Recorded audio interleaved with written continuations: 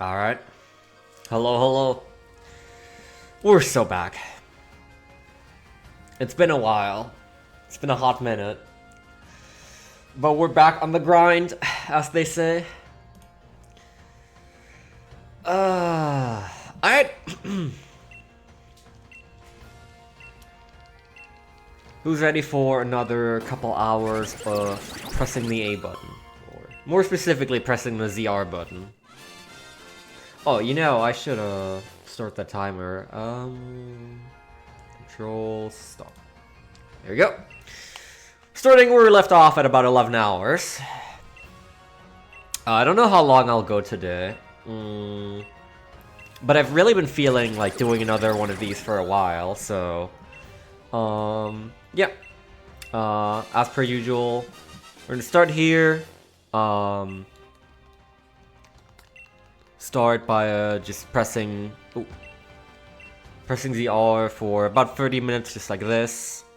Normal game audio and everything, and then we'll switch to another scene, listen to some chill music, and do some other things as we press A slash ZR slash.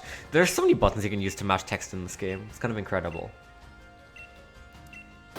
I have another tier list prepared for today.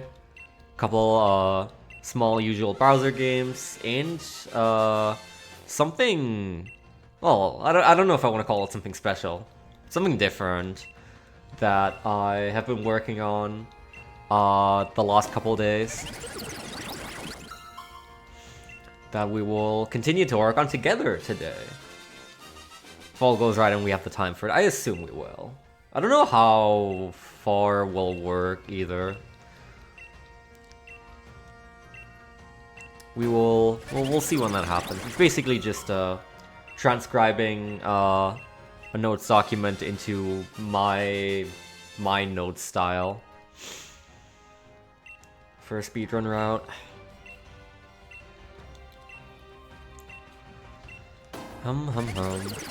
Yeah, people who follow timelink.rta.bsky.social will have noticed that, well, and also literally people who follow this Twitch channel, will have noticed that I have been learning Banjo-Tooie, 100%.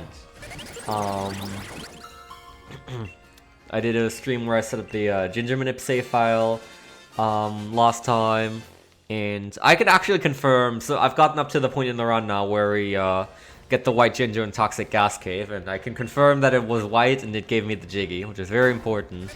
So it did work, and it's very, very nice. So yeah, been working at learning that, and like, there's so many documents I need to have open at once to like cross-reference everything. The community actually does have really, really good resources. I was getting into it, and there's one particular document that's really, really new and really comprehensive in terms of what all what you do and what you need to watch out for.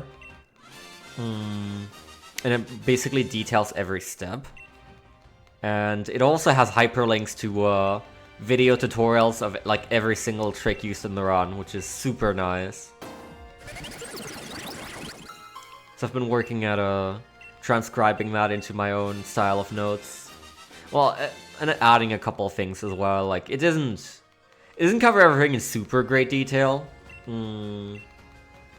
Like I couldn't just you know, look at that and then do a run. That's another part of why.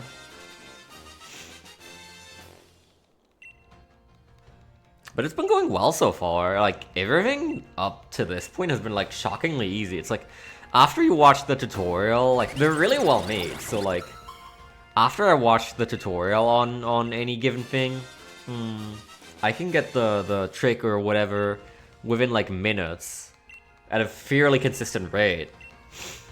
Like, plateau early, I already did in the last stream. I'd already learned that slightly prior, and that's fairly easy once you know the visual cues. I learned Glitter Gold Mine early. I didn't understand it at all at first. But after the tutorial and after some specific tips and pointers, I always get it in like 3 or 4 beak busts. It's actually kind of comical how easy it is once you know what you're doing. Like, you just walk up to that gate and you beak bust through it. Opening Glitter Gold Mine is optional.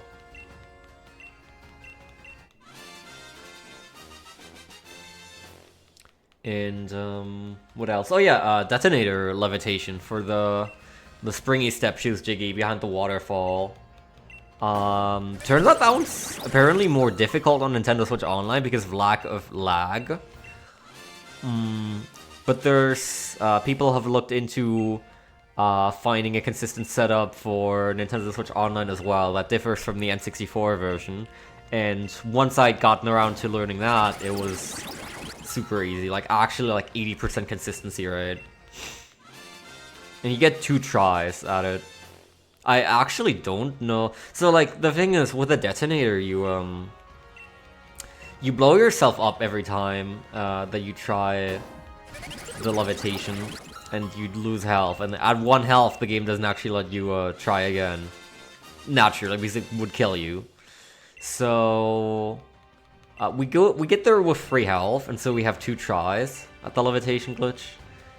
I don't actually know what exactly you do if you don't get it in 2 tries. I assume you just like die on an enemy and just like go to the waterfall again and try again. Which is a bunch of time lost, but there's no way that I can see to refill that health easily. So that's probably the call.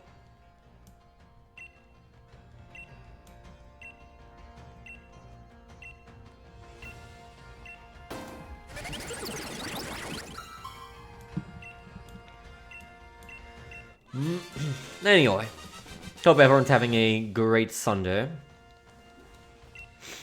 I was out yesterday at a local, well, quote-unquote local Mario Kart tournament. It was in a different city, about an hour drive away. But it was very fun. To me, the to me, one of the biggest factors actually in going there was getting practice driving, because that was actually my first like longer drive all by myself. Like I said, it was like an hour both ways. About 45 minutes across the highway, and then across about 15 minutes through the city. And up until now, I've only been doing relatively short drives all by myself. Usually when it's across the highway to somewhere else, then someone's always been with me who's been like watching the situation in traffic and you know, been there to answer questions about lane changes, merging, if any special situation comes up. Someone who can warn me if I'm about to do something monstrously stupid. Because I'm still a little nervous here and there. But this was all by myself. No one there in the car with me at all. And it worked out just fine. I got back home safely, the car got back home safely. I'm actually kind of proud of it. It was a nice boost in confidence, that's for sure. It's probably a trivial matter to many, but I think I can be proud of it. One of the most difficult things was actually just finding a parking spot when I was there. They didn't have any outside the venue, so I had to like look around the city. Everything was really packed. And there are construction sites everywhere as well. And the navigation device did not register those at all and kept trying to send me down though. Like, it said, turn right here, and there's a gigantic construction site, and there's like redirections everywhere.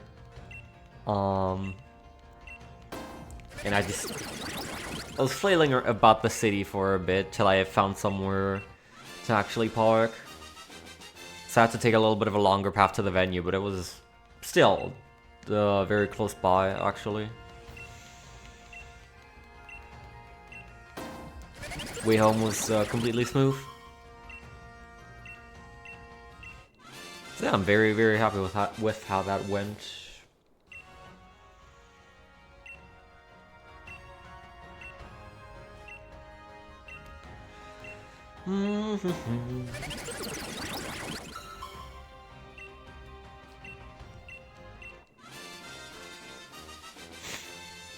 And now it's today's more of a chill day than anything else. I didn't have much in mind except for this. Working on the usual YouTube grind still, of course. The Sigma YouTube grind set. I was trying to figure out how to make a YouTube short earlier to see if I could try my hand at it with the Banjo Tooie clip that I posted on Blue Sky. Turns out I am not built for video editing. Or at the very least, the tool I got was way too complicated. Sometimes I end up finding tools that have way too many features for me. Way more than I'll ever need, and I get completely lost in them. Not finding what's actually relevant for me. Eventually, I just decided to say, no, you know what? Never mind. I'll stick to normal videos, thank you. It's probably not worth the effort. Like, I've been hearing that apparently YouTube Shorts are really good at, like, generating clicks and interest. But I don't know. Seems like so much of a hassle.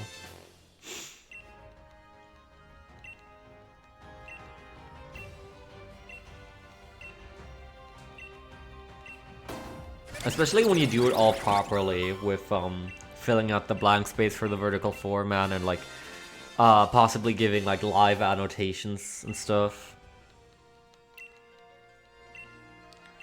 You can probably get it down to a science. I have seen a lot of people who do some really high effort YouTube shorts.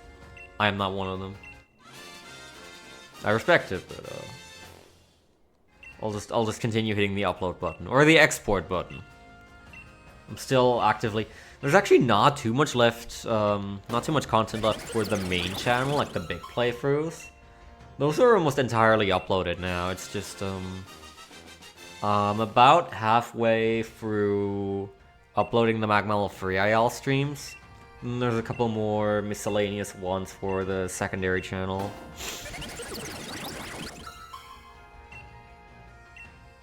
But that's the second channel is my problem child right now. Not problem child, but I'm a little worried I'll maybe not have time to do everything. We'll see. There's just quite a bit left still. It's only like we have right about 3 weeks left to export everything before Twitch hits us with the nuke.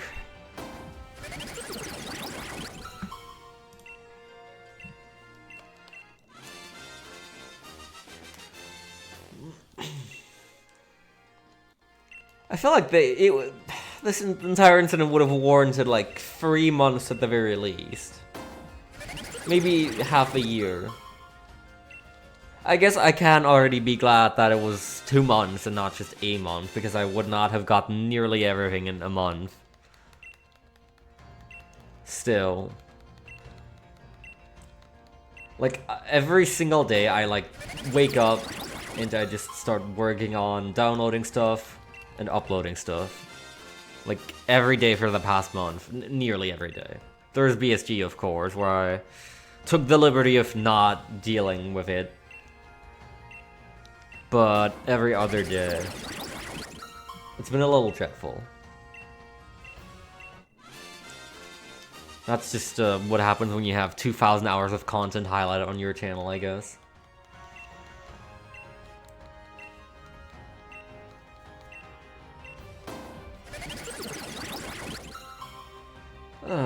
It'll all be over soon. In the words of Sigma Mega Man X8, It'll all be over soon, and we'll never have to meet again. I think that's one of the voice ones I have in the Mega Man X edition, actually, probably.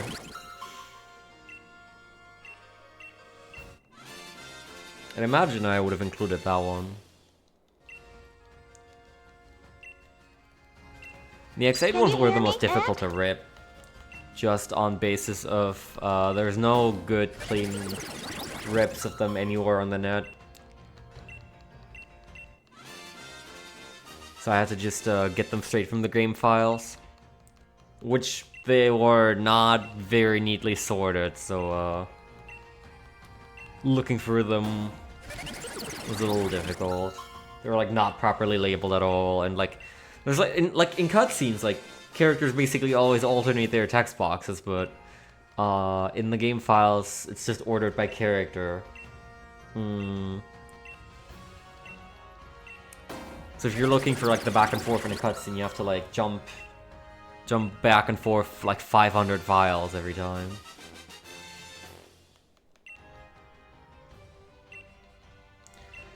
That's how it be.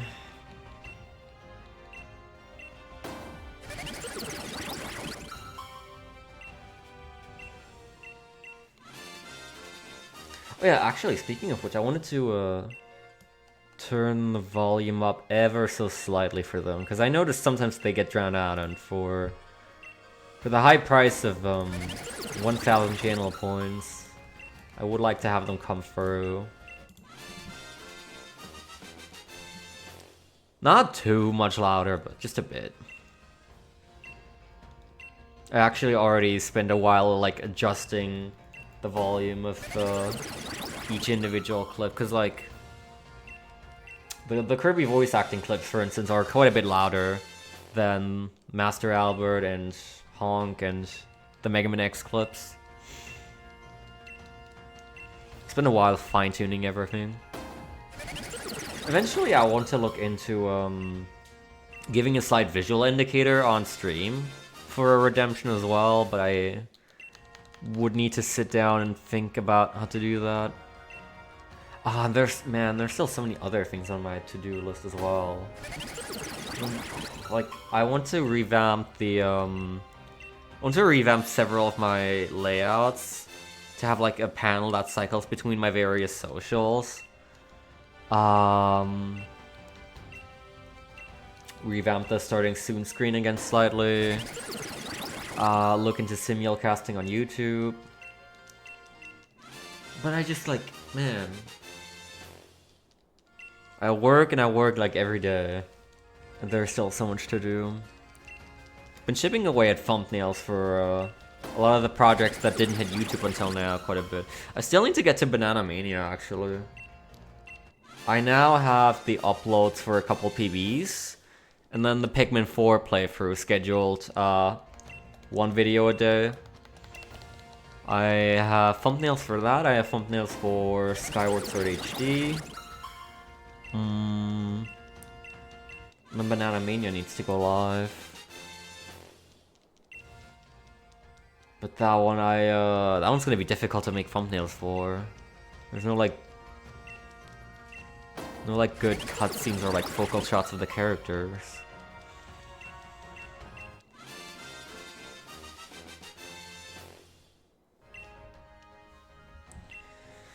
Oh well. I'll cross that bridge when I get to it.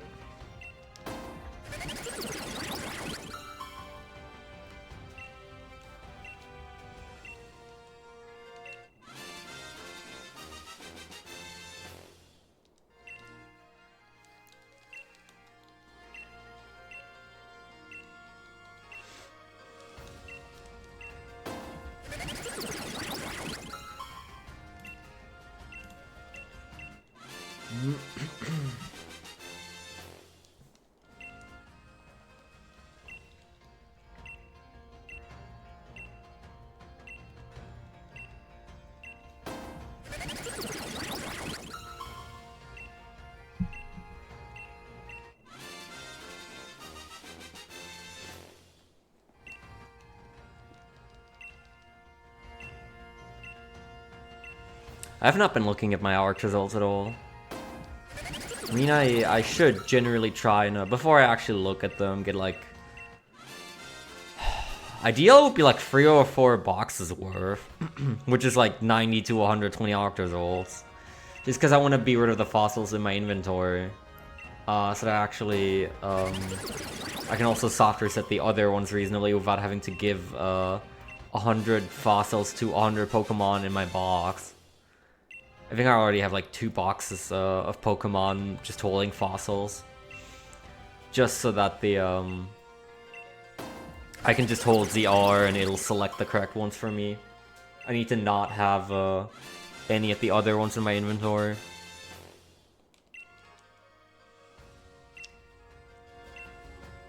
I think it's the fossilized Drake that I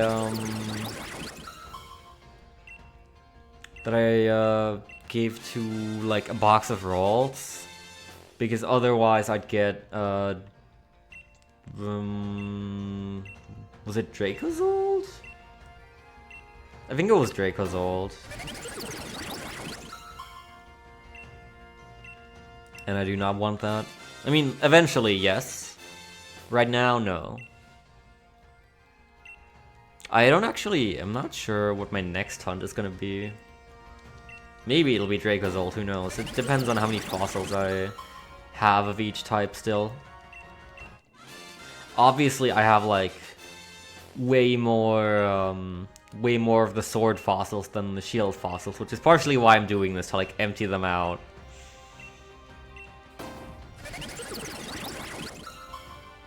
And get it kind of even.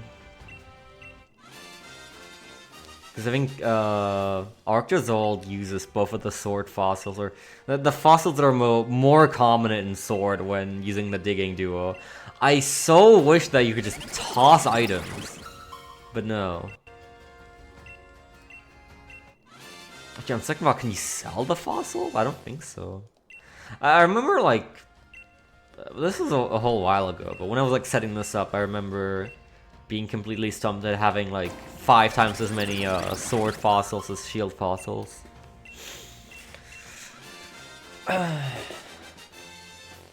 So I kind of doubt you can sell them. I think I would have tried that.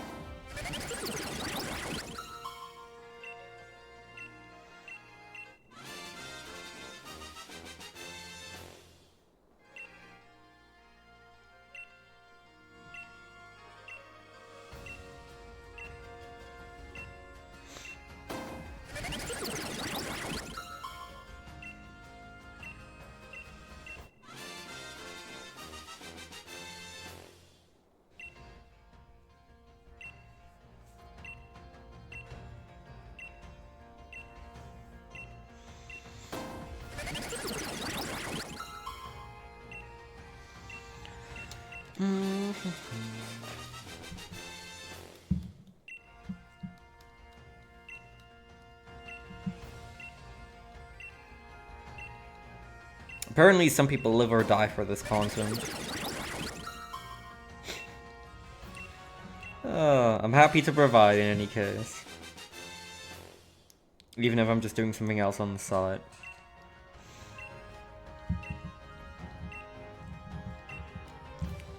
It's like playing a never-ending gacha.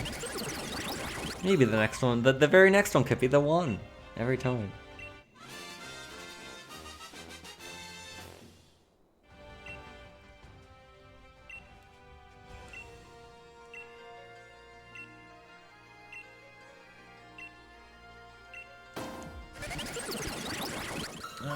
Let's see, it's been right about 30 minutes.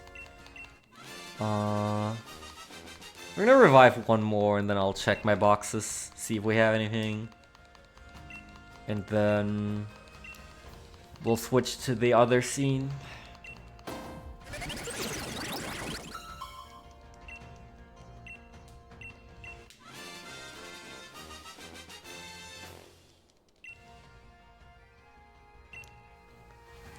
Alright, let's see. Let me, Oh shoot, I am on the wrong boxes. Okay, this is gonna be interesting. I need to highlight, like, this box or something first before I do this. Whoops, I can change that for next time. Let me just remind myself where the shiny mark is on the summary screen. It's right there to the left of the Galar icon.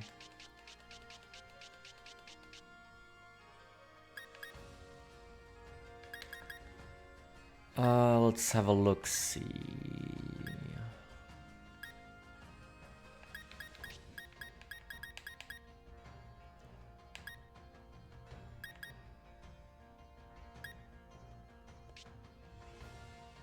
Okay, I'm just gonna check this for a summary.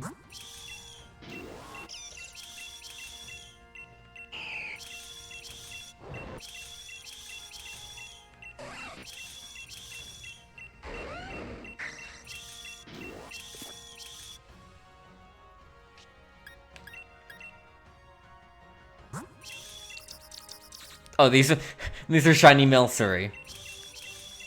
Not shiny Arctozolt, sadly. For a brief moment, I was Miss Lord.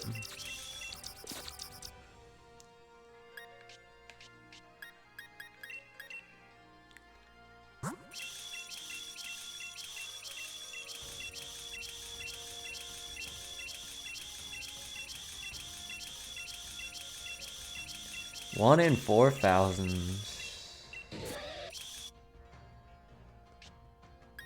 Okay, lost 4. Nothing, okay. Okay, so then, before I switch, let me just change my boxes.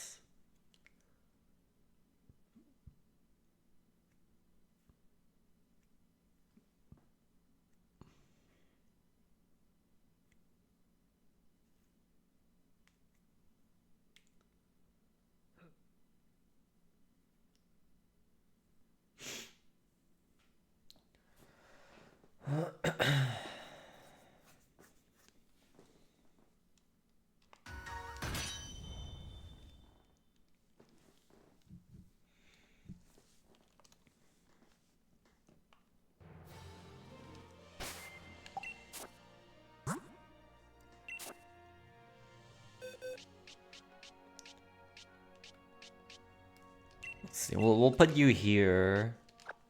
And then we'll start here, and then we have like 4 free boxes.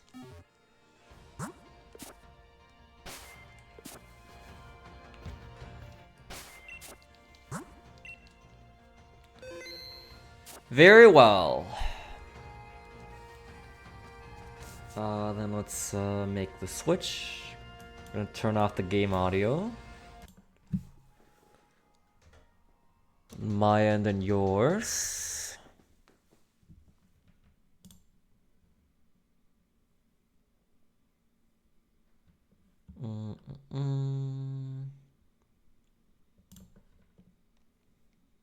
There we go.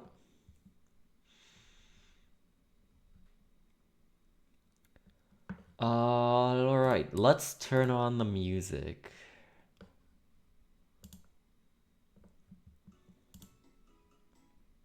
Oh, it's not shuffling properly. Let me fix that. Okay. Unmute this so you actually get to hear something, and then...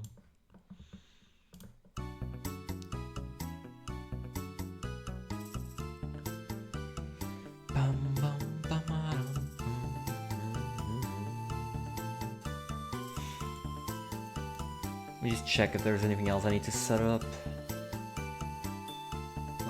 That should be good. That should be good.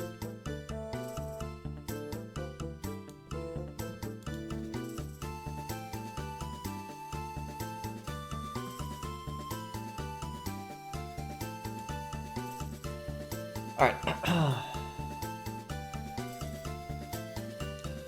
Let's get to the meat of today. Yep. It's BTD6 upgrades. Famous topic probably no one but me cares about. It's, we're here to do all of them. Every single one. I've always been wanting to do this. We're gonna be here for a hot minute. No, actually, a lot of these I don't really have opinions on. A lot of these are probably gonna go into, like, I never use this tier. But still, it should be a fun experience. And it gives me something to ramble about a lot. Oh, we listen to some music. Let me know if the music's the right volume. I imagine it could go a little louder. Like this.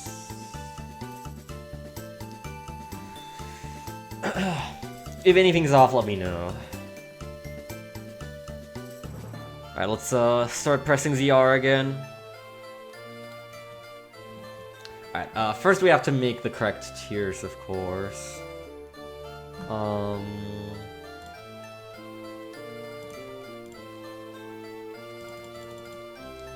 We're gonna need a whole bunch more. Let's see. Gonna change the colors around again as well, so we start on green for S and not on red. I think it's weird how that's like the established formula. Oh,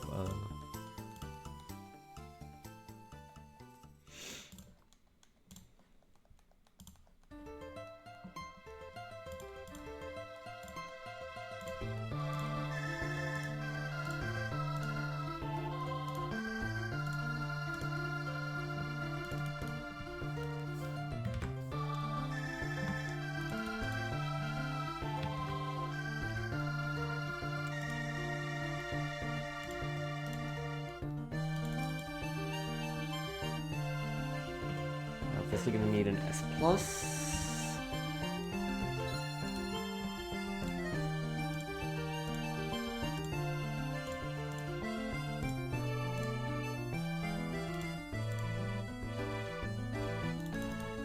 I already know at least one thing that's gonna go into S+.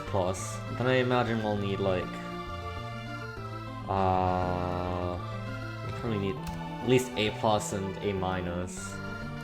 Probably gonna need more as I go.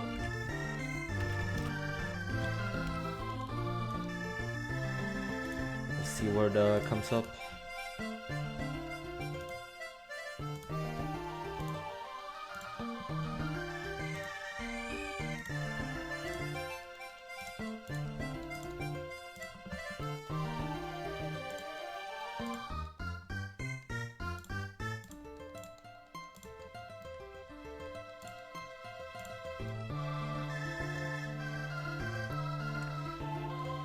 Alright, let's see. Let's get going. We have a lot to go through. 000 dart. This is actually a top tier tower. 000 dart is actually goddamn good. Not for, you know, being absolutely insane and broken and it lets you clear every wave, but it's a super, super solid base for, like, being the absolute cheapest monkey in the game, and with monkey knowledge you get one for free every game. It's super good at clearing the early rounds. You can clear so many rounds by just using your starting cash to place free 000 darts. And all of the paths are, well, actually, I would say on dart 2 of the paths are pretty good. There's one that I really commonly go for, which is the bottom path. I'll talk about that later.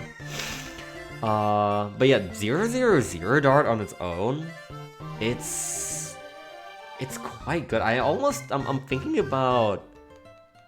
Well, S minus is like, I was thinking about moving it up, but then it would go into like S minus, and S minus is like the tier of like, this is really good, but it's like, it's so good, it just like auto wins every game, and it's unfun to use, and I mean, 000 dart is not that. I don't know. Is A+ even warranted? It is a base tower, but it's such a solid, like, defense for the early rounds for literally no cost. I think A is warranted. It's a really, really solid tower for the early game.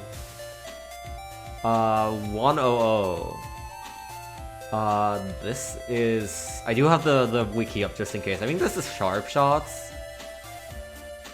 A lot of the tier 1 and 2 upgrades are like super basic. So they're probably gonna fall into like middle tiers, because they're just... You're working towards being able to buy the tier 3 and beyond upgrades.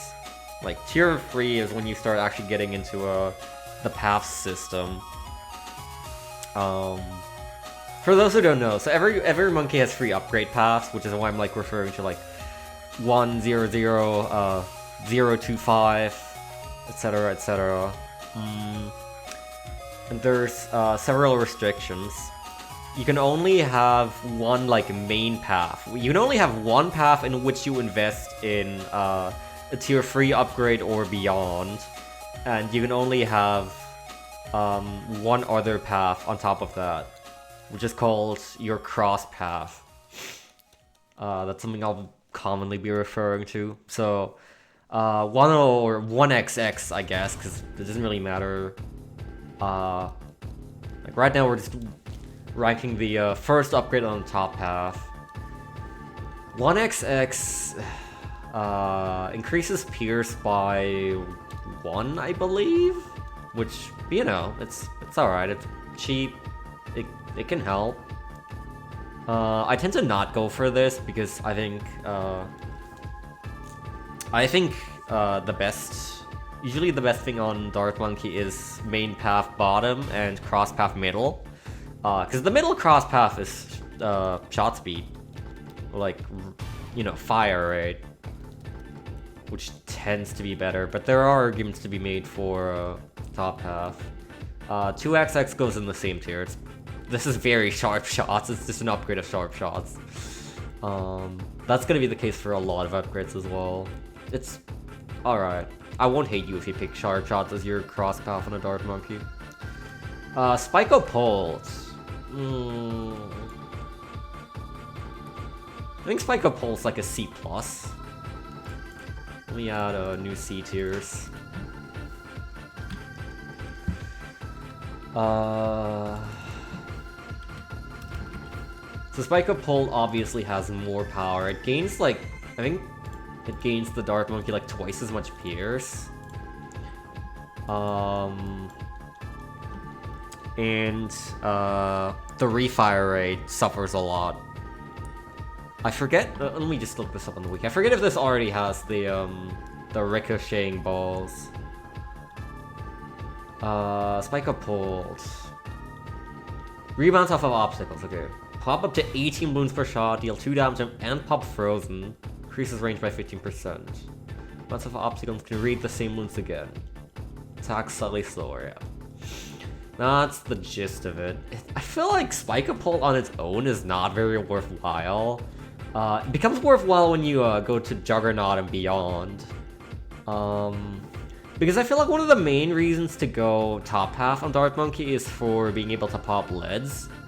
And for massive ceramic damage, which both of those only come in with the 4th upgrade. Then again, top half Dark Monkey is actually really, really cheap. Like, I think this is like 100, this is like 200. Actually, I can look this up right here. Yeah. Approximately.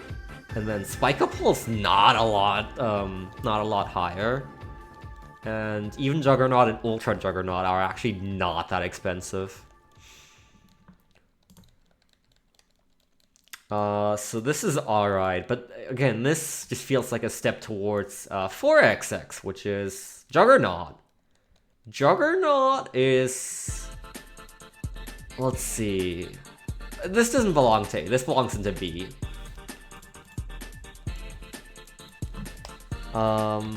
Juggernaut's actually very nice.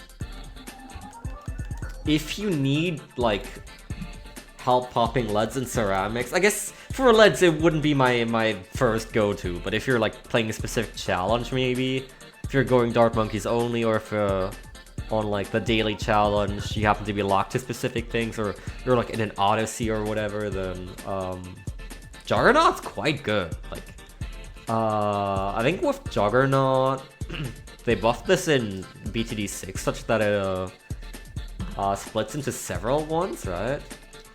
To 60 balloons per shot, while balloon times 6 at camo, although you can, mitigate this with bottom crosspath.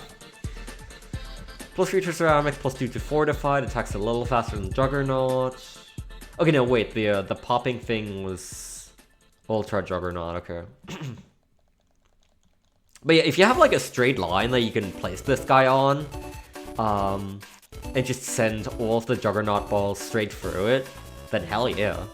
I'm never really sure what to crosspath Juggernaut in. I guess generally your answer should be Fire Rate, which is middle crosspath. Just like place him close to the track, near like very straight lane, and it'll do a lot of work. And then Ultra Juggernaut. This thing's really cool. It's got massive swag factor. And it's really, really good. Like, it hurls its balls like all across the screen. Massive extra damage to ceramics, leads, fortified, massive pierce. And again, they split, travel like the entire screen. And it's really expensive for a tier 5. Like, 12k on easy, 18k on impoppable. Like, that's... Compared to a lot of the tier 5s in the game, that's like nothing.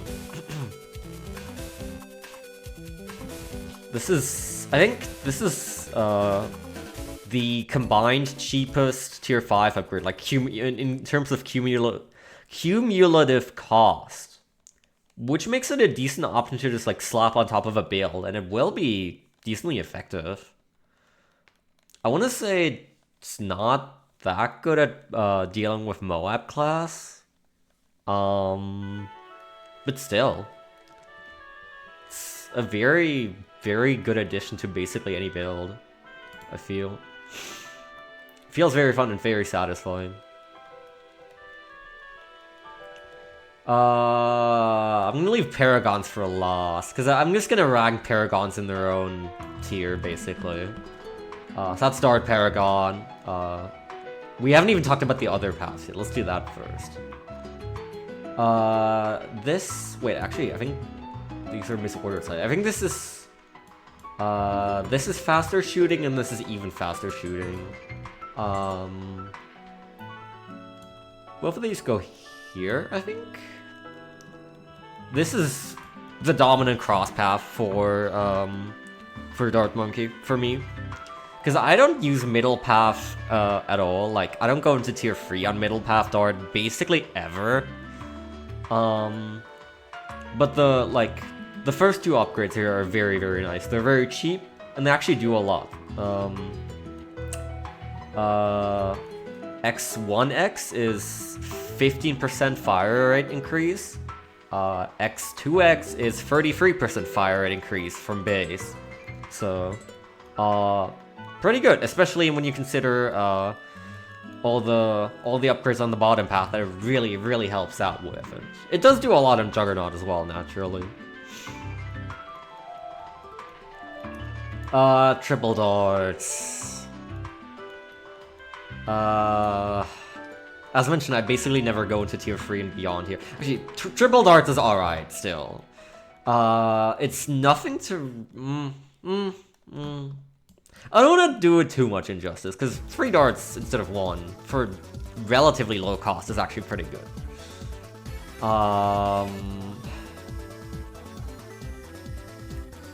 B tier, I guess? 3 darts, very slight spread. It's not really like tripling the damage, because you're not gonna hit all of them all the time. But it's alright.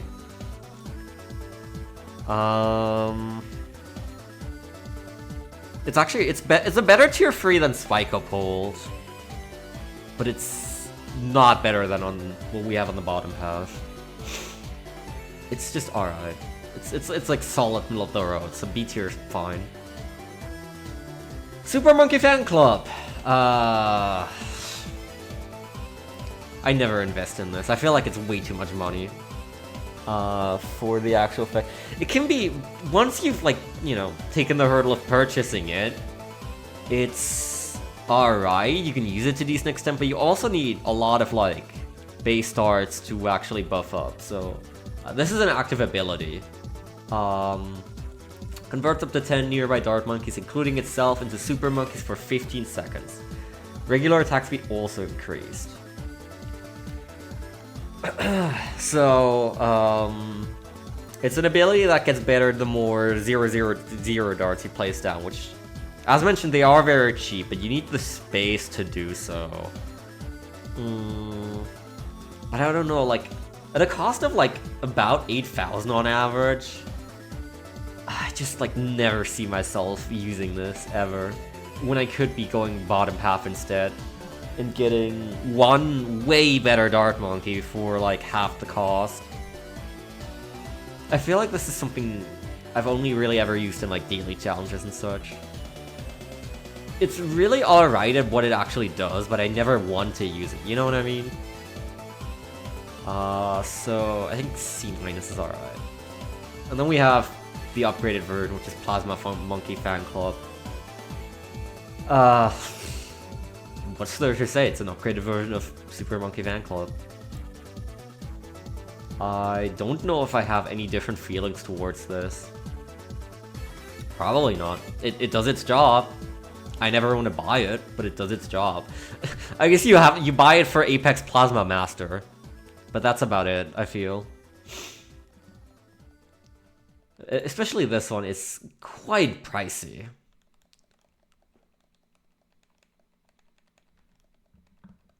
I don't know.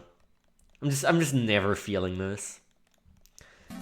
Okay, bottom path. Here we go. Okay, well, the first two are actually pretty standard still. This is increased range and even more range, which I guess is like, it's alright. I struggle to actually think if this would be like a preferred cross path for the other paths. It's probably not the preferred cross path for Juggernaut. And if we were to consider triple darts, or I guess let's entertain Super Monkey Fan Club. Do you want extra pierce or do you want extra range? Maybe I would actually tend towards extra range.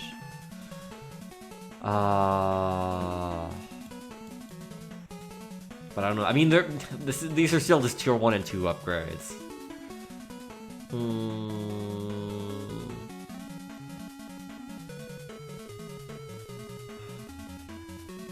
I guess, in all fairness, they would go here.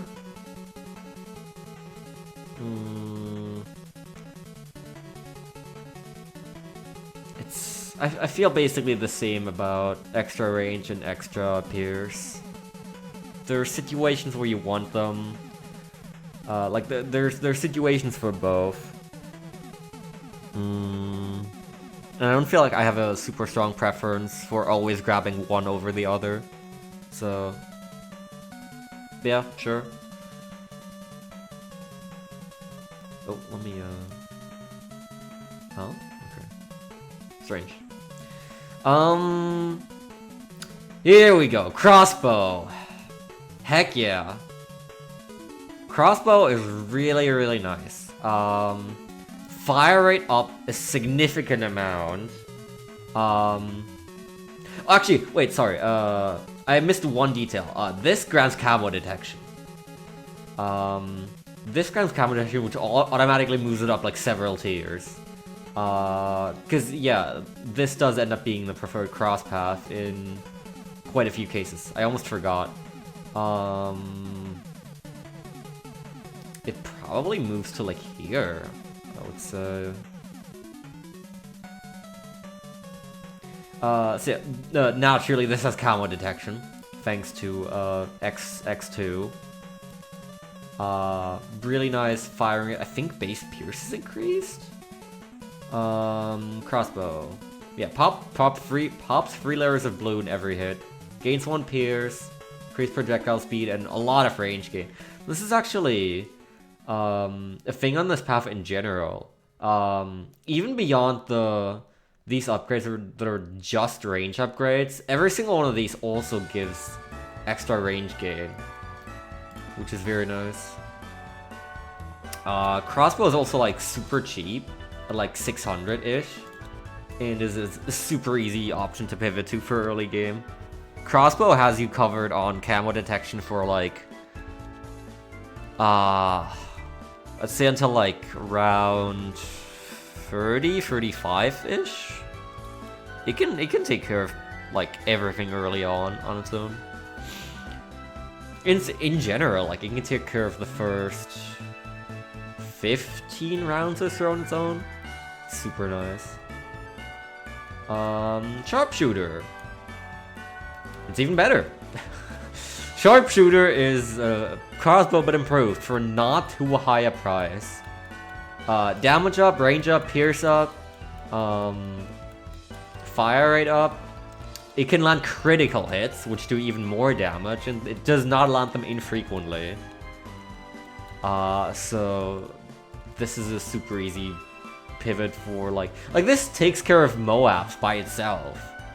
Singular blue Moabs, but for a price of like 1,800-ish, it's just like 2k on average, but still, it's very, very nice. This is very cheap. It does a lot for you. And then finally, the tier 5 crossbow master. This is one I don't actually invest in that often. It's worth its money. This gains lead coverage, so it can solo DDTs, combined with, you should usually cross path 025. I would not recommend cross pathing 205, because it already gains extra pierce just by the crossbow upgrades alone, so the extra fire rate benefits it significantly more. But yeah, when you've cross path, sorry, hold on.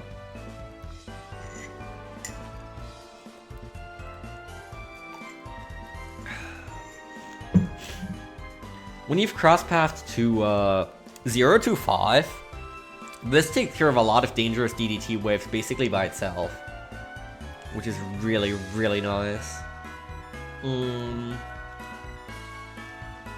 It's still one of the lower power tier 5s, I feel. Well, one of the lower power good tier 5s, let's say. But it's also never a bad idea to like buy, because it's for a tier 5, it's fairly cheap. And you can really feel the increase in power. It's quite nice. There's also a monkey knowledge point that lets you have 2 of these at once, despite it being a tier 5. Usually you're limited to 1 of each tier 5, so you don't just mindlessly spam one thing. And it's pretty good. Lets you help get a higher degree on your Dart Paragon. Okay, let's see, how many Arctozolts do I currently have? Just checking before we move on. I'm still a little sick, if you couldn't tell. I apologize for that. Nothing to be done about it.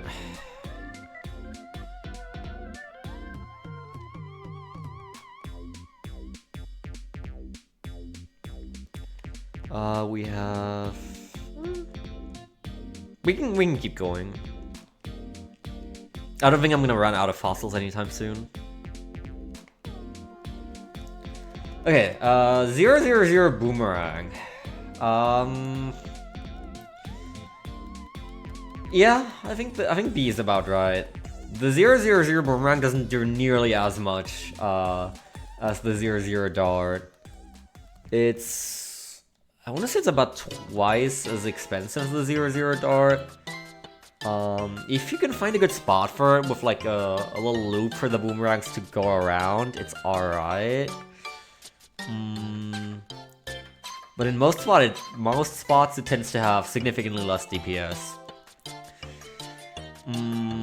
Because the boomerangs have to fly and curve, and then it has to recharge to fire again.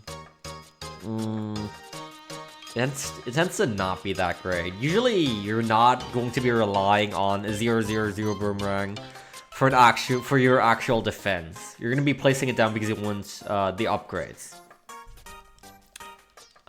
It's a tower that doesn't actually hold too much weight on its own, but it's, you know, it's obviously just the 0-0-0. That's going to be natural.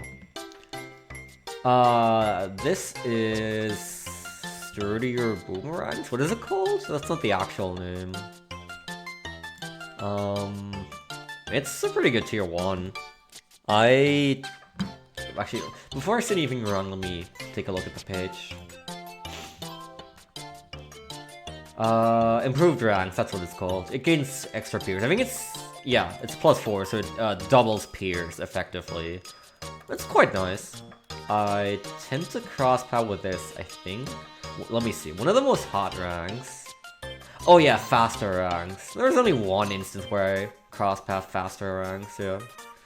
Generally, this is one of the preferred cross-paths on this. It's alright. We can go a tier above 0-0-0. Glaives. Strangely, I feel like Glaives does not do anything. On paper, your boomerangs have a larger hitbox and they gain even more increased peers. But I feel like this never matters ever. I don't know. Maybe I'm a heretic. These are bigger and faster, hitting more blows with each throw. Yeah, I don't know. I feel like this never ever matters. I feel like it's like Spike Up Pull tier. It's like you're buying this for the next upgraded sequence, and boy, what an upgrade it is! Glaive Ricochet! Holy, what the hell? Okay, what were they cooking? This is the go-to that like wins you every single map. You set up with like some base defense, like a dart or something else with a decent early fire rate, maybe a sub, who knows.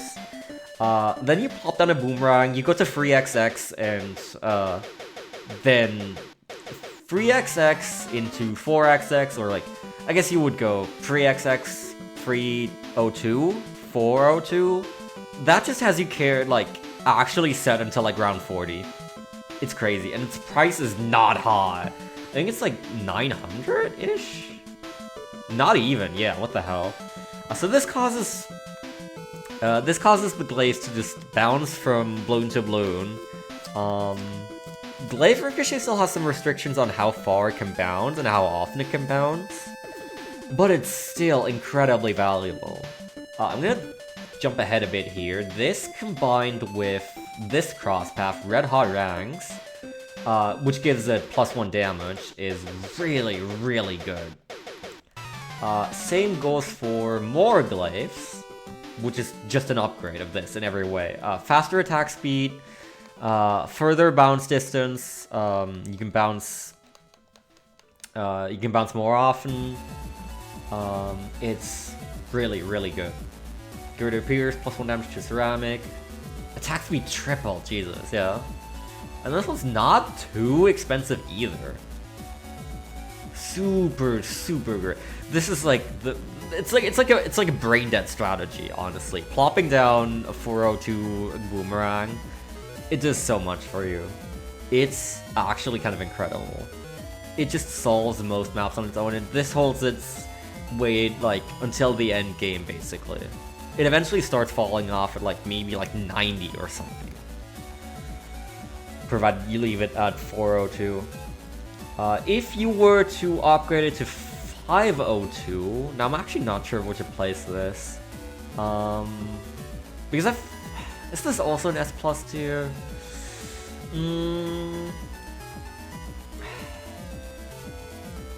Let's see. So, 502, or I guess I should say 5XX Glaive Lord, gains free orbiting glaives. They're a constantly active hitbox surrounding it. That does a lot of damage. And actually, it also gains camo. It gains... The glaives orbiting have camo detection. The tower itself doesn't actually gain camo detection, but it can hurt camos like that. So those are really good. They have a lot of power. The actual glaives thrown by the Glaive Lord gain a property called Shred, which tears apart Moabs very nicely. Now, Glaive Lord did receive a pretty major nerf in terms of Shred in one of the last updates. I think it was the last or the second to last. Which has made me a little unsure on how to place it. But still, it's an upgrade of more glaives, and it is really good value still. Like, you cannot go wrong with this. This is not a bad tier 5 tower to place down ever.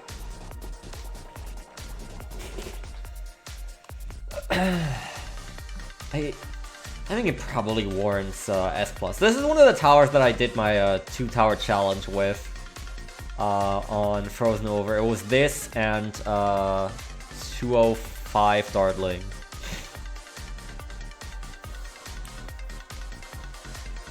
It's just really good. Let's read the description. It's a sharp 30 range zone. Yeah, the orbiting glaives deals massive multi-hit damage. Can hit camos. And yeah, gains damage over time.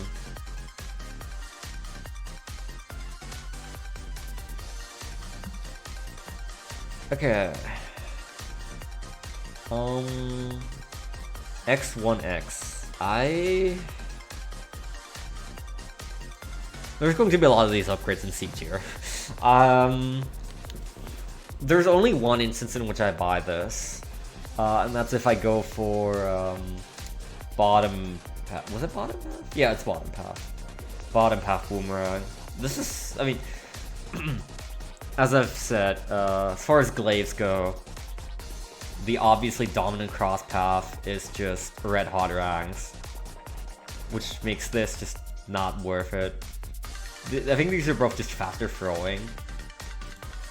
Sorry, this is... Okay, no, okay. It says faster ranks, but it is also an upgrade in throwing speed. So it's... Alright, they can go in the same tier. But they're just usually not worth buying. Like 99% of cases you're gonna want red hot ranks, because 99% of cases you're gonna place down a glaive ricochet. Middle path boomerang. Middle path boomerang is something I positively do not care about. This might be like our first like D+ tier.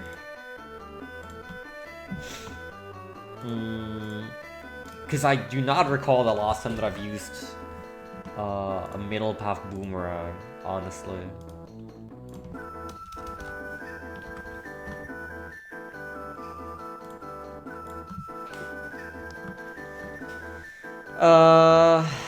It's not like egregiously bad. I would assume it's probably alright at what it does. But I feel no urge to ever use this when you have one super dominant cross path on Boomerang, and one that's like good for another specific use case. This is just, like, all of these upgrades are basically just increased attack speed. So this is increased attack speed, this gains a turbocharge ability, and this gains a buff where after every single time you use the turbocharge ability, some of it is permanently retained as an upgrade in attack speed to a specific cap. And I just feel like it's like never worth buying these. You would probably cross path with red hot ranks as well. I can't say much about these dudes. They're there. And maybe someone's used them at some point. What is this actually? This is increased range? Yes, okay. This upgrade's actually not that great. It's just there for you to, buy when saving up for, red hot ranks. In a way, sometimes when you set up your boomerang in a specific way, it's actually a bit of a downgrade. Because then the arc won't work in the same way. But it's not as egregious as these, I feel. It gets to go into the average tier 1 and 2 upgrade tier. Red hot ranks, the dominant cross path, obviously. Very nice. Kylie boomerangs.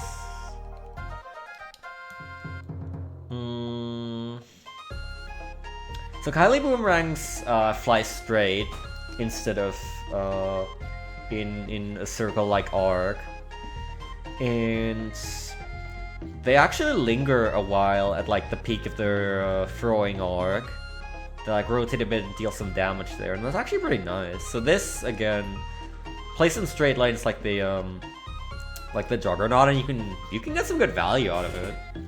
On its own, it's just alright. I'm probably gonna place this here and then place this right here. This is Moab Press. On this upgrade, the boomerangs gain an extra Moab knockback effect. It's not super strong, but it's nice. It gains power, and it's just kind of good.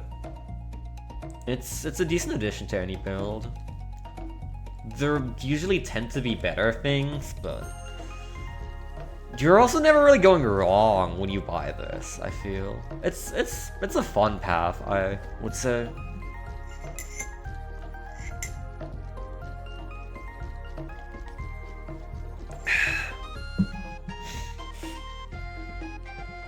Let me just check my facts here on the wiki.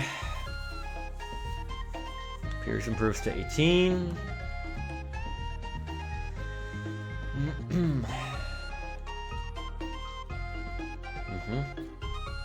Yeah, right. Yeah, not too expensive either. And then Moab Domination. This is actually very expensive. This is... It's actually really good at what it does. It's Moab Press, but better. But... This is a lot of money. And I feel like the money... The ratio of money to value here is not that great. Like, consider, like, the gap from this to this. This is the first time where I would say that, like, this one's too expensive for it to generally be worth it. It has its use cases, but...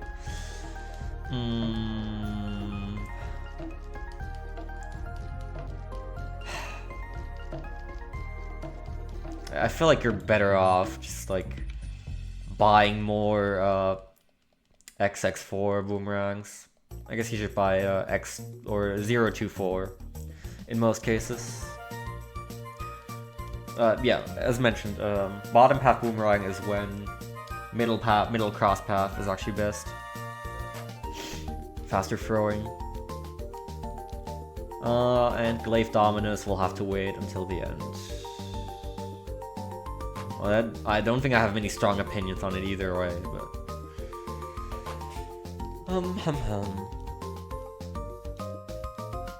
Okay, let me check. I should have about 4 boxes of Arctozolt now, right? I also really still need to get something new to drink, so... Let's check this batch and then maybe take a little break. Yeah, about 4 boxes.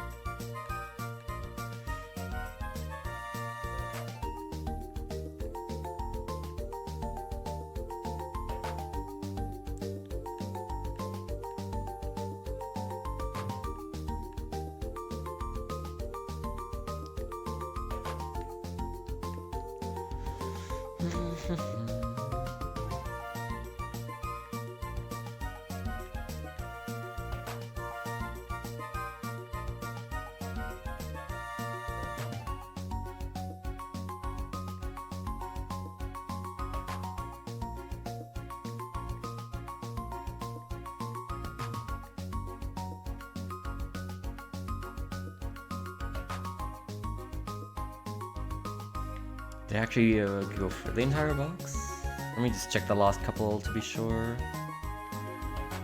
Don't wanna miss out on a shiny and accidentally soft resetters, even if the odds are low. Okay.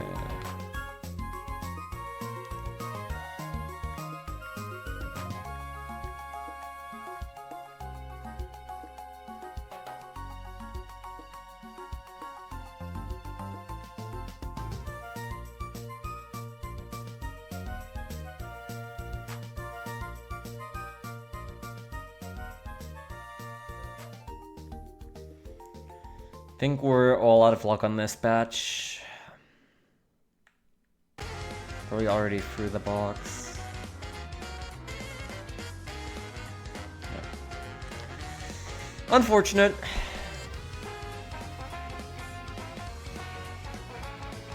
Alright, I'll be right back. Try to clear my nose a bit. Get something new to drink, and yeah, then we'll be back for more ZR pressing.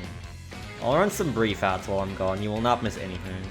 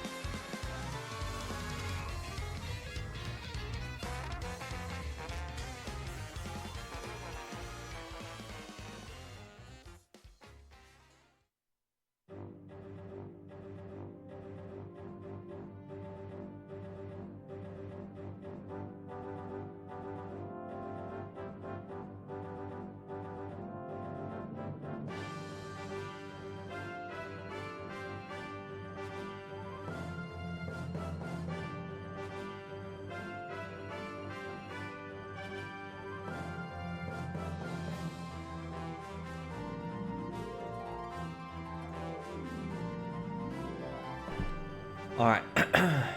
We're still back. Now, to continue.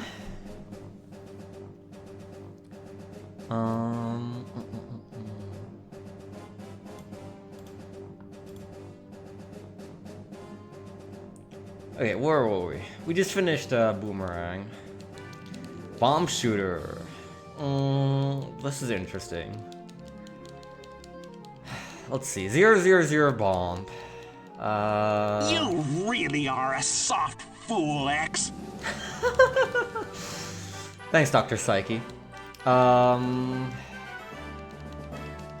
feel like 000 bomb does not get much done. Like, at all.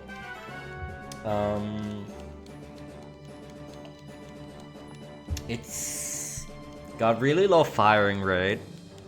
The blasts and pierce are alright, but by default it also only does 1 layer of damage.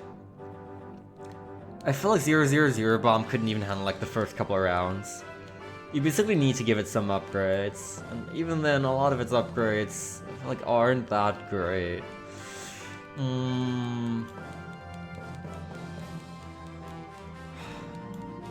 This might be our lowest 000 tower yet. This is like all the tier 1 upgrades. But this guy probably also goes here.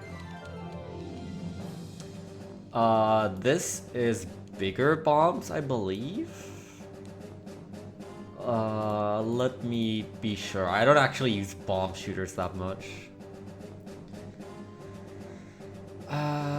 Bigger bombs, yes. Larger blast area, more popping power. Sorry.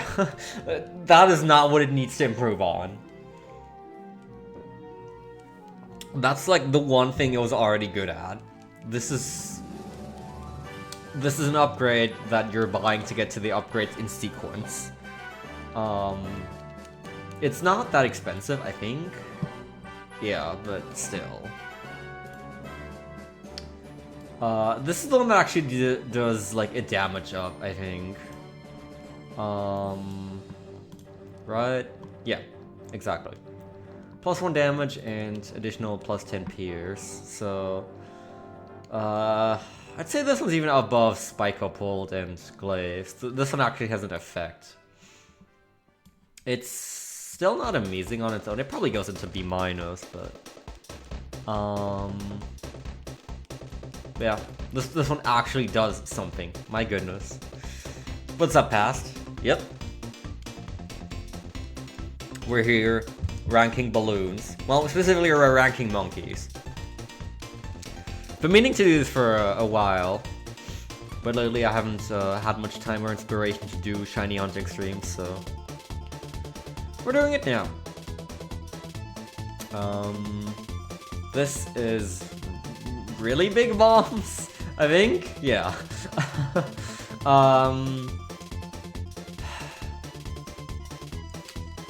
So this is when they start getting into stun on this path.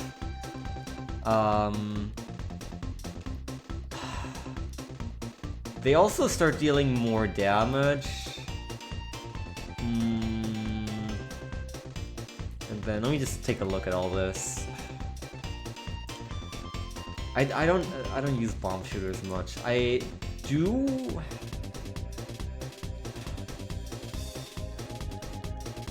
I do use like each path about the same when I do.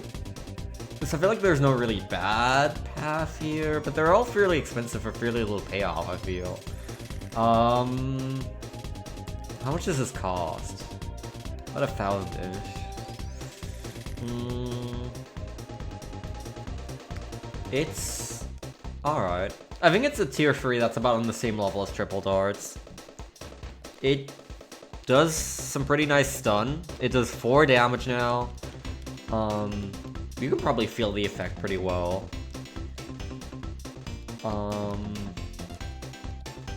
Really big, really big bombs? No, it's called balloon impact. Okay. Oh, sorry. Wait, this is the first one that does stun? No. Pushes balloons back. Pushes back balloons hit by 20 units. This one stuns. Okay.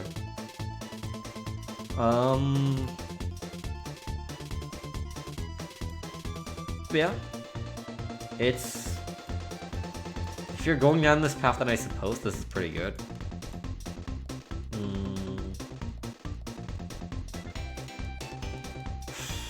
The only one I actually really have a lot to say about is this one. This one's actually pretty massive, because this one stuns Moab class balloons. And it's actually pretty darn good at it. It can completely keep them in check. And I've seen a fair share of daily and advanced challenges that use this. I feel like for the price that it has, it's like not worth. Because this is quite a bit, and you could be affording so many more things for a lower price, but hey.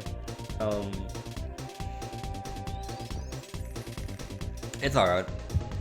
Apparently this also pops black balloons, which is like the whole thing that bomb shooters were supposed to be bad at, but right, alright. I do not have much of an opinion on bomb shooters. I'm just gonna like rank them by gut feeling. I think this is alright. Each upgrade's like a tier higher than the last. Nice streak. Heck yeah. Thank you for streaking. This is extra range, I think. This by itself is not really doing you any favors. No, sorry. Wait, that's faster reload. What the hell? Okay, that's pretty good then. Probably actually goes here. I think that tends to be the cross path I want when I go bottom path, which is the one that I most often tend to use on bomb shooters. Bottom path is fun. This goes in the same tier because it's basically an upgraded version. This is like even faster reload, firing rate, etc, etc. Moab Mauler. I remember the olden days of BTD5 where this was like... I feel like this was one of the main towers that you would just spam for Moab coverage.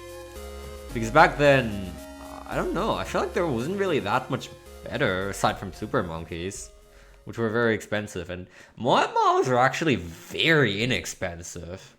It's kind of incredible, but they're like a 2-3-0 bomb shooter is...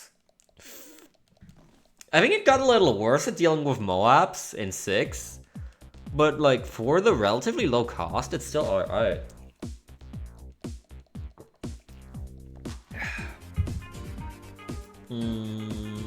It's actually probably...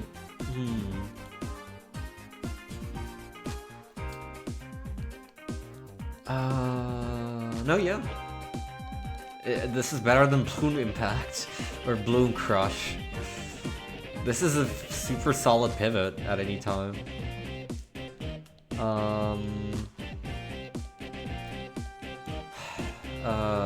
Moab Assassin? Yes. It's alright. It upgrades the base damage of Moab Mauler ever so slightly. And it gains an ability that takes out the largest Moab class balloon. I think it takes out up to BFB instantly, and then ZOMG it does damage. Let's see.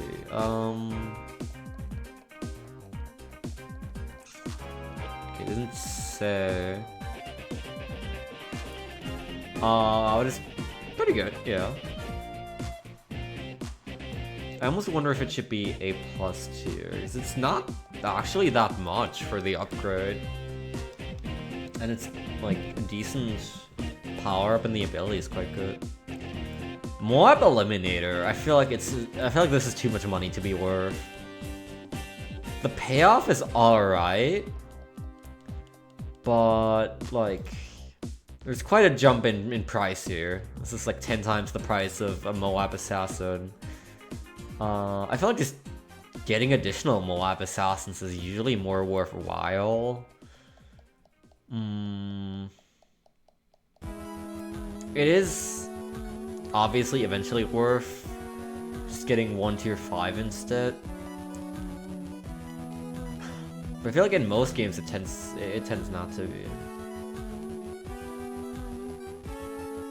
I feel like Moab Maulers have really, as of the BTD6 meta, have become one of the lesser good ways of dealing with Moabs anyway. I feel like you're really hurting from Moab damage if you're slapping one of these down. It's not a bad option to put one of these down if you do need that, but yeah. Its peak years are over. This is more range, right? Yes. It's a range upgrade. A lot of these are already included with the other, with like top path, tier 3, tier 4, tier 5, and middle path, tier 3, 4, 5, so... this is very whatever, unfortunately. This is Bomb Frags. Bomb Frags is interesting because it has synergy with top path, where top path makes the frags... so like, every bomb detonates into 8 frags now when it hits a balloon. And top half has synergy to make that stronger as well. So this is... it gets to be in B+ tier on basis of being a fun upgrade to me. In addition to... bottom path replaces the fragments with additional bombs. This is cluster bombs. And cluster bombs is really fun. Suddenly you're basically... So you're spitting out one bomb and then on impact it detonates into 8 more bombs. Which is very cool. I feel like it still doesn't have that much power. Middle path is definitely preferred. Middle cross path is preferred for higher fire rate. You probably need to give it some other supports as well. But it's pretty good at what it does, and it's fun. Recursive cluster. Every second set of cluster bombs sends out even more cluster bombs. Yeah. It's not that expensive on top of cluster bombs, and it's actually quite a good upgrade. This actually has a good amount of power. Like, this is something you can rely on for a decent amount. Of course, this, you know, bomb shooters naturally have the problem of not being able to pop past black, so they can't really solo anything. But, yeah, like, this is actually one heck of a tower. There's some force behind this.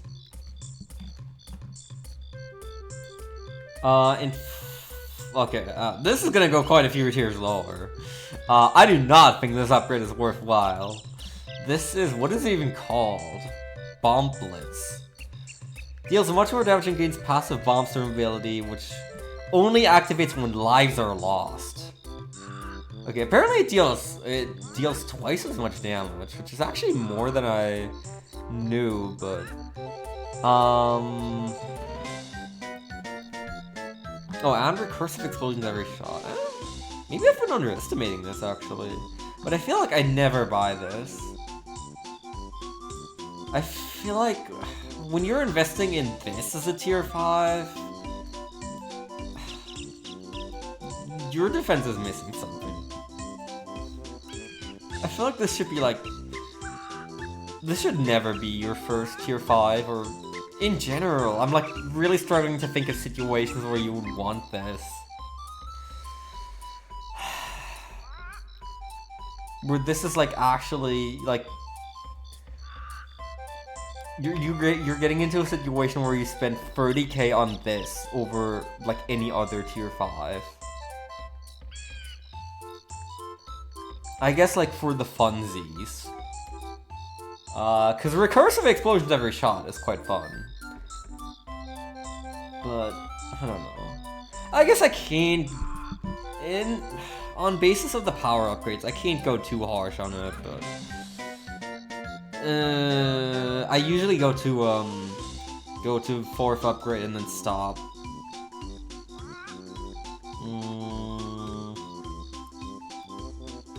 I guess B- is alright. Yeah. The most riveting stream content ever. and y'all are here for it. Okay, I assume I have about 2 boxes worth of Arctozolt, so let's... I think I'm getting like about 2 boxes worth every time I cover a tower fully, so... let's continue along that lane. 0/0/0 attack.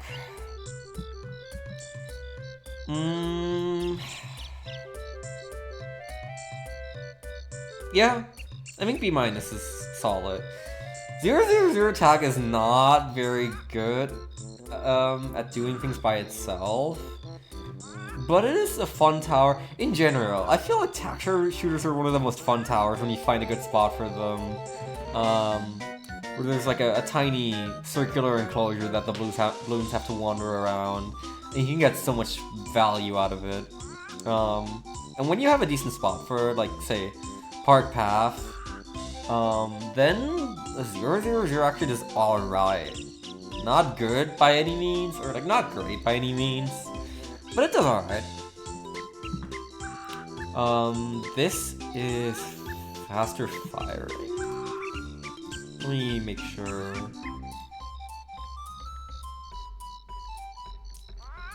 Yes, this is faster firing. Yeah, this tends to be dominant cross path for middle and bottom path. It goes into A-. This is even faster firing. It goes into the same tier. It's basically the same thing as like these 2 upgrades, for instance. It's good. I think 0/2/5 tack is one of the most clown cross paths in existence. You really ought to be going 2/0/5. There's like no reason to not go top path as your cross path, because top is faster fire rate, middle is more range. This is just better. Period. What is it called? Red hot tax? No. Flaming tax? Hot shots. That's much better. This is really good. This is a damage up. Every attack does 2 damage now, plus ability to pop frozen and ability to pop lead. This is really nice. I'm almost considering an A+. I think it's on the same level as no, yeah, I think it's on the same level as Space Crossbow. I think bottom path Dart and top path Tack have a lot in common. They scale in a very similar way. And these tend to be very, very worthwhile damage ups in this tier. This is really nice early lead coverage as well. And if you combine this with bottom cross path, which brings the number of attacks up to 12, it's got a lot of coverage. Ring of Fire, oh boy. Heck yeah. Attacks are gone. Now you have a giant blast wave of fire around the tower, and it's goddamn strong. Fittingly, it's got a lot of extra ceramic damage as well. This thing can melt them if placed in the right position and perhaps given some buffs. This is a really, really good upgrade. One of my defaults, one of my go-tos if I happen to see a good tack shooter spot on the field. One of the things that it does lose, unfortunately, which you sometimes have to calculate for, is its ability to pop purple balloons. Purples are only destroyed by sharp type weapons attacks. They're not energy attacks like fire or plasma don't hurt them. This has screwed me over before when upgrading to 4XX tack. But still, like in terms of the power increase for like, I think it's like 2000-ish, this is super worthwhile. Oh, it's actually, okay, it's quite a bit more, but still. It's very, very nice. Also, Bottom crosspath is just more attacks. But this still synergizes with Ring of Fire because it just increases the damage. I don't think it used to in like the first couple of versions, but now it definitely does. So there's still reason to just crosspath bottom. Inferno Ring. This is not an S+ tier. This probably moves to about here again. The Inferno Ring is goddamn expensive. However, this is the first one with such a large price tag that I feel like is actually worth it after the upgrade still, and there is a significant amount of power increase. This thing holds its weight well into the 90s, like all the way up to 100 basically. It can't solo 100, but so this gains much more range, much more power, and there's like a fireball attack coming from the middle here that swerves around the entire path, homing in on balloons, dealing gigantic damage, huge damage to Moabs. You place this thing on Resort in like the little spot in the top right, the square enclosure, and you just win. Because everyone has to go buy the entire thing like 3 times. It's crazy. And the fireball has a lot of time to seek out balloons. I wonder if in that position you could actually do around 100. With tack shooters, you obviously don't have camo detection. But yeah. Fantastic popping power, and actually a worthwhile, more expensive tier 5.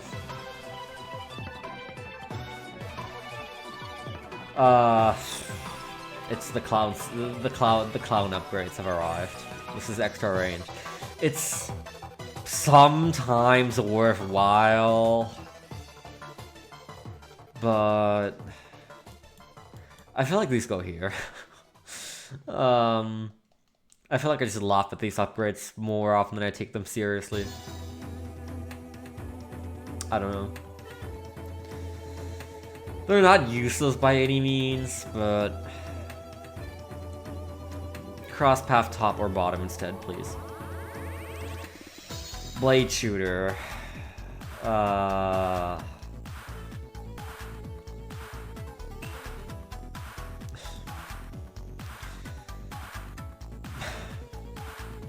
Why would you?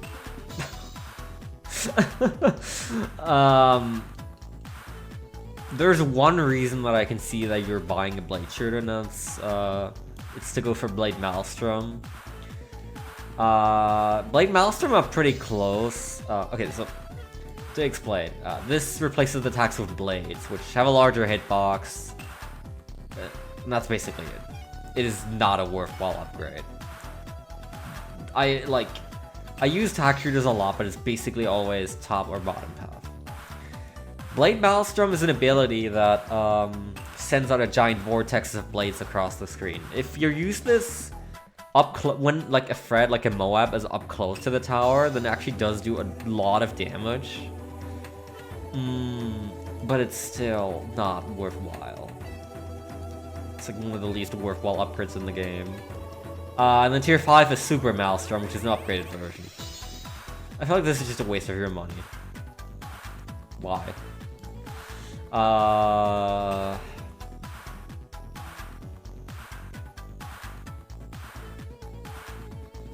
this can pop Frozen Lead as the main attack. That's crazy. Yeah. Still, how much does this cost? Oh, this is actually not too much. What the hell? This is a super cheap tier 5. Okay. I guess these can both go into D+, but like, who uses this? Who actually uses middle cross path on tack or middle main path? I feel like no one. I'm sorry. Even when I sometimes try to do it for the funnies, I just end up disappointed. This is more attacks. This is the other dominant cross path for attack. This is the far better one when you main path hot shots, of course. And in general, like the like XX1 and XX2 do also just do a lot by themselves. Like XX1 brings it to 10 attacks, XX2 brings it to 12, and actually like, that's a worthwhile increase in popping power. XX3. This is 16 attacks. It's worthwhile. It's not too much money. And it's pretty good. Actually, I hesitate to bring it in A tier. And actually, in hindsight, this guy probably does not deserve A tier as well.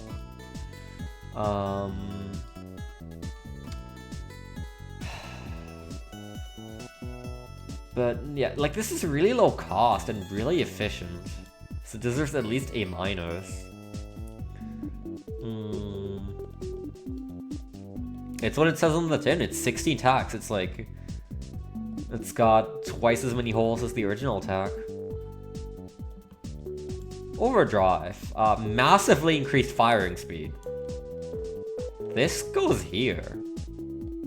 We're just gonna skip ahead a tier. This is really, really worthwhile. It's still not too much money.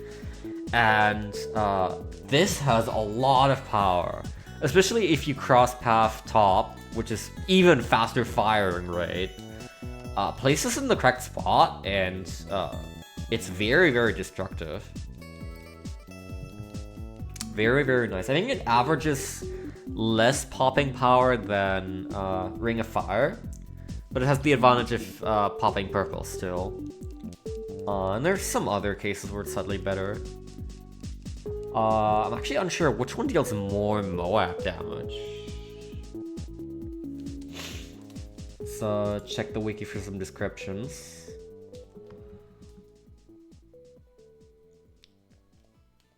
Yeah, I mean it's 3 times attack speed, simple as that.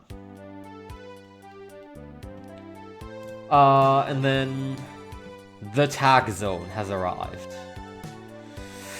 One of the cheaper tier 5s. I'm unsure where to put this.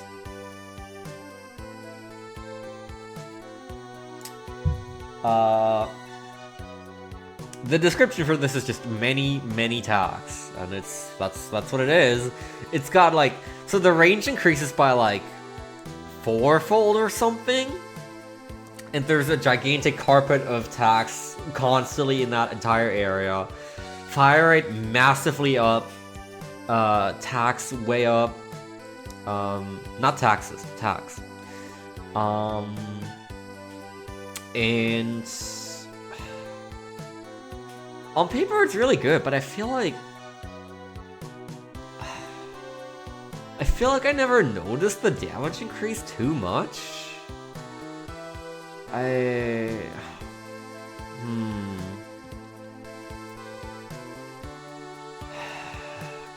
don't know, I'm torn. I feel like it goes more like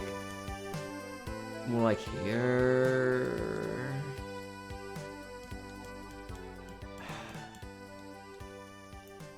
I feel like this wouldn't be my first thought for a tier 5. It's like something I maybe slap on at the end if I have money left over, but I feel like I never actually gain power that helps me clear a game from this. As much as I like it and it has a lot of style,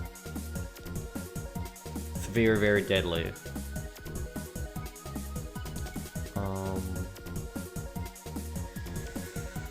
But yeah, that's tag. There is actually, I guess this tier list was made before that was added, because that was last update. There is a tag shooter Paragon now, which I haven't even tried out myself. I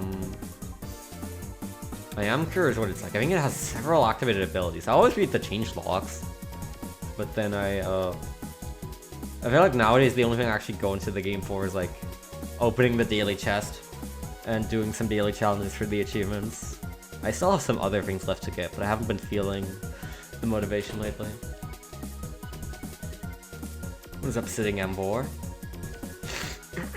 Very nice, very nice. You're gonna have to keep it as a Volibee for a while in a Nuzlocke. It's gonna be a little bit of a dangerous gambit because it doesn't evolve until like, what, 55? But I wish you good luck on that.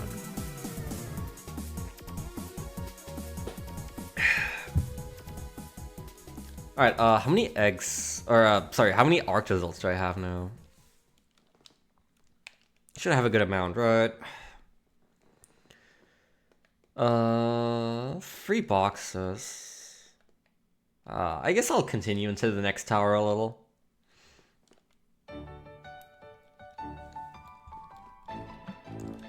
What's next? Ice Monkey, okay. Interesting. 000 ice.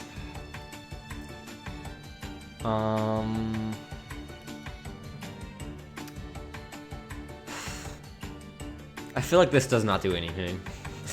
I feel like a 000 ice might as well not exist. In fact, it's like, sometimes it's actively hindering because a lot of towers cannot pop frozen balloons.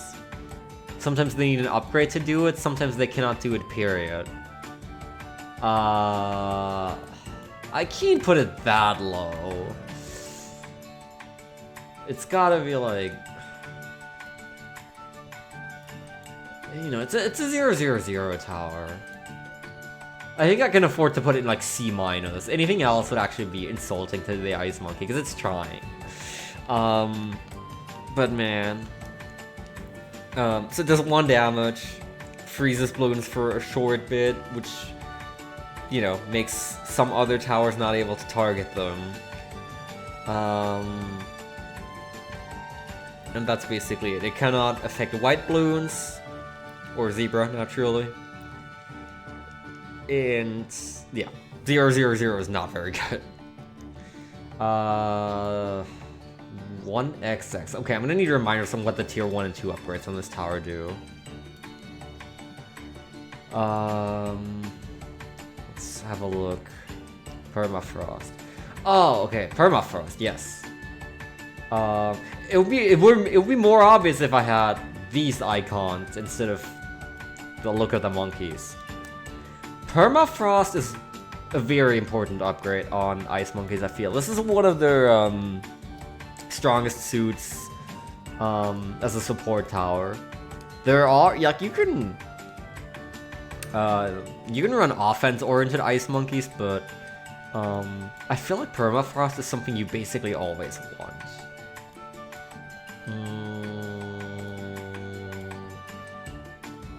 It probably goes here. I don't know if I can afford to place like a tier 1 upgrade in A tier. But it definitely goes here. Permafrost is... yeah. It's what it says on the tin. It's really nice.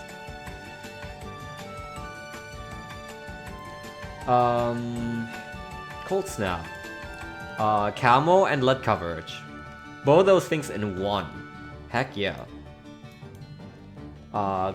This is a very centralizing upgrade on it as well. I feel like top path on, or top cross path on ice is just nearly always the way to go. I almost wonder if this deserves a... Camo and lead coverage is pretty massive. But probably not. High A- though.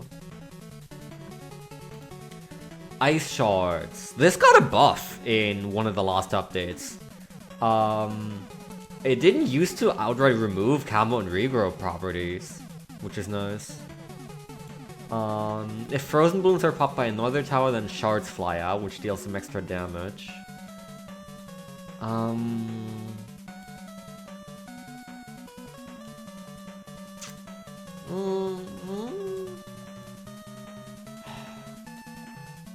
I think before the buff in the latest patch, it would have been like here, but I think actually this does so many things now that I gotta put it in A tier. It's quite good, and it's not very expensive either. It's like right about in the middle for tier 3 costs. It's actually about as much as the next upgrade, which is Embrittlement. And boy, Embrittlement is solid. This is decent Moab damage. I never thought we'd see the day, like, coming from BTD5, where Ice Monkeys would do significant Moab damage, but here we are. I completely slept on this path at first, until some challenges made me use it. And then I realized, wait, this is actually pretty cracked. This is a lot of damage. Significant Moab damage as well.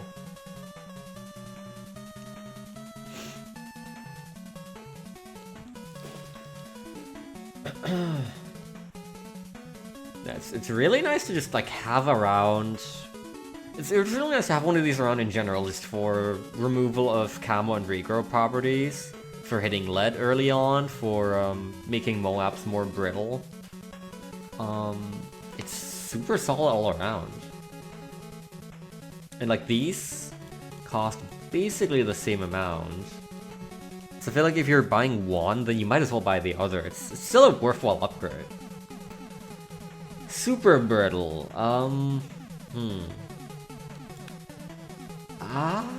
Super brittle's quite the upgrade in price. But it does come with a significant upgrade in damage as well. This thing can take on very, very large blimps and deal gigantic damage and a lot of brittle damage.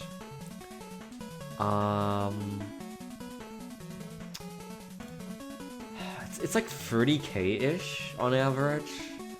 And this is actually a worthwhile tier 5 for that price. This does actually pay off pretty well. You're not going wrong with a 5xx ice.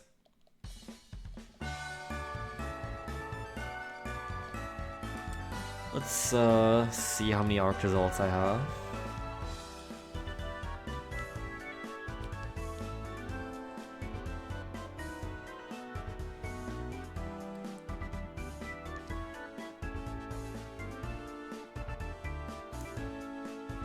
Yeah, just about 4 boxes. This is fine. Let's check these all.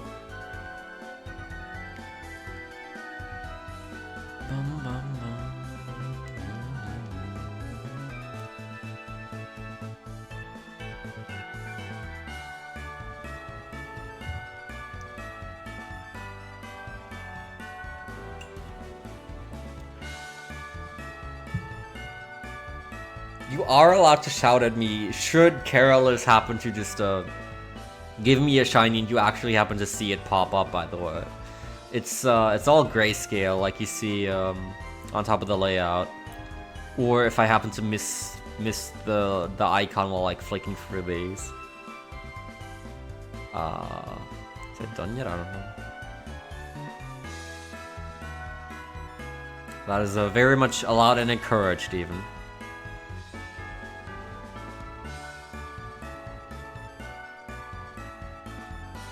Because I'm just like not looking at the second screen at all. I'm basically entirely focused on the tier list, which is obviously the more important part of this.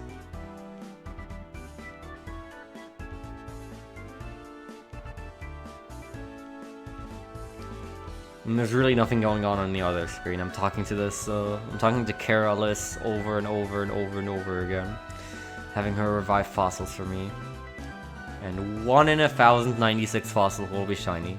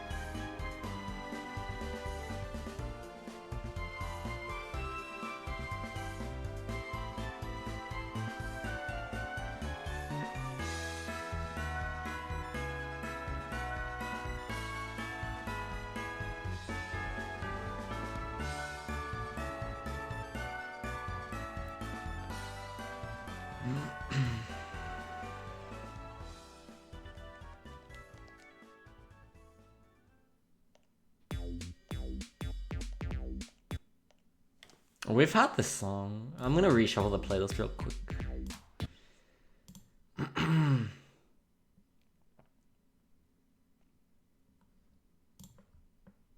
don't know if it's already been looping for a while.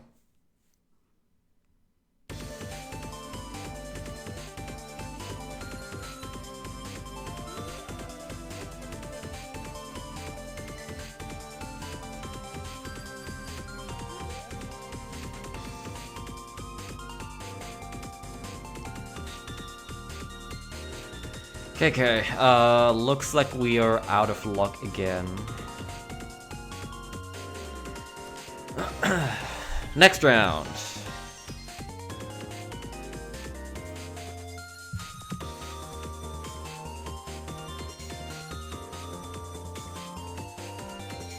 Nope. I am not accepting trade requests at this time. I am just focused on shiny hunting. I think there's trade bots. Trade bots around Twitch roaming the Sword and Shield directory. Or, I don't know, maybe Reddit's a decent place to ask. This is specifically a shiny hunting stream.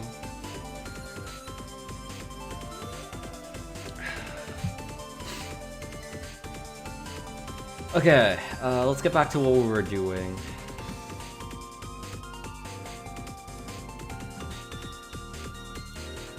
Okay, what is the tier 1 and 2 here? Enhanced freeze, attacks faster, freezes for longer, yep.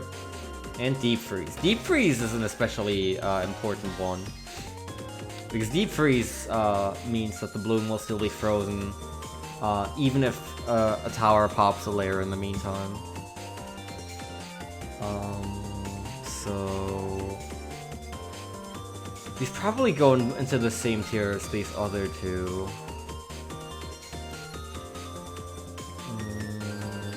Yeah, no, I think that fits. I think these are all very worthwhile upgrades.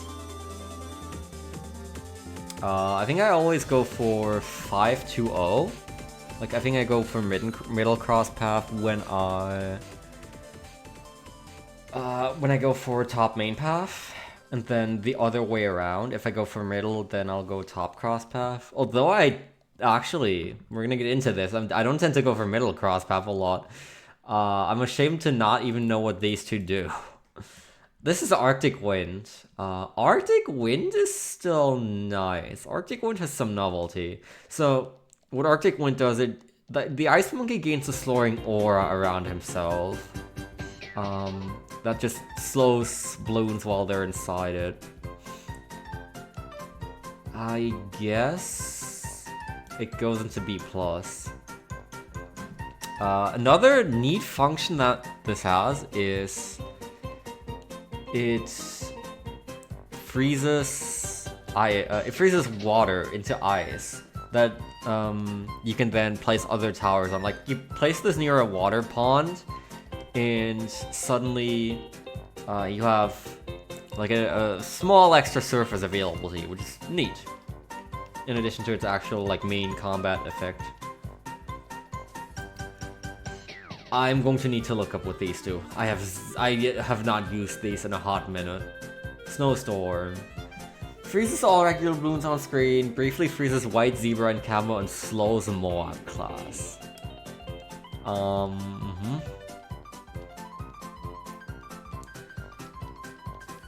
Right. It seems... What's the price? It seems... alright. You're probably not going horribly wrong if you use this. But I haven't done that in a long time. Because I feel like the other cross paths on Ice Monkey are just better.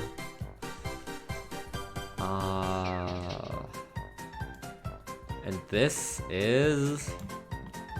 Absolute Zero. Freezes all regular balloons for longer, including White Zebra Camo, slows Moab class longer, grace increases the attack speed of all Ice Monkeys for the duration.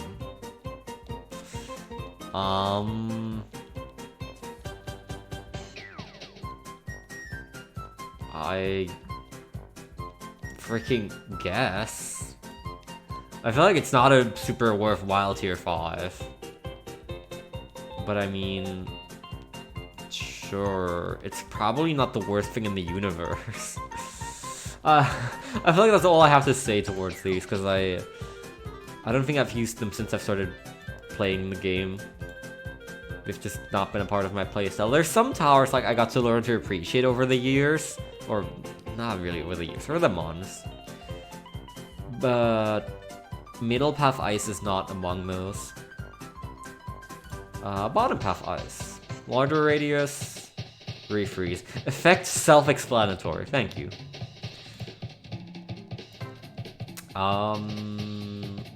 This probably goes into B+. This goes into A-. This is a little better.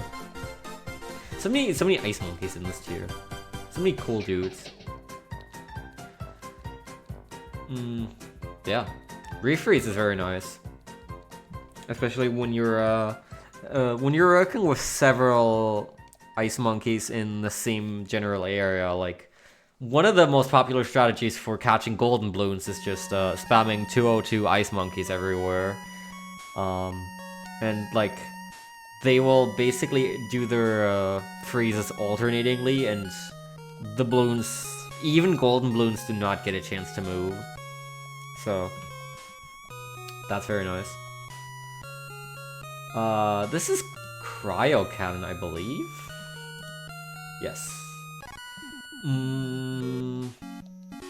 Okay.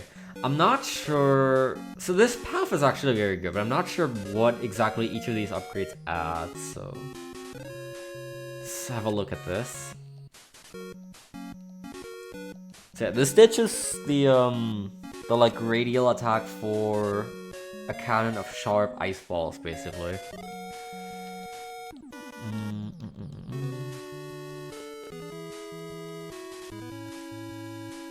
These are both like about the same price.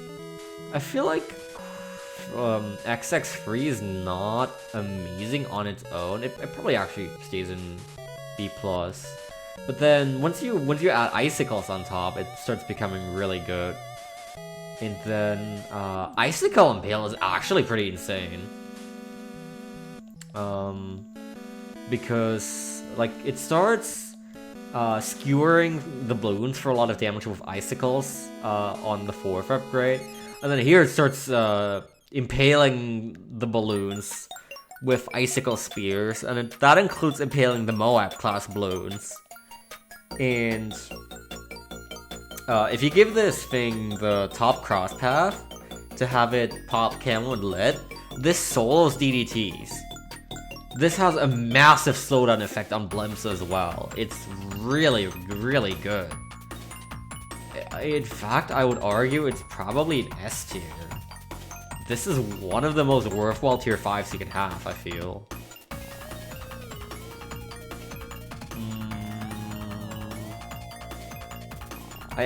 This is a path that I did not care about at all when I started playing the game. But then, some things made me use it, and I've grown to appreciate it a lot. I've actually started using it more and more as time went on, so this is a really cool one. Yeah, I think it deserves this. That's ice. Glue! 000 glue.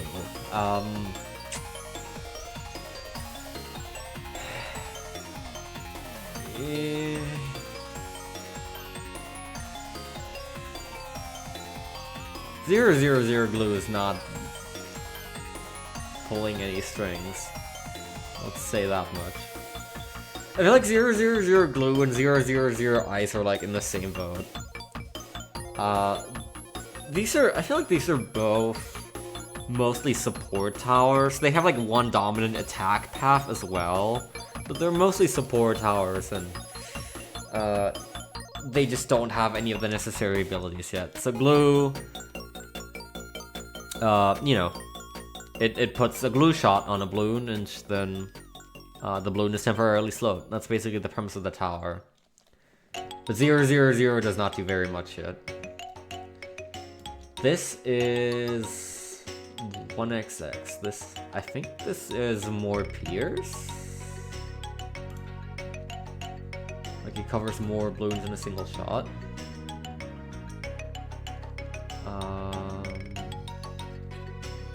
Oh no, wait, this is glue soap. Yeah, This is vital. This is an immensely important upgrade. Because like, if without this, if any single layer is popped, then the glue will be gone, and so will the slowing effect. There is one worthwhile main path cross path combination that does not utilize glue soak, but that's something I will cover when we get there. But this is like nearly a must-have upgrade for the glue gunner. It's probably an A tier. It's like glue gunner tier 1 and tier 2s are also like super inexpensive. They might as well not have costs. Corrosive glue. Corrosive glue is the one that actually goes down the attacking path. This is very, very slow. Corrosive glue, I think it's once every couple seconds? Yeah, once every 2 seconds. One balloon layer pops. It's alright. Like, it's, for how inexpensive it is actually nice extra DPS, and you probably do want to get like a 210 glue up at the start of most given games, because it's a really good support tower that I end up using in most rounds I play.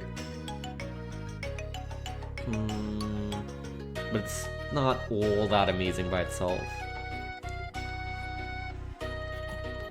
Free XX. Now is where we start talking. So in the last update, they buffed the entire top half for glue starting from here. And they have become absolute units. They have become freaking incredible. So this is, I think balloons pop twice every second with this upgrade. And firing rate is increased, which is a lot, actually.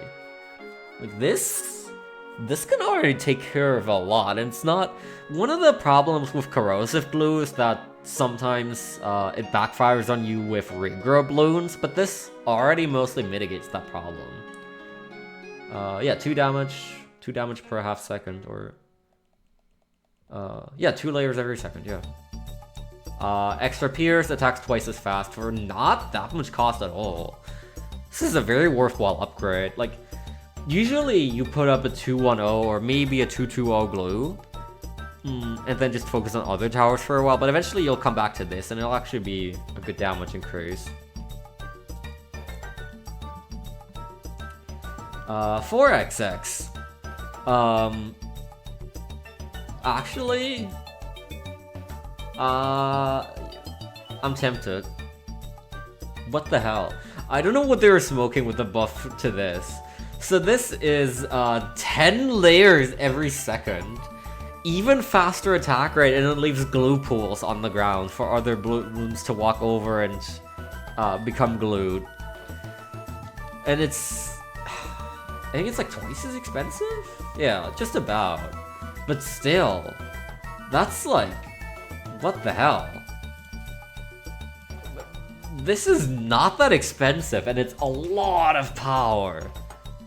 This is one of the strongest tier 4s in the game, I would argue. I think this deserves S+ tier. This is a unit.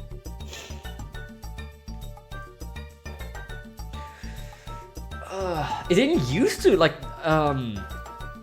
in previous updates, all the like firing rate increases came with the tier 5 upgrade, but they've like started spreading them out, and that has made these incredibly busted. So now 5XX. Now is a good question where do I put this actually, because this is quite a bit more expensive than 4XX, but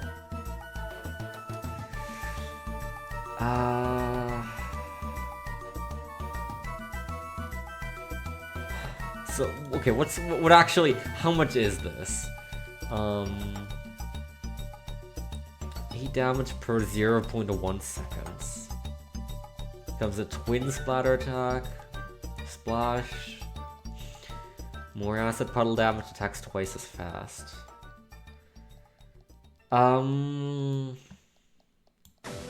There's no way this is ever an unworthwhile tier 5 to purchase. I'm just thinking, does this go to S plus or S? Because I feel like with the buffs to the earlier ones, the like price to value ratio has actually decreased a bit for the tier 5. It might have to live with S tier. It's still a really, really damn good tower. And you probably do want that tier 5 eventually in a lot of games. But there's just as many games, if not more, that we're just sticking with the 4XX is better and you focus on buffing up your other towers instead.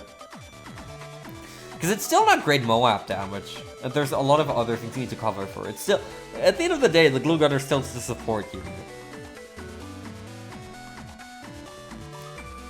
This is extra pierce. This is, I think, glues an additional balloon per shot, or, you know, 1 extra pierce. It's good. You want this is super cheap. You generally want this super early on in the game. It's nearly a must-have. It's not quite as elemental as Glue Soak, I would argue, but it's very, very good. Glue Splatter is a very good one as well. Yeah, A tier's fine, I think. Glue Splatter makes every shot do like a little splatter, and then it can glue up to, I think, 8 additional balloons.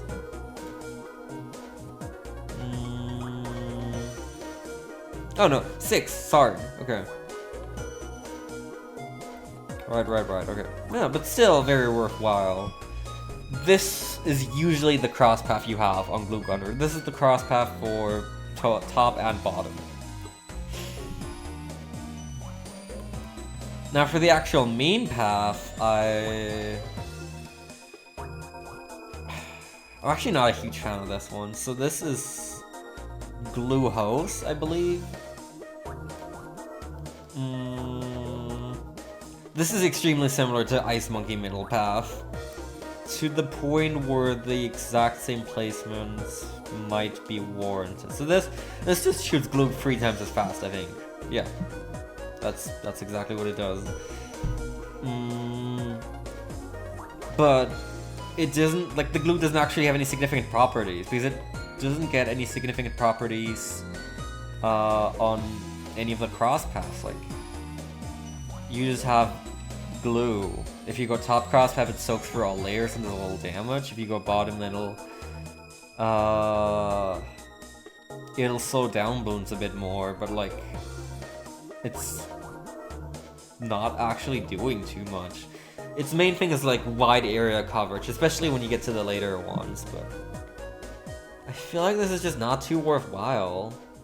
I feel like giving the glue extra effects is like better. This is an active ability that covers the entire screen in glue. This covers the entire screen in glue. This is actually, okay, so this is going to get a little higher placement. This covers the entire screen in a rain of glue for 20 seconds straight. And this does do significant Moab slowage as well. And this can be very worthwhile, especially on boss events and such. I think the others have... Yeah, I think the others warrant lower positions, but this one actually can go... Like this, let's say you do a 0.52 glue. I can respect it. How much money is this? Okay, it's not too much. It's alright.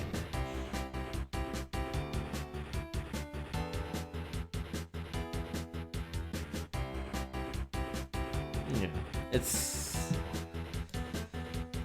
it's alright for when you have a really big onslaught of something coming on. Now for the other generally main path on glue, which is bottom. I think the first two upgrades are actually not that amazing. I mean, it's... yeah. So, glue lasts longer, which is actually not too worthwhile at all. That's more like this tier. Or maybe...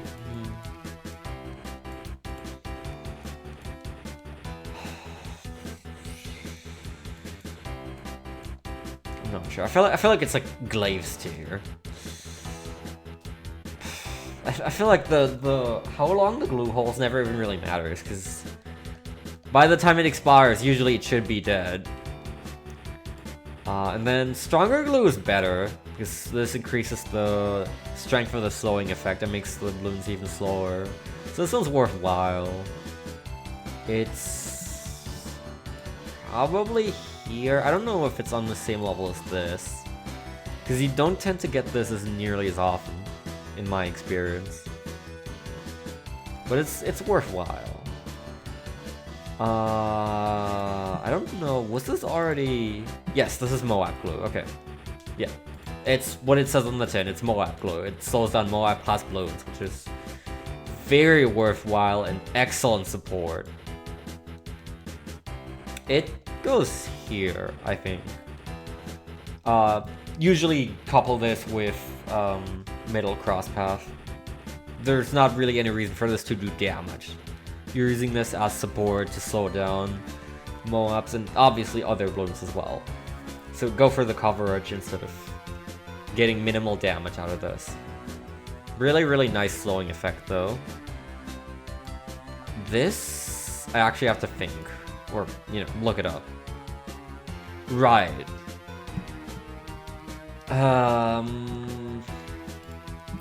This never feels like it does too much. I feel like it's like a tier lower. It's a worthwhile upgrade from 4XX because it's not too expensive and you can tell that it works. But that's about it. It never feels too significant.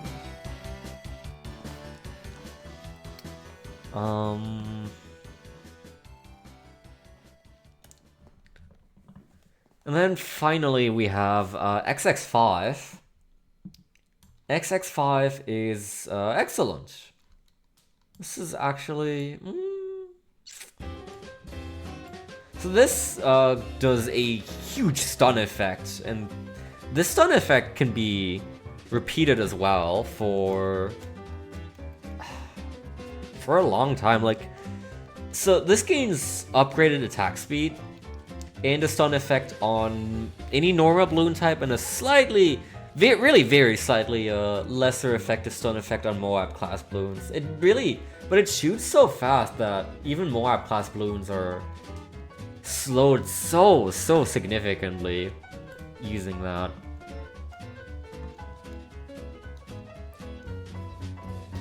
Yeah, like this is incredibly significant. Give this thing camo coverage and it's also got DDTs quite well. It's very similar to Icicle Impale in a lot of ways. It's not quite as strong. Icicle Impale has the advantage of also actually dealing significant damage on top of supporting well, but this is still actually a very worthwhile tier 5. We're not going wrong with this. Yep, we are we're engaging in the science of strange Pokemon fusion. I was really weirded out by the Gen 8 fossils when I first came across them, and I still, to this day, I question their motives a little bit. But I've grown to like them quite a bit. They're lovable little weirdos, all 4 of them. In a way. What is up, Zoomore? Welcome, welcome.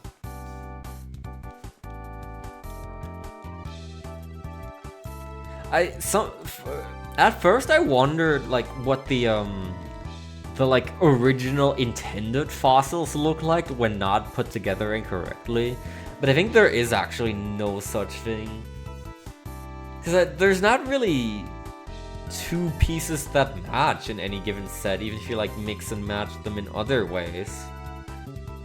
Like the yellow Arctozolt head just does not match with any bottom really. It would end up being a really strange creature still.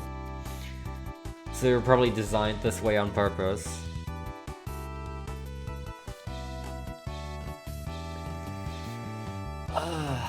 But yeah, we're here, we're pressing the ZR button a lot and we're vibing while talking about monkeys. Oh my god, what, there's still so much.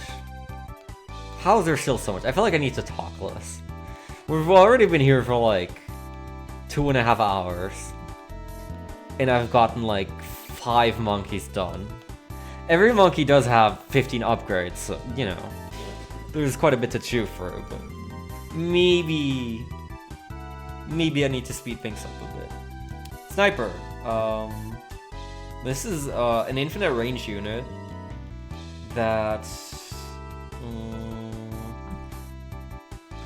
that just pops. I think it's by default it's 2 layers of blue from anywhere, and it has a decent like it has a decent cooldown before it can attack again. You can target the entire track if placed correctly, which is nice, and you can usually place it quite a distance away as well, which is pretty neat. But the 000 sniper does not do significant damage because its refire rate is just too low. So I'm thinking it's probably in the same tier as 000 attack. The top path is like the power cross path. This, I believe, is 4 layers at once. So this like instantly takes out a yellow bloom, which is pretty nice. It's worthwhile. Actually, I'm gonna place this in B+. This is a worthwhile upgrade. Or... hold on, I'm not too happy about this tier. Triple Darts is moving down in tier, sorry.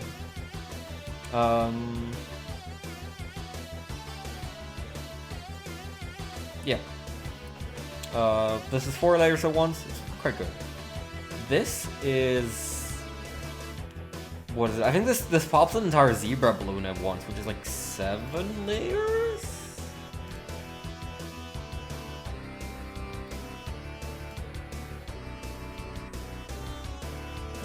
Yes, exactly.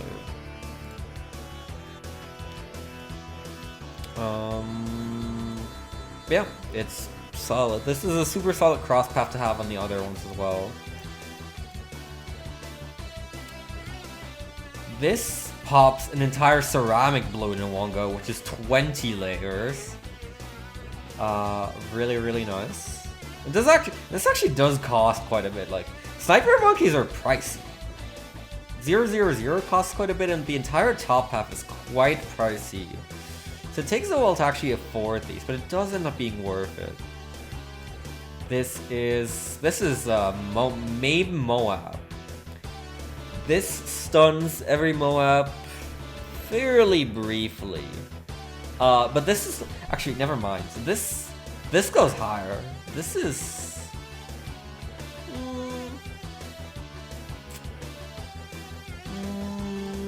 A+. This is an excellent tower. I think anything lower than ZOMG in the mere presence of a 402 sniper monkey just does not move, because the stun effect is that strong. It can basically entirely hold them off.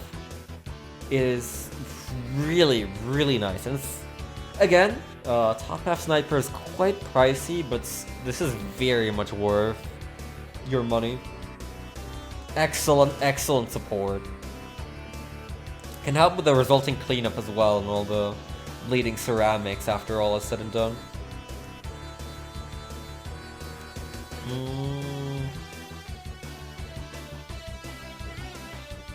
Yeah, I think A+ is fair. And then Cripple Moab. This is the same effect but stronger.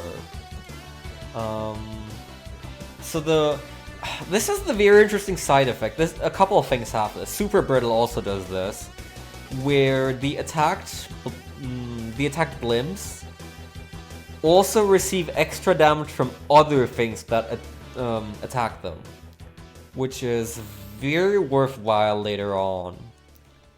Cripple Moab can be an essential part in taking care of round 100 with those damage increases. So this is quite expensive, so I'm not sure if it's like a default S tier. It probably is, given that Icicle Impale's there. It's, yeah. These are like some of the things that just like win you the game, or are like absolutely essential in builds that want to win round 100. They're really, really good. Middle path sniper. This is the odd one out. Actually, I can't place this one too low. This is cowboy detection, which is not a bad upgrade at all. It just feels like a waste to pick this cross path because the other two are so much better. So it's better to just like give the sniper monkey some cowboy detection externally with a village or something else. These are all like the clown upgrades that don't feel like they do anything. So sure. This is actively detrimental in a lot of cases. So this makes bullets explode into little fragments on hit. Which, since the sniper monkey has large problems targeting individual balloons, it's better at dealing damage to, like, high damage to a lot of singular balloons. This actually becomes a problem in, like, rainbows and zebras that, like, split apart into several, or, like, regrow balloons are a massive, massive problem with this. This probably goes here, if I'm honest. I never, ever buy this.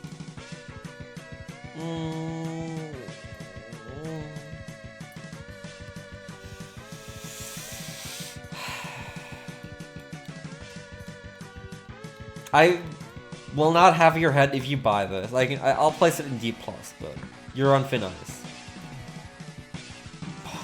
What is this? Is this supply drop? No, this is bouncing bullet. Okay, I have a little respect for bouncing bullet. But it's very... Again, like... It's a little strange. This path just suffers from the other paths being so good. You get me? It's not horrible on its own. Bouncing Bullet does exactly what it does on the tin. Imagine Glaive Ricochet except the Sniper Monkey.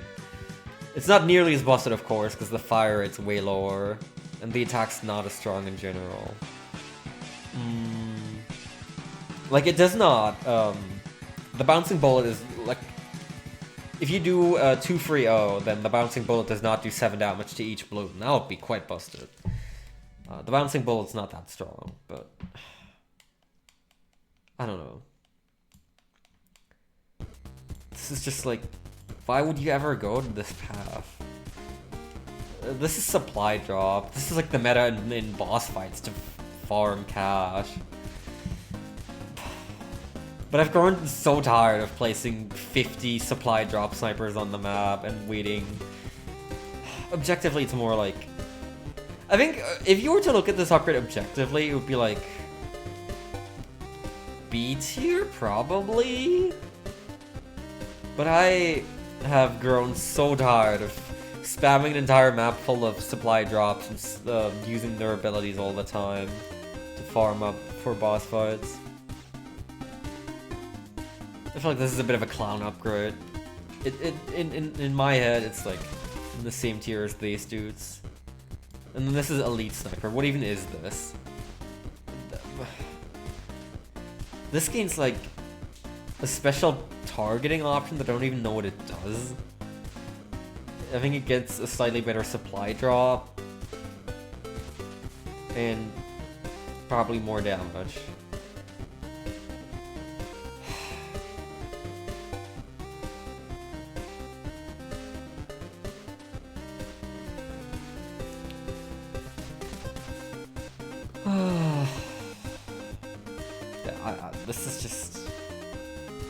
This is not worthwhile in any normal game of balloons. In the boss events, sure, but like on the average map clear, you're going wrong if you're using this.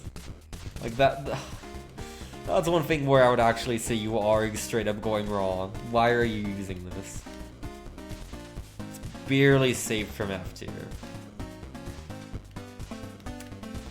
This is faster fire. This is the other dominant cross path on Sniper.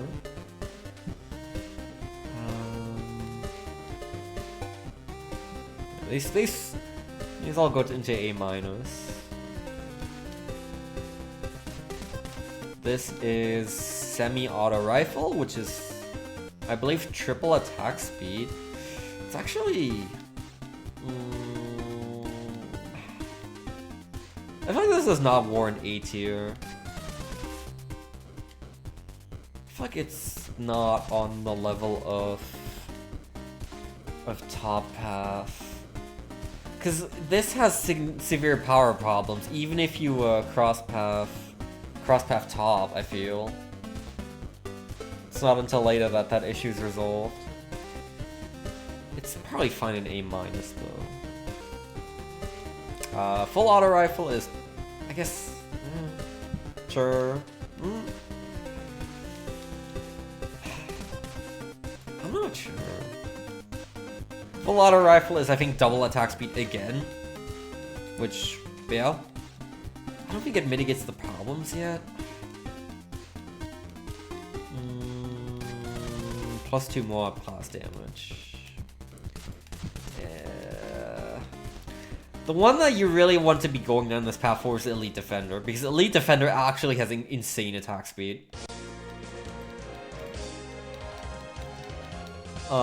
Double attack speed on top of previous upgrades for freaking minimal cooldown. And additive percentage depending on how close the balloons are to the exit. And this is actually a lot more damage to more class balloons. This is also really good in boss events and the like. This will deal gigantic damage to the BAD on round 100. And it's very worthwhile. And it's actually, like, this is the cheapest cross path, I think. Which is shocking because it's the second best. Why is this cheaper than freaking Elite Sniper? I don't know. But yeah, this one's actually very worthwhile. It's, yeah, A+ tier is right for it.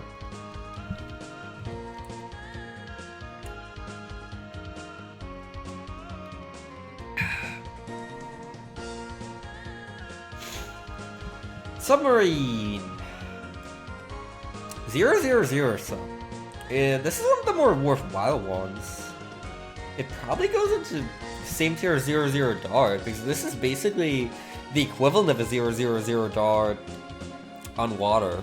It's a bit more expensive, but this actually has quite good firing rate. Decent power. A 000 Dart and sub combined can hold off the first couple of rounds pretty well. Soren Sai! Thank you for the raid! Welcome to this riveting content of me pressing ZR for several hours. We're having some fun here, we're shiny hunting. And because that's not very exciting at all, I am doing a tier list of all upgrades in Bloons Tower Defense 6 on the side. We're like always entertaining ourselves with side content here. I have a couple other things planned out. We're listening to music, we're vibing. That's basically it. How was the stream? I caught like the start of it. How was the gardening? Were any PBs had? I do hope so. I hope everyone's doing well. Hello everyone who's coming in from the raid. Yeah, we're big chilling here. We still have a lot of monkeys to raid.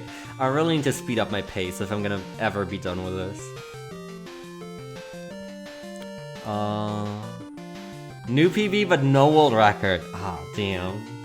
That's unfortunate. Oh well. At least you got closer.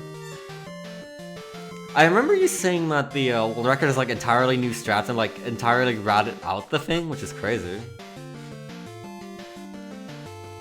Is it just like one person that just started dominating the leaderboards, or is it like a surge of interest in runners in the game as a whole? I kind of doubt that. It seems like a game with like a really small community. Oh well, you'll get them next time.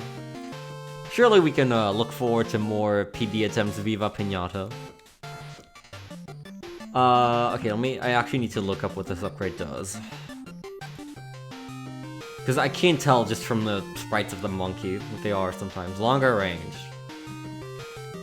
It exists. It's a bit of a clown upgrade again. Especially because the top half does not actually use the range too much. The top half attacks in a different way. I almost feel like this goes even lower. This is like the C- for clown tier.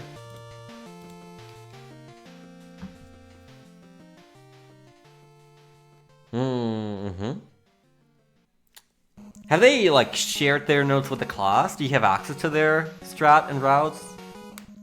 Or are they doing the awesome and honorary cool thing that everyone should be doing and keeping it a secret and just snagging world records?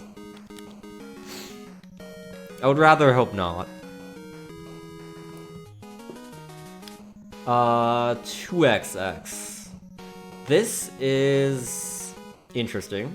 This upgrade allows the sub to attack any balloon that is in range of any tower on the map. So you can place a sub anywhere on the map, and it'll have access to all balloons that can be seen by any tower. Which is actually very nice. You can also just spam 000 towers around the map to give this sub access to the entire track, if you so will. But then please actually like use this as a cross path and bottom main path like anything else. Ah, okay. Yeah, you got this. I believe. So this is probably an A- upgrade. It's not too expensive either. Submergent support. The sub goes underwater and reveals all camo balloons in the radius permanently. It actually uncamos them, which is pretty nice.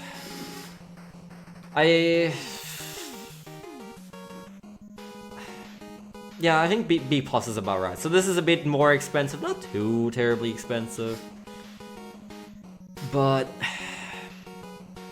it's alright. So the sub no longer attacks. You can like unsubmerge it to have it attack again, but like then why did you buy the upgrade? It becomes a support tower at this point. Actually loses some value in a sense. It gets this value back once you have this, which is Plutonium Reactor. Now, even while submerged, the sub... how do you even describe this? Like, the radius around the sub basically becomes like corrosive, toxic, and it starts popping balloons, like, with small damage over time. And it's pretty good. You definitely want to cross-path this with where is it? Heat tip darts, because then it can also do like the little radius becomes red and can also take care of lead balloons, which is a nice synergy. But yeah. I actually like this quite a bit, personally. It's not actually that strong, but it feels fun to use. So I like it. I'm thinking... I can't give it any higher than this already. I think A- is already stretching it a bit. Energizer. I think this has some damage improvements. But this is a tier 5 that I like never go for. You have to be like playing for the long game for this to be worth it. This reduces the ability cooldown of other towers. And that's like the main thing it does, I think. Yeah. Like, it gains slightly more damage, both when submerged and unsubmerged, but the main thing it does is reduce other cooldowns. It tends to not be worthwhile for like 30k-ish, yeah. I almost...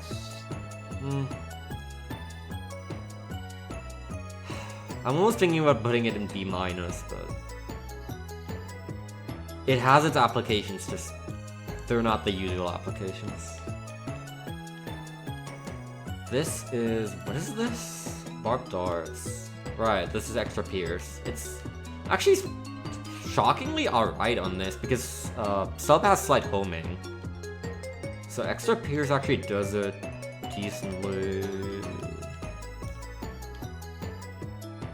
Heat tip darts is lead coverage, which is nice. Probably not an upgrade that makes it into A tier, but it's very solid. What is the name of this? Ballistic missile. This can actually seek a target anywhere on screen, and it does more ceramic and more Moab damage. It's not super expensive, and it's like... It's alright. I always feel underwhelmed by the power of this. I feel like it, like, never does as much as I want it to, but it's also not too expensive. I guess I'll put it in B+ as well. This is an active ability. This just instantly destroys a blimp of your choosing. And this actually has a lot of power. There's a lot of challenges that revolve around using this. Timing correctly. You're not going wrong with this, but I also like never find myself using this. I don't know.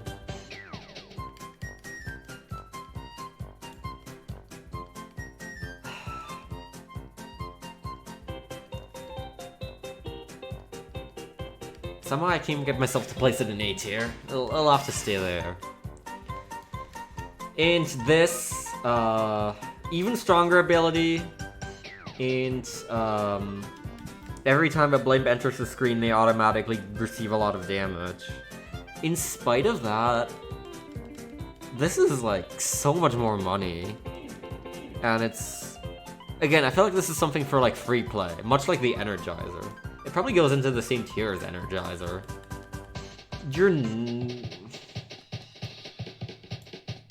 I struggle to see you wanting to afford this in the course of a normal game. I feel like this is not something you would go for. This is... Which one of these is twin guns? It's the first one, okay. Right, the second one is airburst darts. This is basically double attack speed. This is a super worthwhile crosspath. Airburst darts makes the dart split into 3. Also super worthwhile. This is triple guns. Or, what is it called? Okay, it's called triple guns, yep. It's what it says on the tin. It's triple guns.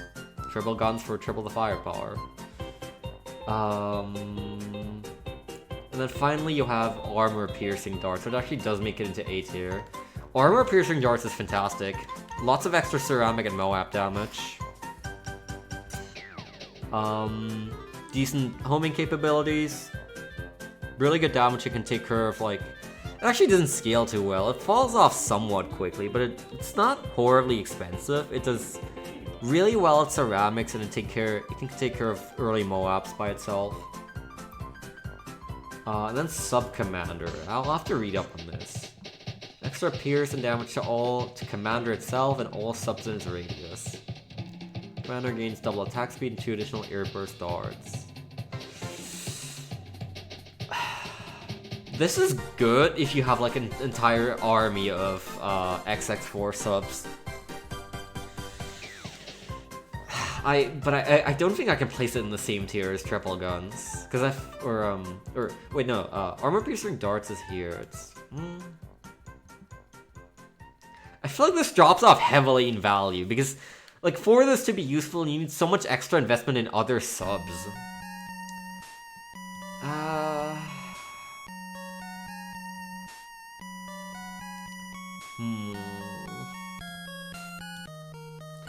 I'm probably just putting all the tier 5 subs in the same tier, because I feel like none of them are amazing.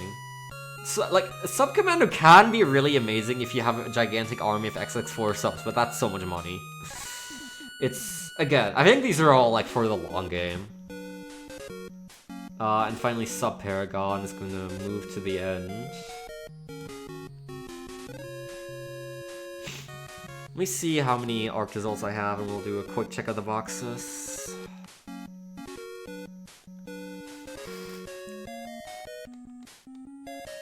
Oh, I have like 4 boxes. Okay, let's check each of these.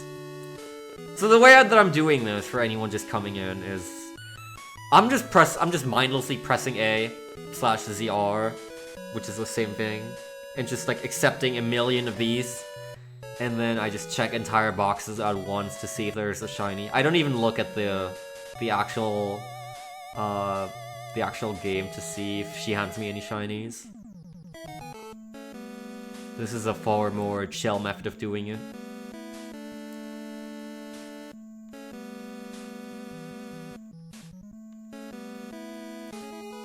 I'm just like looking at the little ring icon over on the left side. I'm gonna reshuffle the music playlist again. We definitely have this song. And then there's like a shiny icon next to it if it is shiny. I think it should show up like instantly.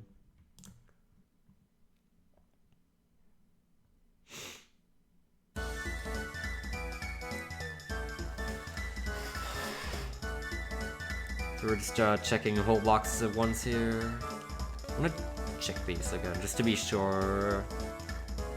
There's 30 in every box. I should actually like count to 30 in my head while I'm going through the box to see when I know when I have to stop.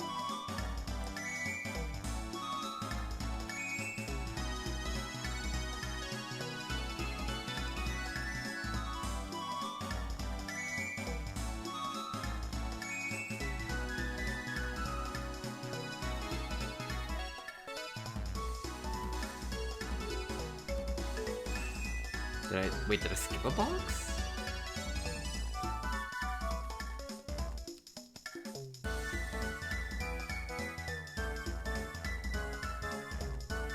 I feel like I skipped a box.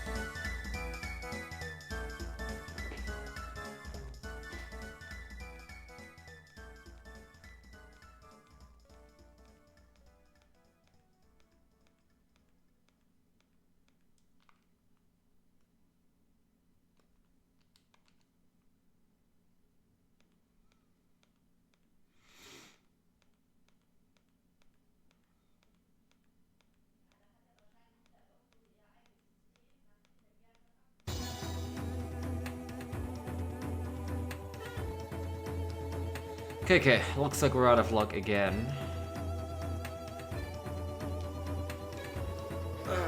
The chance for a shiny here is 1 in 4,096. This hunt is unaffected by the shiny charm, unfortunately.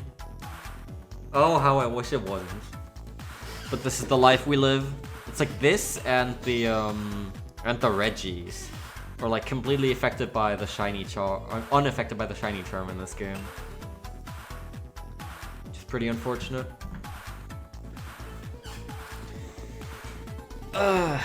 Alas, we go again. Alright, boat. Boat. 000 boat. What the hell? It's a little cracked, actually.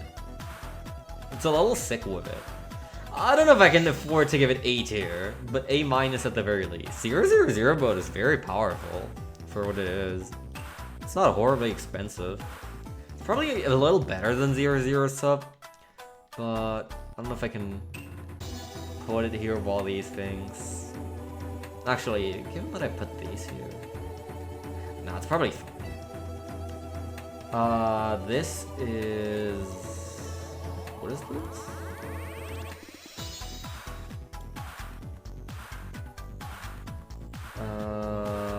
Faster shooting and double shot.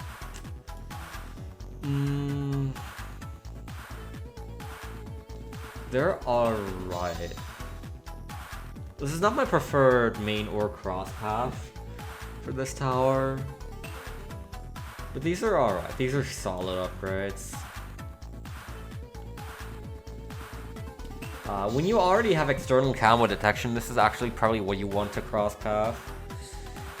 Because I tend to cross path bottom, but that's really just for the camo detection mainly. This is actually technically more DPS then. Destroyer, triple attack speed. It's pretty good. This does a lot of damage. This is a significant upgrade when you actually get it. You should go for this pretty early on. It's like 3k. And on its own, it's like alright, but combined with, if you cross-path this with metal, which is grape spray, then the grape spray also fires 3 times as fast, and it does a lot of damage. Okay, now we're starting to cook. This is an S tier tower. This is aircraft carrier. So it's shooting at these little planes, and they deal a lot of damage. Like, a lot of damage. They shoot Moab targeting missiles. And if you cross-path with grape spray, they also shoot those little grapes. And like a whole volley of darts. On top of the boat still functioning as its own destroyer tower with massive attack speed and grapes. Fantastic. And not horribly expensive, it's like 8k. And the carrier flagship. S+. Super versatile tower. On top of everything else, it becomes a lot stronger. And it gives you space for 2 other monkeys to place on top of it. Against like 2 little landing pads that you can place monkeys on. What's very effective is putting a buffing alchemist and a cripple Moab there. That'll serve you very nicely. Whenever the cripple Moab currently has a buff potion active, it can throw the potion onto the carrier flagship instead for even more damage, which is very, very nice. And also increases attack speed of all other water-based monkeys and the monkey aces. Very, very nice. Boat is just kind of an insane tower in general. All of these paths are cracked. Grape Shot is actually an A+ tier upgrade on the basis that you basically always want to cross path with this. Well, I guess maybe not. It doesn't really matter what cross path you use if you use main path bottom, because that one's not really made for attacking, but still. Grapes are actually a fantastic addition. I used to laugh at them. I used to laugh at the thought of throwing grapes at the balloons, but you know, actually, quite good. It's like a spray of like 5 grapes at once. And then the next upgrade in sequence also makes them do fire damage over time. And it adds so much firepower, it's crazy. An X1X Buccaneer alone can hold off like all of the early waves of balloons. It's got massive power. They're not horribly expensive. Cannon ship I feel like is actually not quite as worthwhile. Actually it goes like here, probably. it's alright, I guess. You get like a one little extra cannon that shoots a cannonball every now and then. It's super inexpensive, so it's not really a big deal. But really you're buying this for the next upgrades in line. Which is, for instance, S tier. Monkey Pirates, I believe? Yes. Monkey Pirates gains an active ability that instantly KOs a single Moab or BFB, which is fantastic and solves so many problems in so many situations. It is, yeah, it's what it says on the tin. It's great. It gains free cannons for firing cannonballs for actually pretty great damage increase as well. I think everything else grows a little stronger as well. It's a good investment for like 3k-ish. And finally, Pirate Lord, sorry. Pirate Lord has 3 hooks that it can fire at once. Or, wait, no. 6 grappling hooks. Sorry, 3 on each side. It can fire 6 grappling hooks at once. Each blimp has like a value that it can take up. I think Moabs take up like 1 hook. BFBs take up 2 hooks.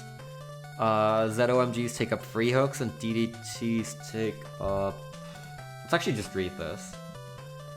Kimpola and ZOMGs with 3 hooks. Hooked blimps grant more cash than would have been obtained by popping them normally. All attacks are twice as fast, significantly improves damage. Doesn't actually say... Like, this also takes care of DDTs, so that's incredibly helpful. And yeah, all damage is greatly increased. You can hook many more blimps at once. Super worthwhile tier 5 for not too high a cost, honestly.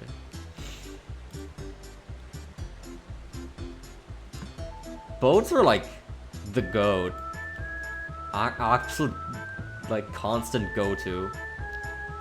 Long range.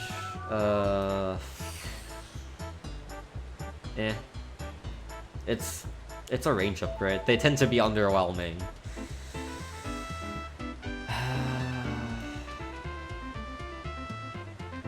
I guess it goes here with the other range upgrades. This is Crow's Net, this is camo detection. This is alright. You tend to take this a lot of the time on boat. But it's also just camo detection. Providing boats with camo detection tends to be a little more difficult because villages have trouble reaching them. That's where subs with subversion support or plutonium reactor come in. But that tends to not be as good as just like giving them radar scanner.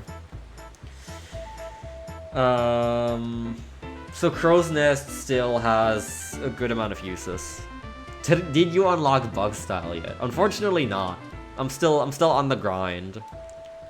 I don't think I've put enough bucks in my poker cust. What's up, Silver? What is this called? Remind me. Merchant Man. Fantastic. Super good option for generating cash in a lot of modes. It's not quite as good if you're just like playing a normal game. You gain a lot of value on this in boss events and free play and such though. I'm probably gonna have to put this into A-. I don't know if it warrants A. But... yeah. Yeah. Like, this just automatically generates money for you at the end of every turn. That's its whole deal. That's good. And these are all basically just upgrades of that, so this is... I guess this goes here. This also comes with increased damage and attack speed. Does cost quite a bit. Both of these cost quite a bit, but yeah.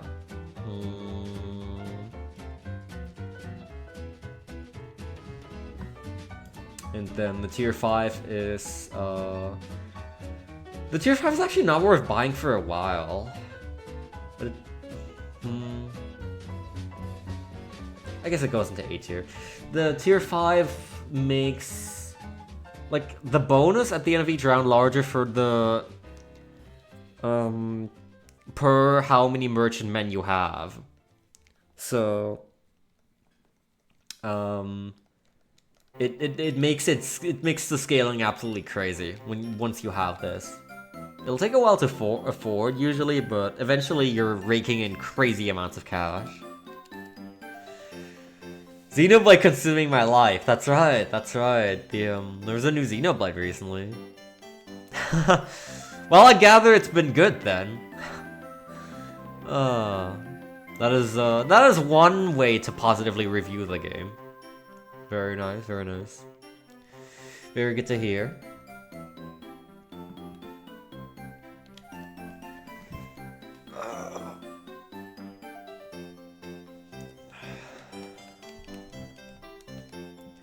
Oh yeah, Boat God. I can already tell you right now this is going to win the Paragon tier list. This is no contest the best Paragon in the game. Okay, Ace Paragon is... Okay, we're gonna have some discussions about that later, but like Bodgon is insane when we get there in 5,000 years. 000 Ace. I feel like this thing does not do jack on its own.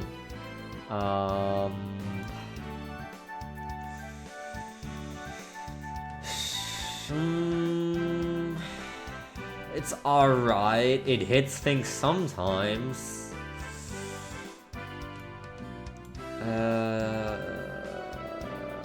It's probably C tier. What am I doing? I am hunting a shiny Arctozolt. Every time I revive these two fossils right here, there is a 1 in 4,000 chance that the Arctozolt that she gives me looks not like this, but like more grayscale, as you see up above the stream, above like the game feed. And that is what is known as a shiny Pokemon. And they're rare, and so people like collecting them, and so I am people. And while we're doing that, because it's just me mashing A, we're making a funny tier list on the side. We're just like, you see on the left side of the screen where I'm moving my mouse cursor right now, there's I have a browser tab open with a tier maker where I'm ranking every single upgrade in Bloons Tower Defense 6. That's what we're doing to pass the time, basically, because otherwise this would be horribly boring.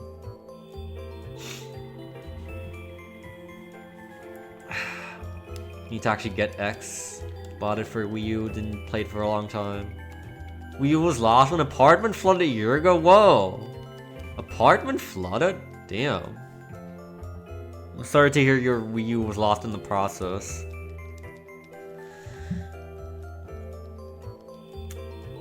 That's bad news.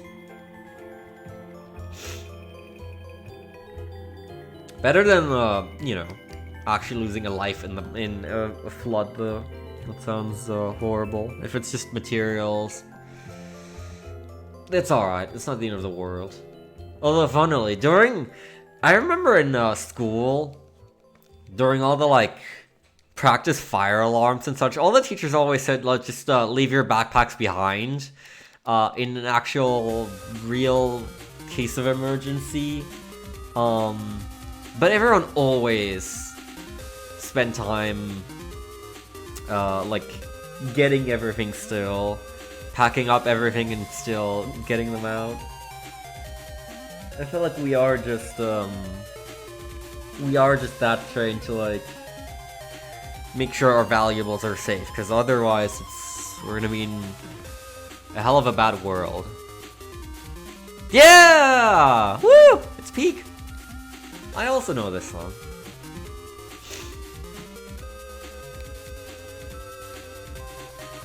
Okay, let's see. I'm gonna have to look up. It would be more helpful if I like saw the icons for the upgrades rather than the visual changes on the monkeys for this. Okay, this is the better cross path. This is attack increase. This probably goes into B minus. And this is, I think, 12 starts instead of 8? Yes. These are usually what you want for a cross path if you're taking any of the others as a main path. This is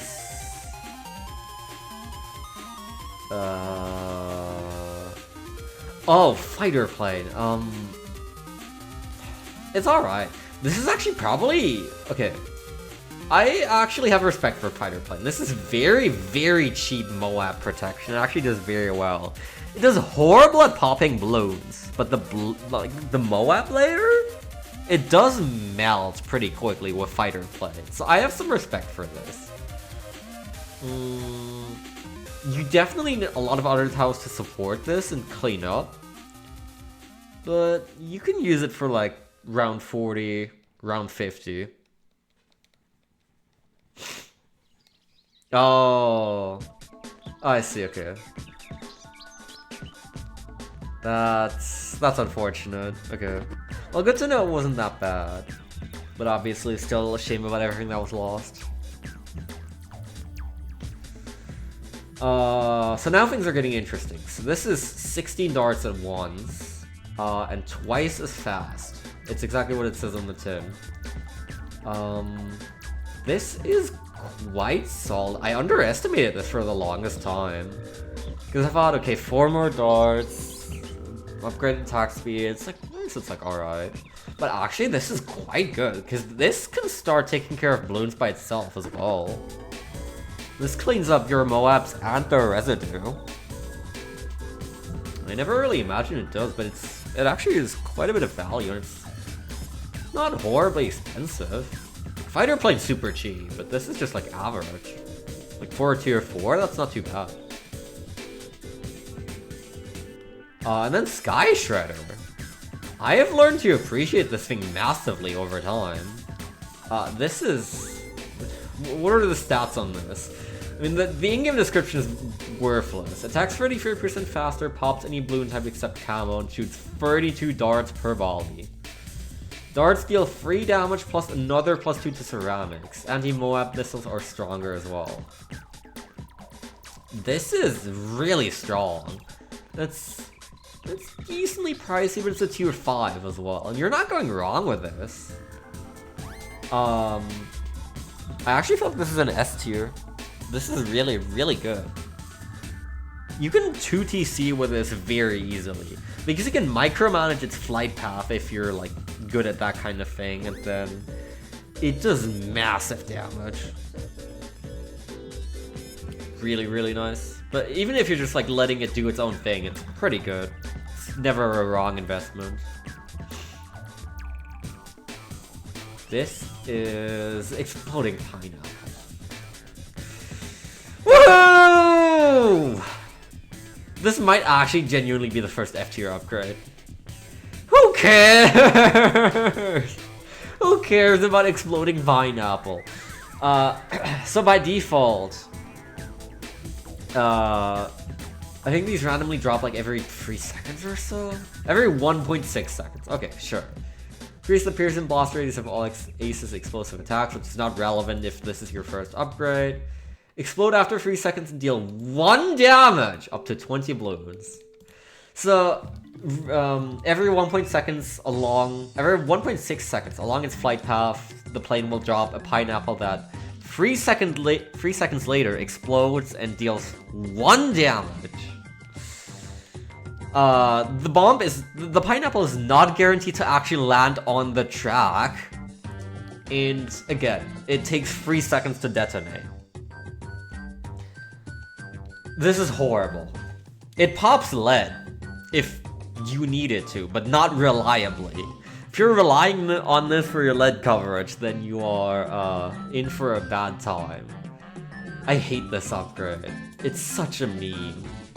Why would you're buying this to get to the other upgrades. That's it.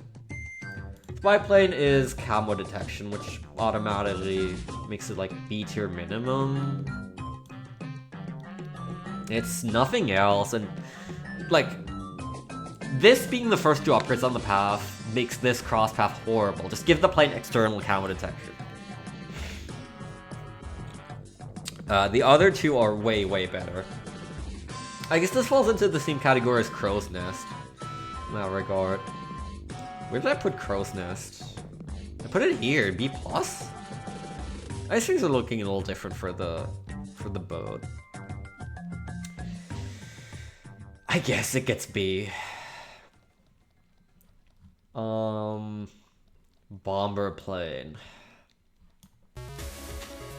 Slightly less horrible than exploding pineapple because it starts shooting bombs that that explode instantly on impact with the ground.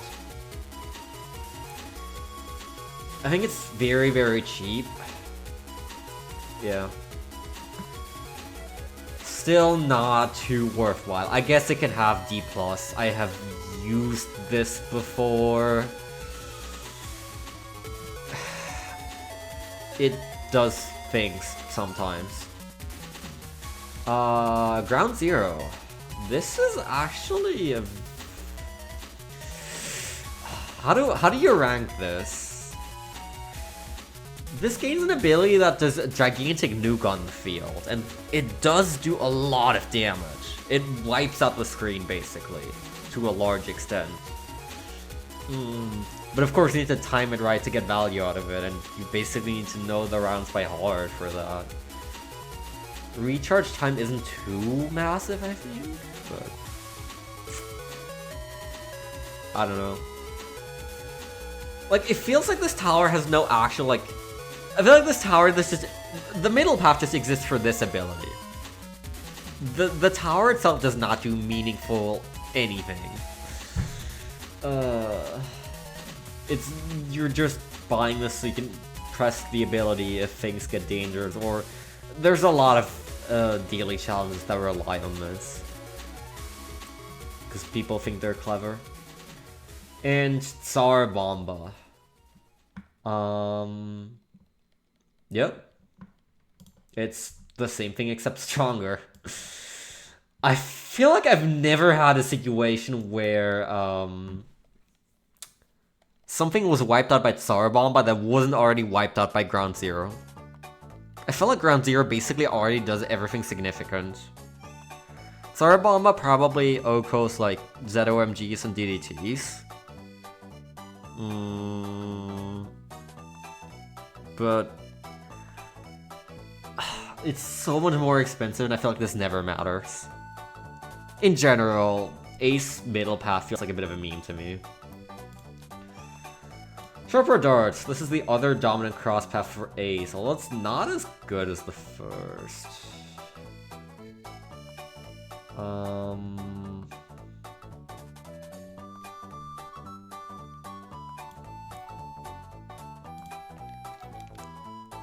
Centered path is actually... I feel like centered path isn't even too worthwhile. It's just a convenience thing more than anything else.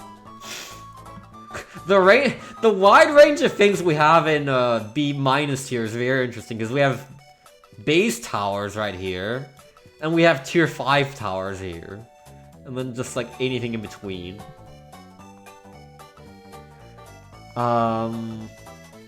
Yeah, it's just kind of an upgrade that exists, and you buy it to get to the next. Nevam is targeting. Oh boy. This spices up things a lot, because now the darts don't just randomly fly out anymore, they actually home in. And this makes it, like, I would say instantly goes to A tier, because now all 8 darts, or 12 if you cross path top, home in on a target. And you gain so much damage from that. Because, like, the ace, the base function of the ace, you know, basically means that, like, 6 out of 8 starts will always miss, but that's mitigated. And so this is really, really powerful. And it's not horribly expensive. Spectre! this wins you the video game. Spectre is incredible. It starts sending out like a stream of these missiles that is completely targeted directly at the frontmost balloon. It has so much power that it basically just keeps your entrance clear of anything. I feel like until like really late in the game, everything's like instantly destroyed. Let's see what the actual wiki has to say on this. Darts deal 5 damage a shot, pop up to 15 balloons. Bombs deal 3 damage up to 20 balloons. Woohoo, exploding pineapple synergy. +1 ceramic damage. Bullets to seeking darts deal 3 damage. This is fairly expensive for a tier 4. But it's got massive power in exchange. No, those aren't Pokemon! Could you not? They're monkeys! Well, there are monkey Pokemon, but... No, this is not Pokemon. This is unrelated to the game feed on the right.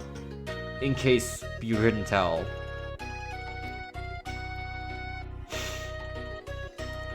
Flying Fortress. How do you rank Flying Fortress? You cannot afford this in a normal game that just only goes 100 rounds. Like, this is so expensive. Like, I think barring Super Monkeys, this is like the most expensive thing. But also, this kills everything. This is more than triple Spectre's power, and Spectre is already like killing everything. It's a little unhinged. You absolutely want this in free play, and you usually want it in like big boss events and such. But yeah, you're never affording it in a normal game. If you were able to, it would be an instant win condition. Because something else they actually do is the damage property of the bombs goes from like explosive to normal, which means that they can pop black balloons as well, which makes them yet better. And also that makes the Flying Fortress able to take care of DDTs without giving it like a free 2-0 village. Was it free? No, 2-3-0, or I guess X free X. So yeah, this wins you the video game. Goliath Doomship has to go sit out in the naughty corner for now. How many eggs, or how many Arctozolts are we at? We're gonna be here for a while. I underestimated how long this tier list would take. That's fine. Okay, we can continue. Heli. 000 Heli actually still has a lot of power, surprisingly. It's expensive. It's like one of the most expensive base towers in the game. But it does actually do pretty well still. Like, the cost is justified. You can choose where it flies around, where it attacks, and it just good damage.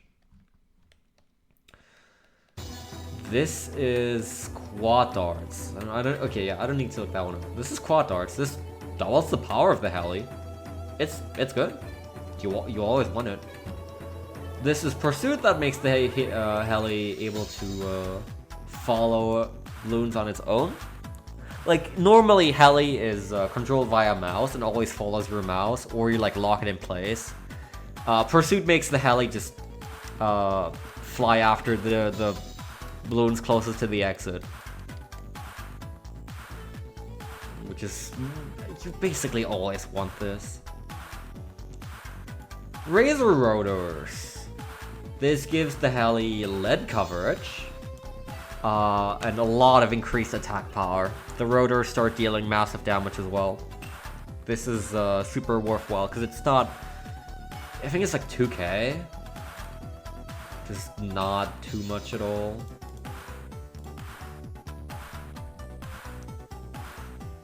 Yeah, just about. So this is super worthwhile. Apache Dart Ship. Now's where you start getting into a bit of a value debate. Apache Dart Ship is not inexpensive, and this and the tier 5 have been nerfed a bit over the years. Like, I feel like this does not hold a candle to the upgrades in here in terms of value. It can probably stay in A+. I think Apache Prime also goes into A+. Apache Prime especially has seen significant nerfs over the years. These are all basically just upgraded versions with like extra missile launchers and plasma and whatnot. But they're just like, for the cost, they're just not pulling it anymore. Their power output has just been reduced significantly over the years. This thing used to be able to nearly solo a track, but now it's like, it struggles with the late rounds.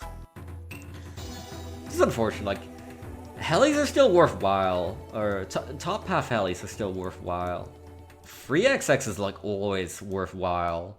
4XX can be worth your time, and 5 is like, you'd have to think about it, but they're still alright. This is bigger jets? Yes. Well.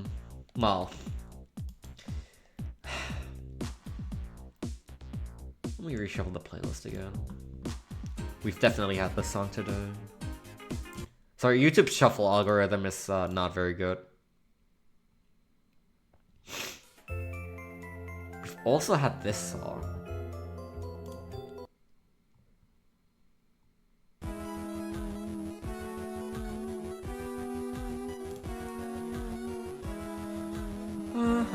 I definitely have a lot of songs in this playlist that haven't been played yet, but it just keeps repeating the same couple.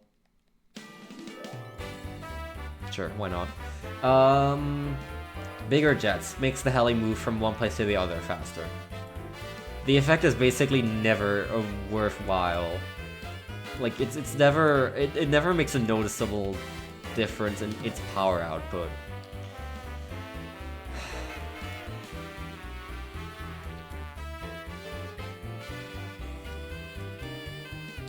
It's, at the very least, it can be excused as being cheap. I guess it's like about level with like Blade Shooter and Bomber Plane. But this is just... One thing this does have is synergy with Moab Shove, which is this one? Because it makes the shove effect a little greater. The same goes for IFR, which is camo detection for heli. Again, please just give it external camo detection. But if you have to, then it's alright. Where do I put this? I guess it goes here.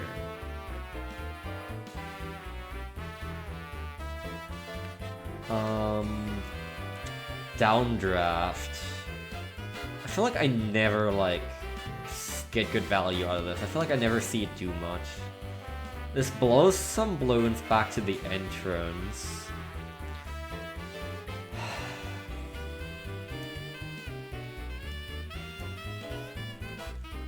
But again, I feel like I never noticed the effect helping me too much.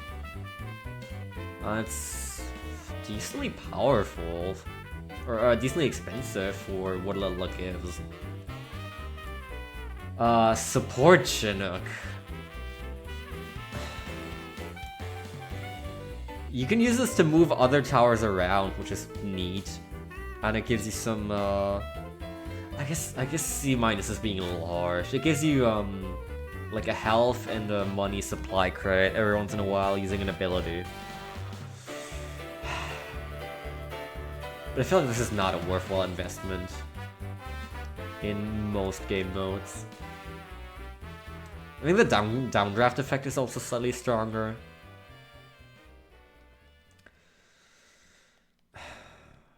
I'm not putting this above C tier. I'm just debating if I should move it to C, maybe.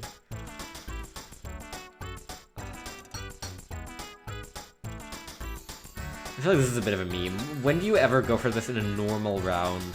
In a normal, like, track? Normal game?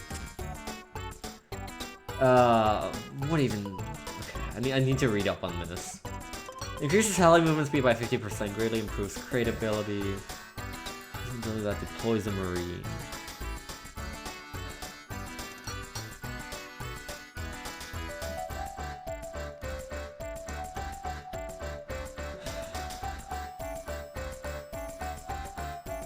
Who's ever used this?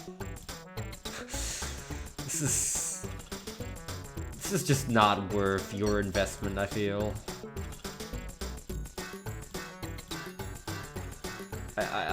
I cannot recall the last time I've bought this upgrade. It gets more damage on top of like a slightly improved ability, but like just invest in an actual tower instead. This is like trying to be a very weird mix of support and attack, and it doesn't really work out. At least I find. Faster darts, faster firing. Faster darts actually does not make too much of a difference, but faster firing is like I think it's like a 25% increase. So this should be what you cross path with when you go to top path heli. Yeah, exactly. Moab shove. This is extremely powerful as well. This is very nice early on for relatively cheap Moab coverage, because like even if you don't cross path bigger jets in IFR for the bigger boost on this still completely holds off Moabs and BFBs on its own, and lets you just stall them until other towers have popped them, and it's quite cheap at that for what it does.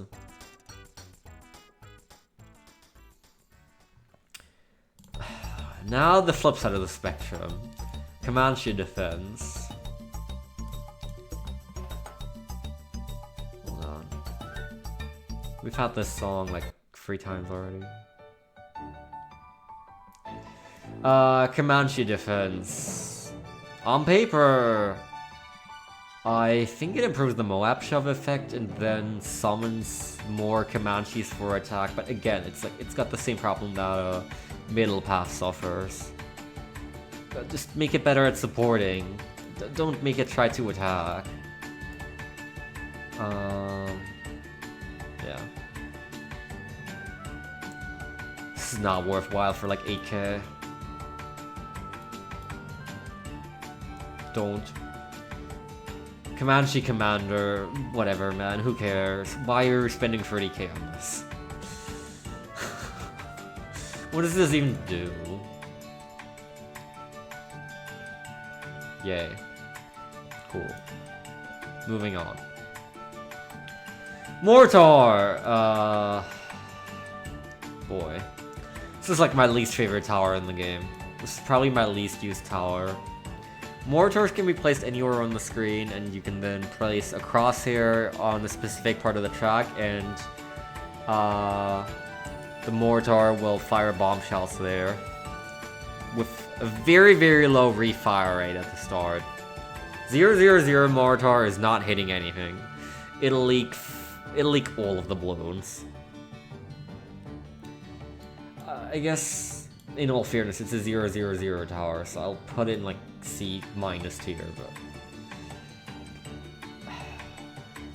but this is bigger blast.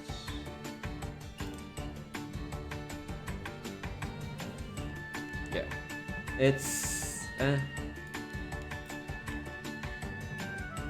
it's alright. It exists. Bloom Buster, 3 layers of balloon at once. That's pretty good. I'm never really sure what to cross path on Mortar actually, when I do end up using it.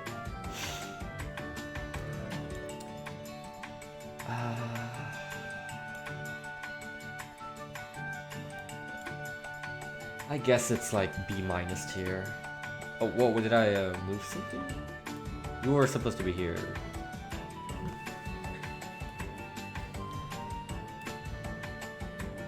Shell Shock.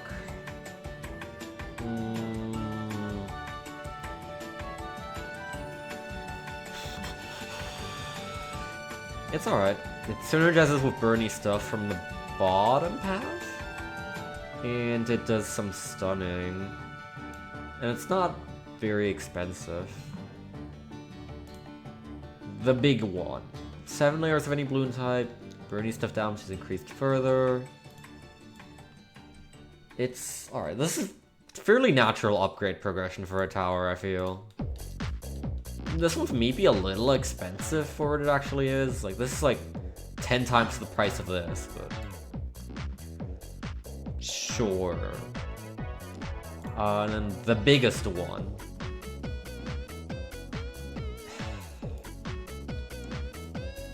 This is a tier 5. I don't know if this is a worthwhile tier 5. Probably not.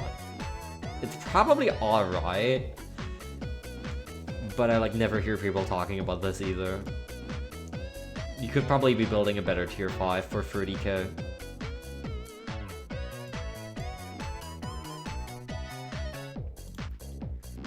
Faster reload. Better attack speed. We do like better attack speed.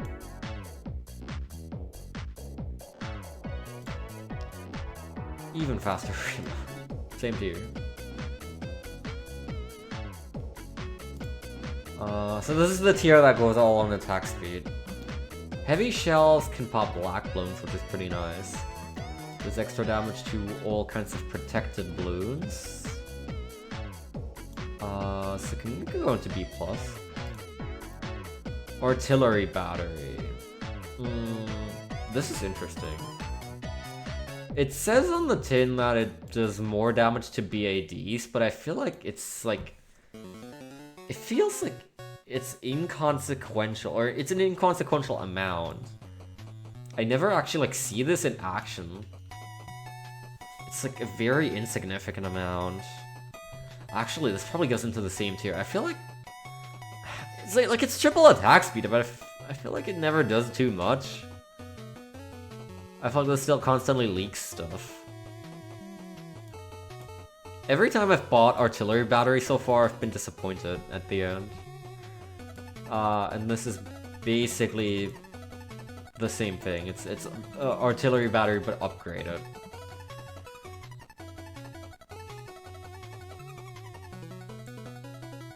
It's... yeah.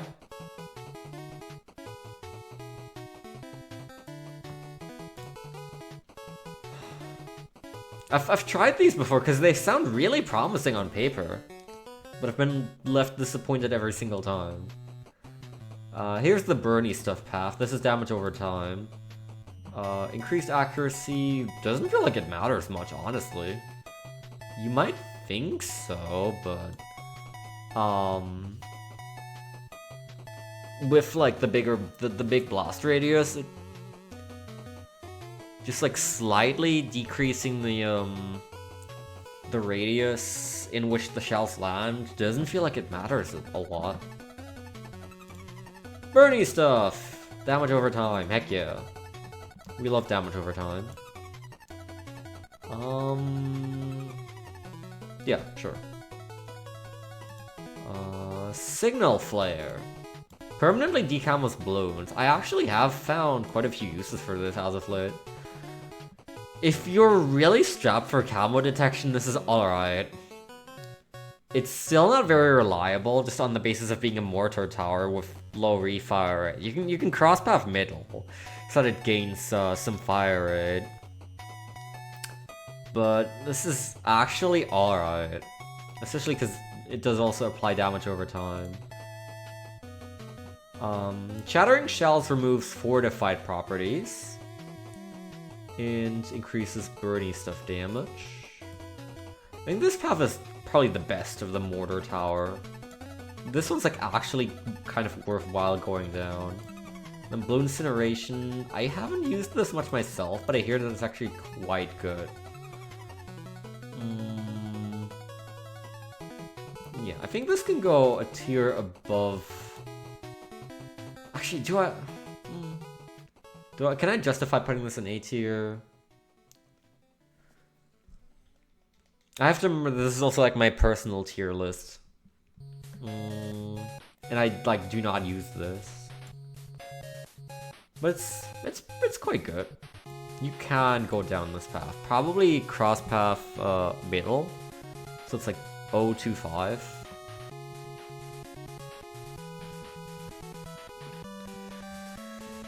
Oh boy. There's still so many monkeys. Okay, we have about 4 boxes of Arctozolts.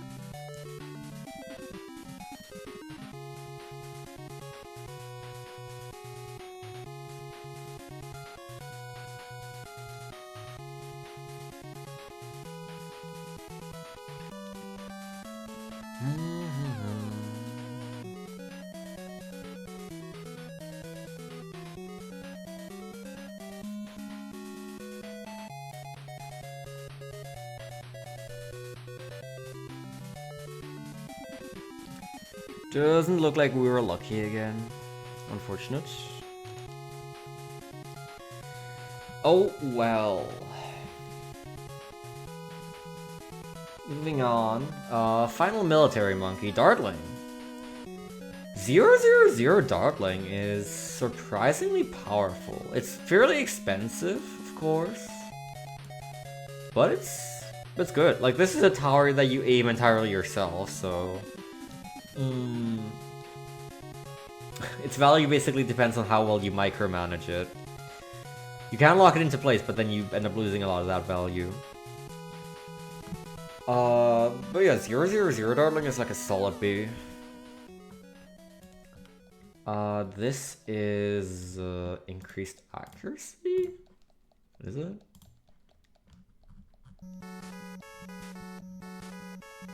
Yep. This actually does feel fairly essential. Unlike the mortar, this does feel kind of essential. It's not an upgrade in popping power by any means, unfortunately, and it is somewhat expensive. It almost feels like something that the Dartling should just come with, but...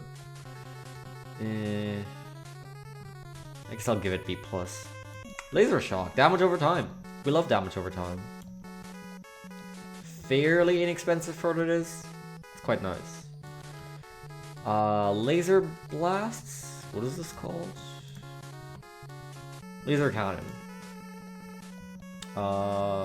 This actually does a lot of damage. This is already like super solid in terms of damage. This can take out like even ceramics and like I think this can nearly pop Moabs pretty well. Laser something. Plasma Accelerator. This is just like a gigantic solid death ray. This actually tends to be better aimed at just like locked at one spot because it like concentrates a beam onto a specific point where it then deals the most damage. And yeah, it's fairly expensive for a tier 4, but it is worth it. And then of course we have the big one. If you can afford this, you've basically won the game. But also, it's really hard to afford, because this is nearly Flying Fortress levels of pricey. I tried to 2-tower challenge with this once. I could not afford it in time. But in any setting where you can afford it, it's fantastic. In a boss event, in free play, in whatever. It's called the Ray of Doom, and that's basically what it is. It's a gigantic death laser beam. What more is there to say? This is advanced targeting. This is camo. This is a rare moment where you have the camo upgrade as the first one on a path. That's actually pretty worthwhile. Because I think... yeah. The bottom path tier 1 and 2 upgrades are not great. Especially because this one here is followed by faster barrel spin, which is more power, more firing rate. It's great. So then middle cross path or middle main path, Hydra rocket pods. This is interesting. This fires missiles. Oh my god! Stop giving me this song. This allows missiles to pop any balloon type. We've already had camo detection covered naturally. We've had this one.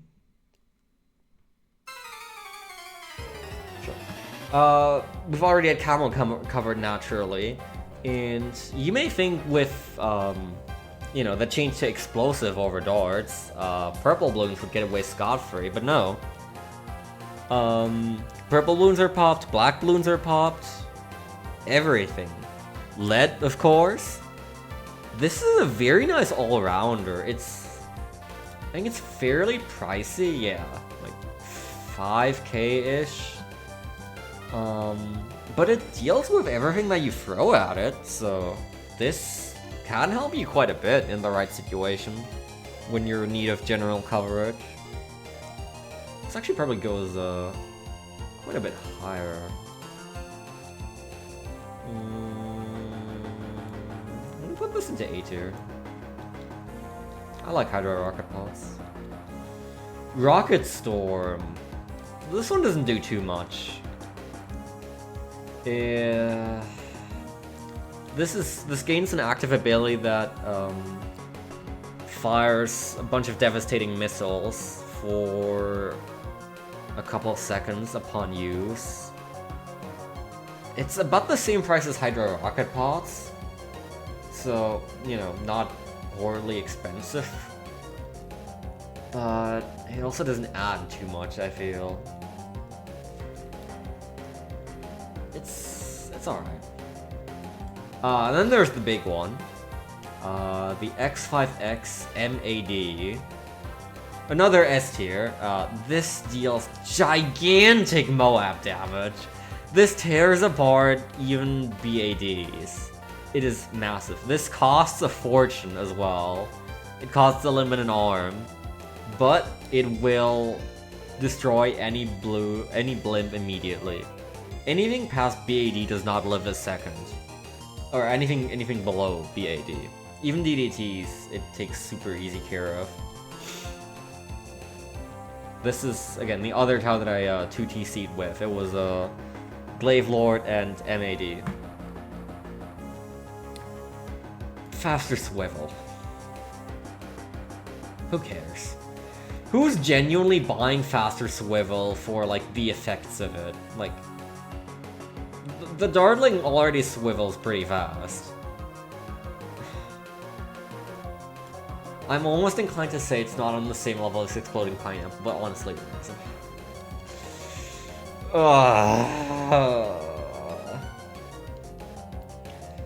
Who cares about this upgrade?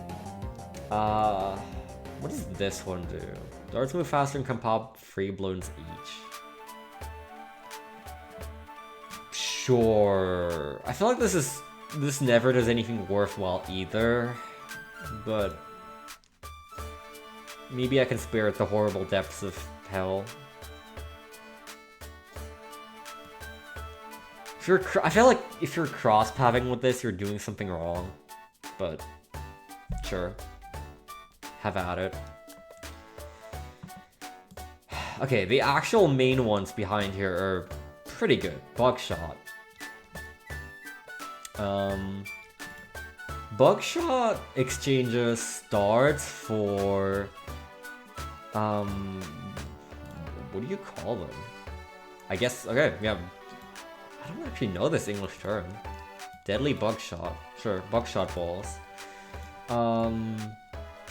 It's like it fires like whole volleys of them at once, and they're fairly devastating. They have pretty good power.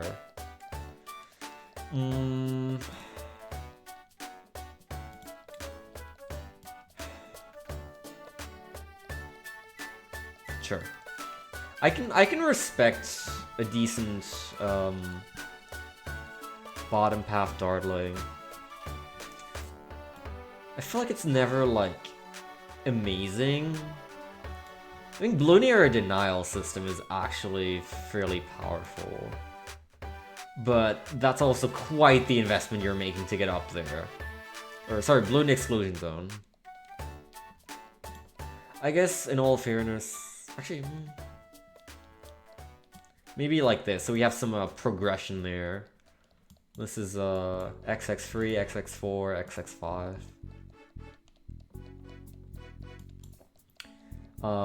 This is just buckshot, it's alright. This is upgraded to 4 barrels at once and can be set to attack automatically. This is upgraded to 6 barrels and much more damage. It's alright. I feel like these paths are just so much better. So just in spite of that, you don't take buckshot that much, but buckshot is actually alright on its own as well. It's just outclassed.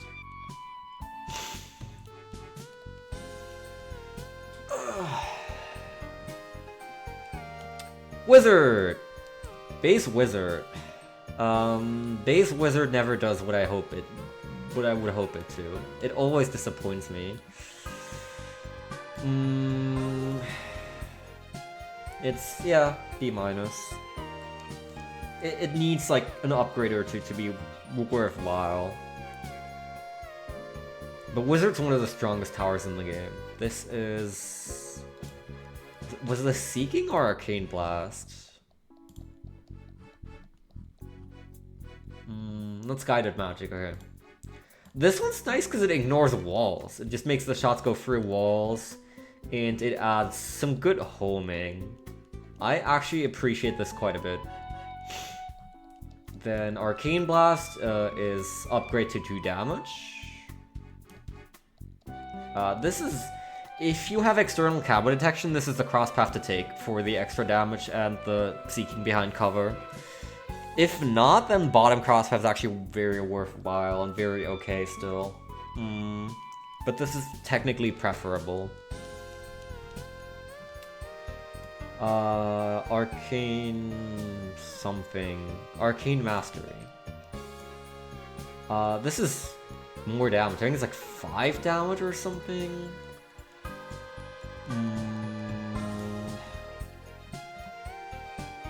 Double attack speed deals 3 damage per bolt. Okay, just 3. But it has other decent buffs. It's alright for a relatively low price. I don't think it makes A+, actually. Actually, but this is still a pretty significant upgrade.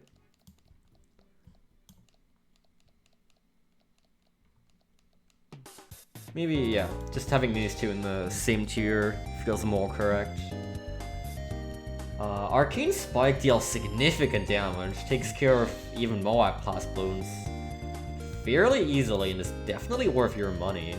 I used to be like exclusively middle path on Wizard for the longest time, but Arcane Spike actually pulls a lot of weight. It's decently expensive at like 9k-ish? 10k-ish, yeah. But like this is just the attack power path, and yeah. It's got the value to back up the price. And then naturally, whatever this is called, Archmage. Yeah, solid S tier. It's got super fast attacking. It's got the damage to back it up. It's... yeah. That's basically it. That's basically everything you can say about the top half, because that's like all it is. It's like a fire rate and attack.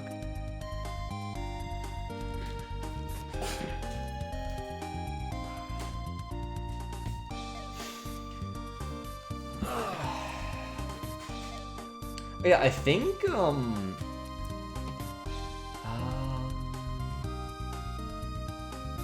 I guess I don't know if this is still a thing. I think Archmage used to have camo detection,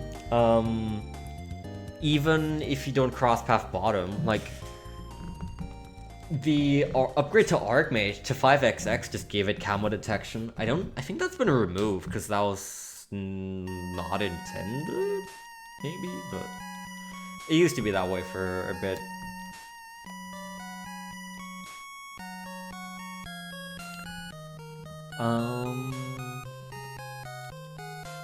This is Fireball. It's alright. Wait, no, wait, this is... one of these is misplaced. Because that's Fireball.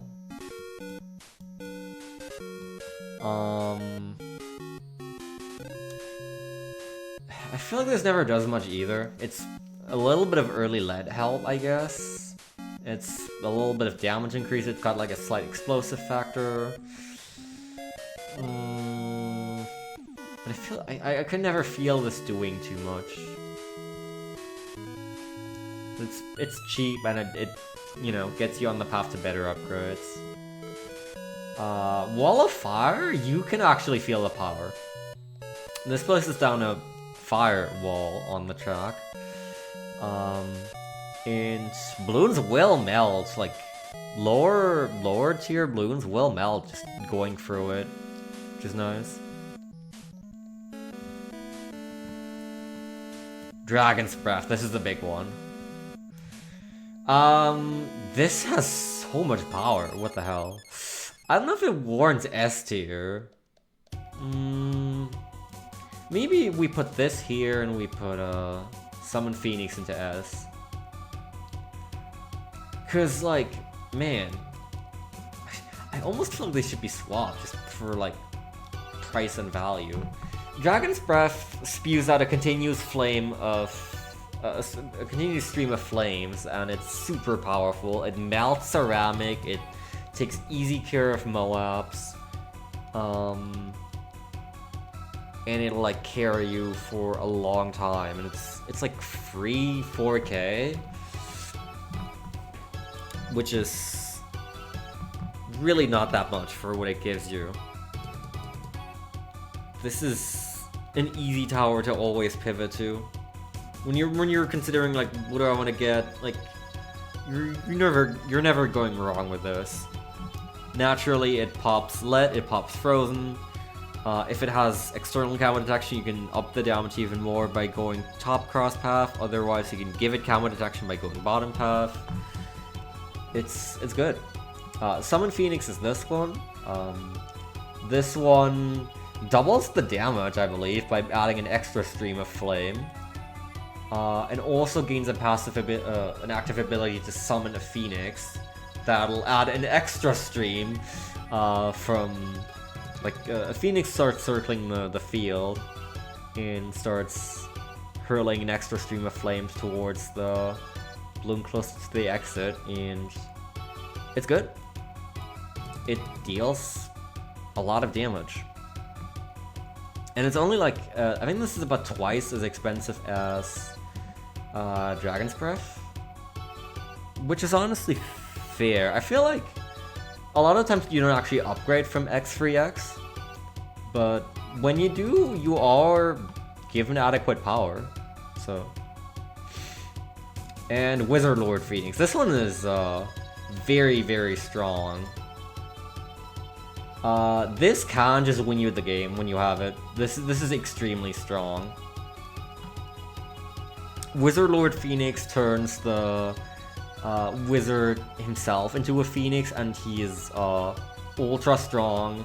Also shoots like super strong fireballs in addition to the fire stream, and it just devastates just about anything. Again, the crosspath bottom, and it gives it camo detection, so it can also shred DDTs. So heck yeah.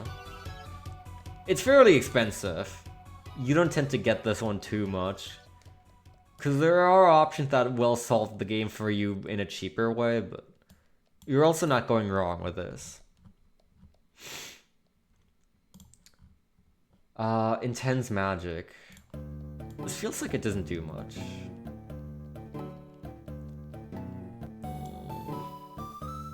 I feel like I never really noticed the effects of this.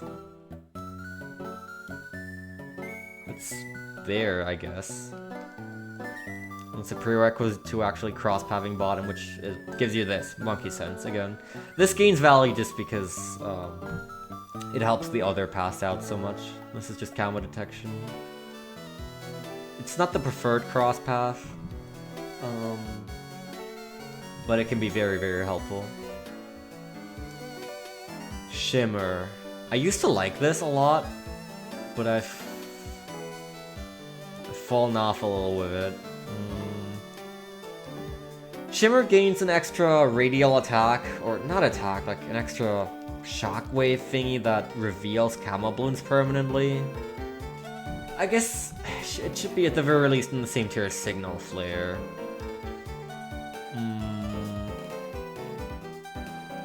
But yeah, like this is basically Submergent Support, it's basically Signal Flare, I don't know. It doesn't do too much on top of that. I think it sees fairly little combat upgrades. Yeah, gains a little range, and that's basically it. Now these I'm not actually sure how they function. This is the Necromancer path. I can't tell you about the mechanics on all this and how strong they are. I've not actually been using these too much. I think they're quite good. This especially, Prince of Darkness, I know this can be used for easy 2TCs as well. So it has to be good, but I've not used it too much. So maybe some people will crucify me for where I'm putting these. Maybe I put this into A and then like I put this here. But yeah, I do know that Prince of Darkness also gets like a great attack, like a fire rate upgrade, so...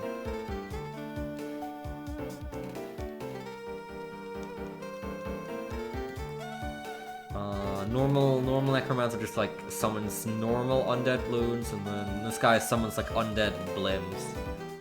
It's pretty massive. You're gonna have to wait. How are we looking on Arctozolts?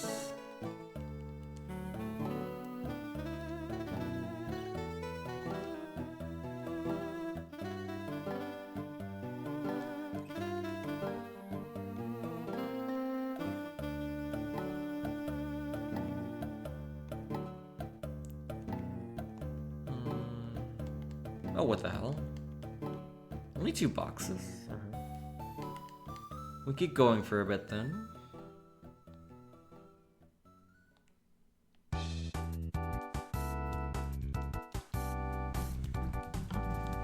Okay, Super Monkeys. This is gonna be interesting.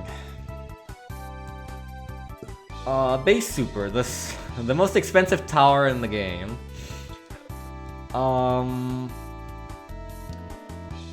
You can't afford it for quite a while, but it does help you out a lot when you get it. Because actually, even a 000 does hold up pretty well. It can pull a lot of weight. It feels weird putting this in the same tier as a normal Dart, but that's just like adjusted for the value and the price, I suppose. Laser blasts. This never feels like it does as much as I hope it to. I always feel like I just get this to get plasma blasts. I'm sure it actually, you know, is an upgrade, but it never feels like it. Plasma, on the other hand, is fantastic. Plasma also pops lead, which is nice, and it's a massive damage increase. Very worthwhile. Sun Avatar. I'm personally also always a little disappointed by Sun Avatar.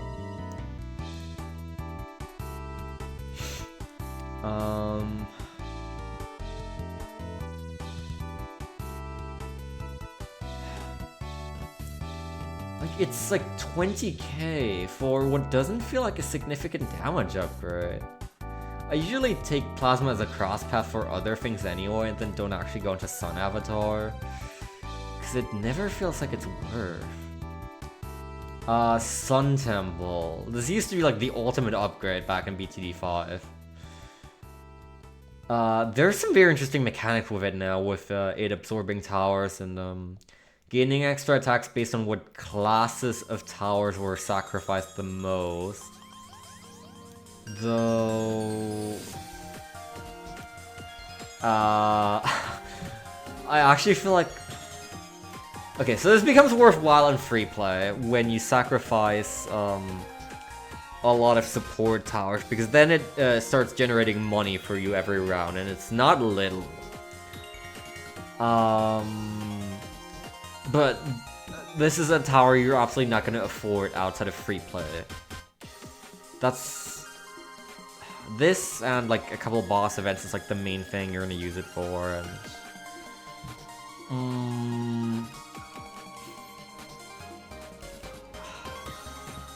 I don't know. I feel like I just can't place it too high on that basis. It's good at what it does. It has a lot of intricate mechanics. I think it's probably noted separately. Because it's really intricate with the sacrifices. But yeah, it's just generally not applicable. Like, this thing costs a good 100k. So you're never seeing this in a normal game. It's fun though.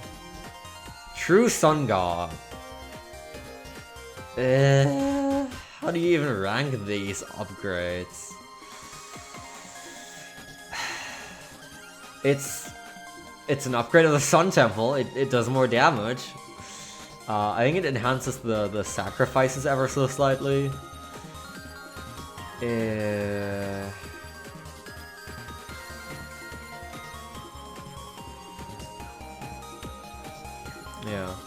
But also, look at the price of this damn thing. You're not affording this outside of free play. That's literally the only thing you're ever going to use it for. And the Sun God itself isn't even that strong. What is really powerful is this dude right here, the Vengeful True Sun God. Who I have never actually used myself, but I think he would go here, probably. Based on everything I've read. There's like, there's a specific sequence of events that you need to perform to actually unlock this dude. But then he becomes very, very powerful. It's, in a way, he's like a Super Monkey Paragon. Which is crazy. This is extra range. It's extra range. C is kind of the extra range upgrades tier. Robo Monkey. This is very, very nice. This got a little bit of an upgrade. It can now land critical hits, and both the blasters can aim independently. This ends up being very, very good. A+, yeah. Tech Terror gains a little more base damage and an ability to wipe out all balloons in a radius, but it doesn't feel like it's worth for the price to me.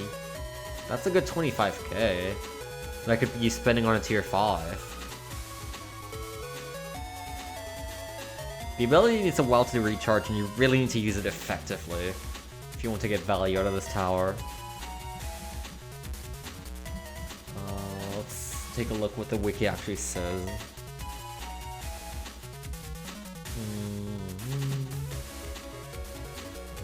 Yeah, it doesn't feel like it's a significant upgrade in terms of power. Now, the anti-balloon. Main attack becomes much stronger, pops any balloon type, gains 10 range. Okay. This is just ridiculously expensive as well. I mean, it's the Super Monk and it's a tier 5, naturally. I suppose this goes like a tier higher than the other two. Where did I put them? Well, sure, it can accompany the eventual True Sun God in this tier. Why not? Although, I'm really not using this dude like ever. If ever, then like in free play, and then it's just like to flex basically. Having all tier 5 super monkeys.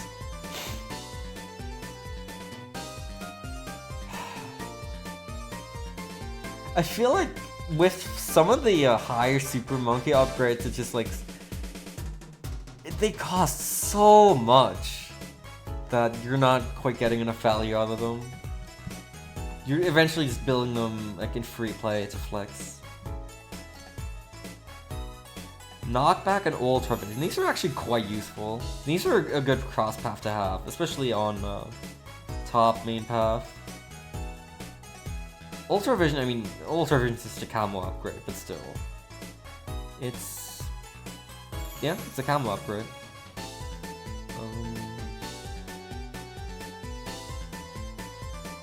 But knockback is actually fairly significant. It gets better as you go as well, and it can... knockback also affects Moabs in a fairly significant way. This dude is another S tier. Naturally. This is, Dark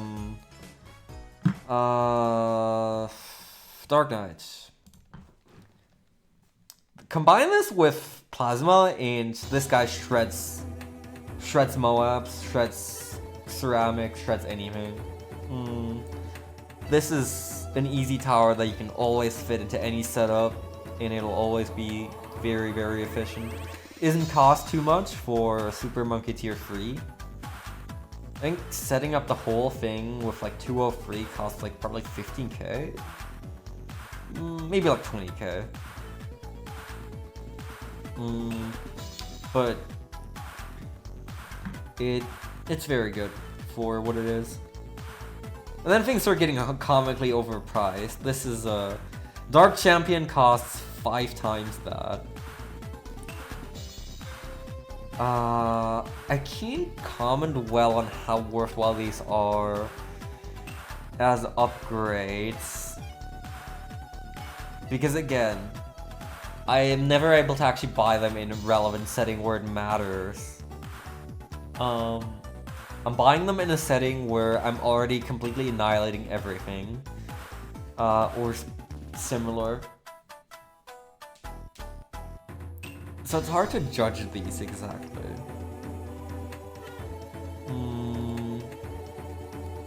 I think Dark Champion is like a damage up, but it costs so much. And then Legend of the Night also has like a passive black hole ability that just like prevents balloons from leaking for a long time. If you can afford it, then sure, but good luck. How do you rank this? This feels very weird to rank.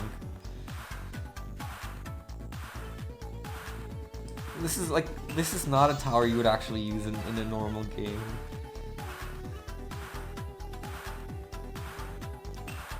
It feels like they deserve like at least S tier.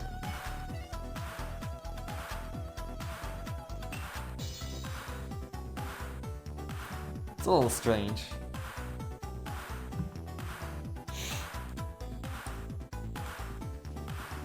Okay, next one. Need to check how many fossils I have.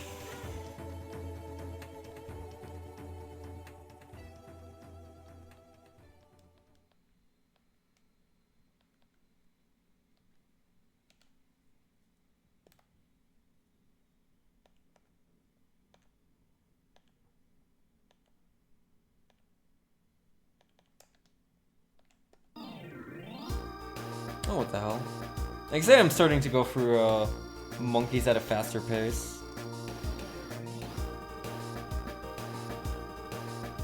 We've already been here for over 4 hours, and we still have a number to go. Very well. We will continue at a faster pace. Base Ninja! Wow, Base Ninja is really good, actually. This doesn't cost much, and it has a lot of power for what it is. Base Ninja is actually a little insane. This can carry a lot of the early rounds. It also, the ninja just comes with camo detection. So, that is one of its strongest suits. This is, what is it called? Ninja Tactics? Ninja Discipline. Increased attack speed. It's great. This is more... No, this is homing, right? No, this is sharp shurikens, okay. This actually technically does not matter too much by itself, but combined with homing, which is bottom cross path, which you generally want to get, this becomes very, very valuable. So I'm still keeping it in A tier. Double shot. It's double shot. It shoots 2 at once. This is super, super cheap for what it is. So, this is like an extremely easy and good option for the entire early game. Blonjitsu. Shoots 5 at once. Not horribly expensive either. You love to see it. The only one where it kind of starts dropping off is this. This is, let's see. Throws 8 shurikens per shot with 2 damage and more than twice the speed. Gains 10 range. But in the grand scheme of like tier 5 monkeys for like 35k, this doesn't feel like it holds up to some of the others. It can stay in A+, but it doesn't actually, like, I feel like Top Half Ninja peaks at tier 4, unfortunately. It doesn't feel like it holds up to, like, I feel like somehow the Grandmaster doesn't even hold up to the Crossbow Master. Or like Archmage, or, you know, Sky Shredder. Those feel like they're just better things for the same price. This guy's really good if you like give him alchemist buffs and such, or like village, but still there's just feels like there's just better tier 5s to invest in. Distraction.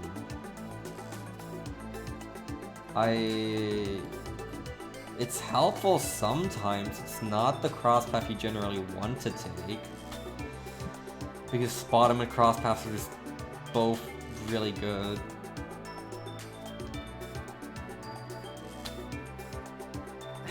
It's alright. Counter espionage has actually helped me in quite a few situations. It's not fully reliable camo detection.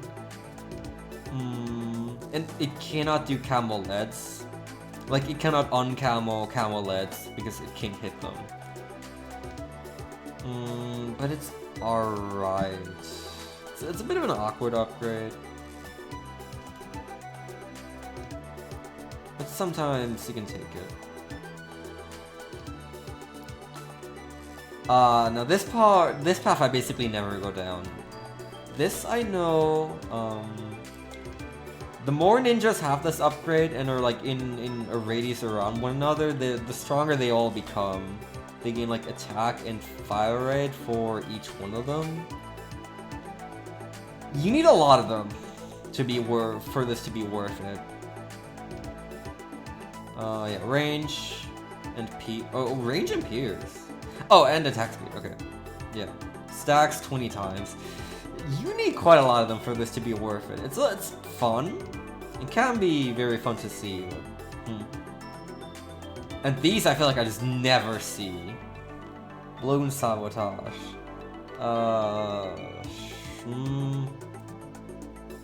Sure. I feel like these are just not worth your money. I feel like this is just not enough effect. These are really expensive towers or upgrades, and you can get the same thing but better from other towers. I never ever see these around. This is Homin, Seeking Shuriken. Seeking Shuriken is basically a must-have on a ninja. Actually, this goes into A.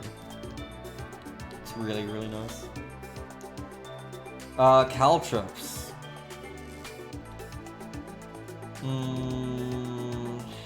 Caltrops do not feel like they do much at all. They're alright.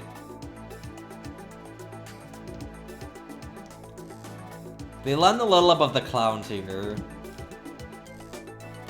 But they land in C+ tier, which is like the I feel like these never have an actual bearing on anything that's happening tier. That's basically what we've established here. Flash Bomb throws an extra bomb, pops leads, and stuns for a bit. This one's quite nice. I've had to use this one for the achievement that's like pop golden balloons with magic monkeys only, because it helps you a bit there. Otherwise, it's just alright. I guess it lands a tier above X, free X. Could definitely combine it with top crosspath for faster attack speed, because it also gives you more bombs. Otherwise, it's just... It is but alright, unfortunately. Now we're talking. This is, what are these called? This is Master Bomber? Sorry, Sticky Bomb. Master Bomber is the next one. These are big bombs, big time bombs that latch onto Moab class balloons, and they're actually very worthwhile. These do significant damage. These just blow the things up. And they are both fairly expensive. But they are actually both very worthwhile gets, so... I feel like Master Bomb is really only worth on like boss events. Maybe I would actually place this a tier higher still. But they're both very good. Oh, and this is the Paragon.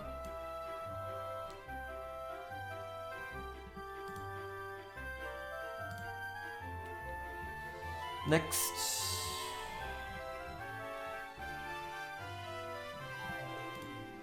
Alchemists. Alchemists throw potions. By default onto the balloons and onto the track, but they can do a variety of different things. Let me just check. Sure, let's do our rounds.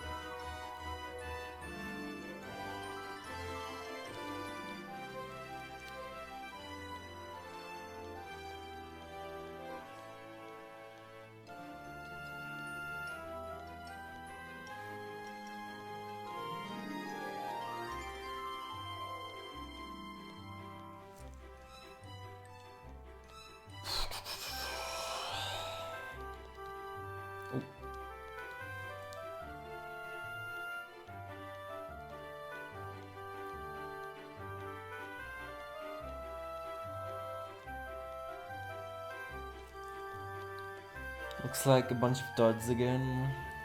Unfortunate.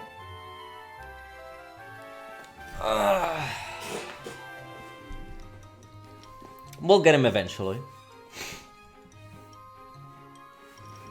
Alright. Yeah. 000 Alchemist. He's a little better than I always give him credit for.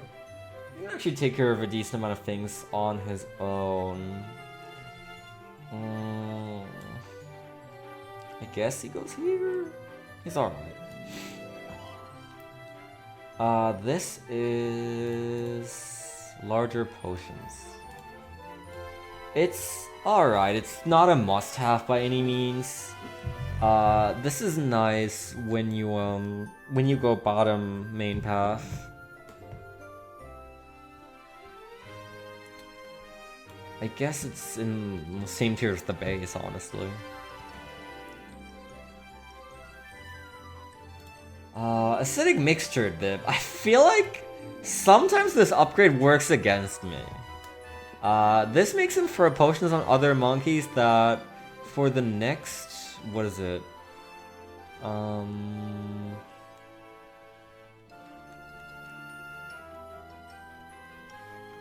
Okay, it doesn't say. For the next like couple projectiles they fire, they can pop lead balloons if they are normally too.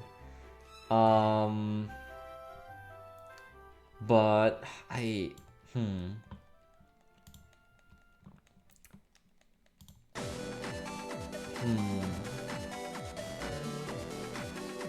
trying to remember. I feel like I remember this like actively hindering me sometimes. I guess because the alchemist isn't actually attacking while he's doing that. I think there was a better reason. I guess I'll put it in B+ for now. Now here's the reason you actually want to go down this path, Berserker Brew. This is and has always been an S tier. Berserker Brew and Stronger Stimulant. These are straight up buffs. The alchemist throws these onto other monkeys and makes them stronger. It's fantastic. I'm actually gonna move this down here for fairness, but yeah. Gives what +1 damage, +10% range, +10% attack speed, and +2 pierce. Wears off after 25 seconds or for 5 seconds, whichever comes first. Target's closest buffable tower. So it's very... The positioning on the alchemist definitely matters a lot. And yeah, Stronger Stimulant makes the effect last longer and makes the buffs even more potent. You almost always want to have one of these in any given game. They are fantastic. These do not cost too much either.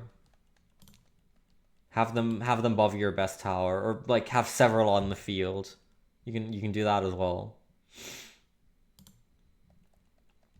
Now Permanent Brew is actually kind of a case where it falls off based on the price. Because this is like, it's like 50k? 60k. The effect is obvious from the name. Buffs are permanent, which is really, really cool. And this is actually like the one tower that also makes support Chinooks worthwhile, because you can just Chinook this dude around and have him permanently buff every tower on the field.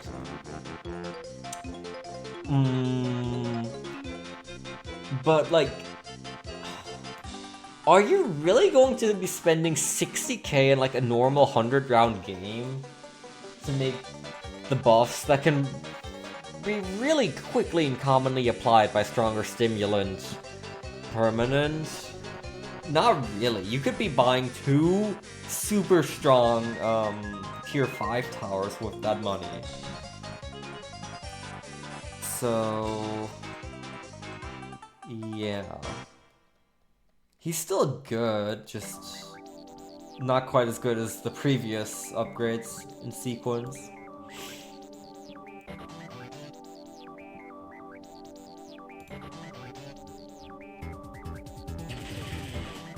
Now, this is the gold path? No.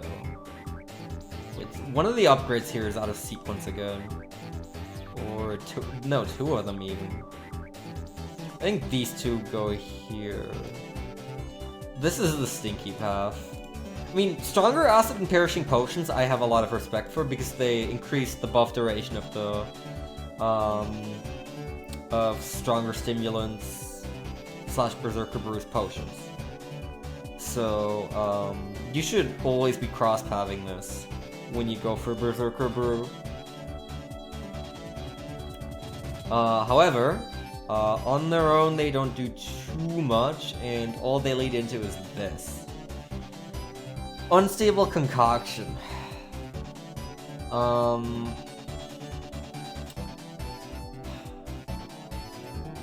This is one that doesn't feel like it does much. Which is C+ tier. On paper it sounds really good, but I feel like it never does anything. And then, Transforming Tonic and Total Transformation are active abilities that kind of turn these dudes into super monkeys with like laser eyes. But they're weak. They again tried to turn a support tower into an attack tower, and it did not work. These are not worth your money.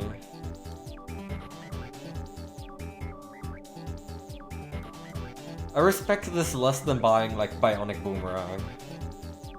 They're not F tier, I have used them to good effect before, but that was once ever. And that was just because I was forced to on an Odyssey. Do not spend your money on these. Now, faster throwing. Faster throwing and acid pool are both pretty nice. Cross path with them if you're not going for the berserker brew path. They're alright. Oh, whoops.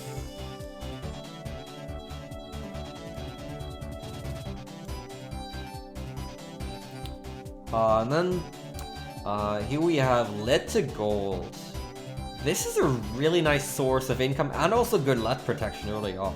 Any affected lead balloon just turns into 50 cash, I think? This is quite good. Yep, exactly. And it's not very expensive either. It's like 1k, and like that's gonna be paying off in almost no time. Rubber to gold. Rewards money for every single affected balloon, which is only like it's not with every potion that he throws that a balloon's affected, but every single affected balloon will reward double cash on pop. And so this is, it takes you a little longer to afford this, but it will very much pay you back as well. This is a fantastic tower. I'm actually gonna move this into A. And then Balloon Master Alchemist. This has helped me a lot before as well. This dude's super expensive, but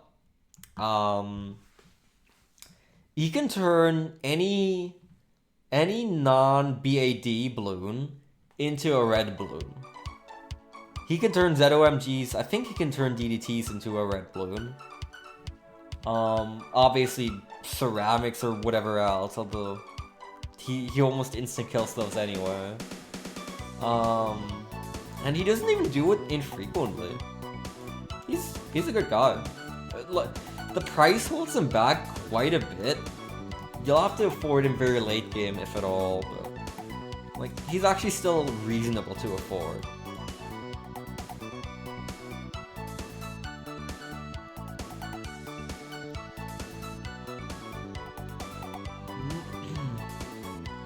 Alright, druids. Oh boy, okay, druids are interesting. Base druid.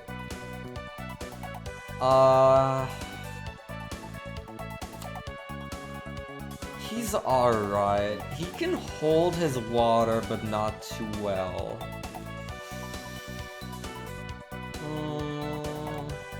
I think he goes here.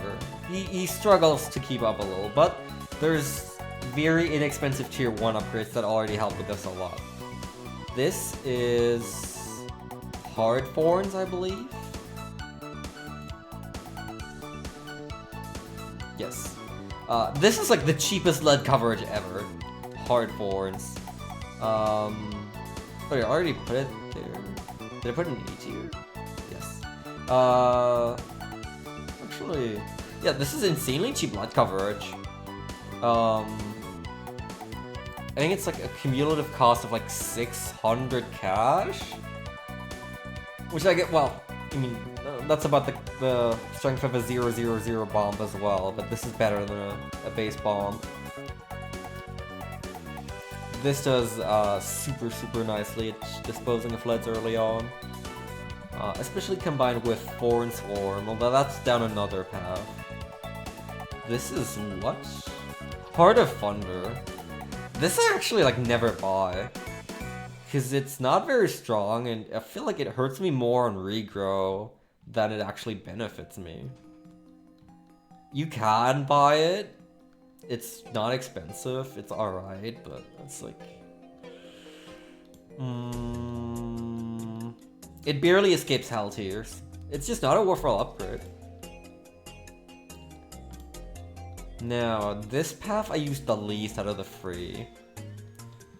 But I do know that these have power and utility. This is not too expensive, and it has good utility, blows balloons back. And this is where the old Wind Mage path went to. I'm gonna put this into B+. I'm gonna put Ball Lightning into A-, because it like starts freezing balloons and dealing significant damage. And then Superstorm is not something you realistically afford in any given game, but really nice to have one of these for free play. Keeps you very safe.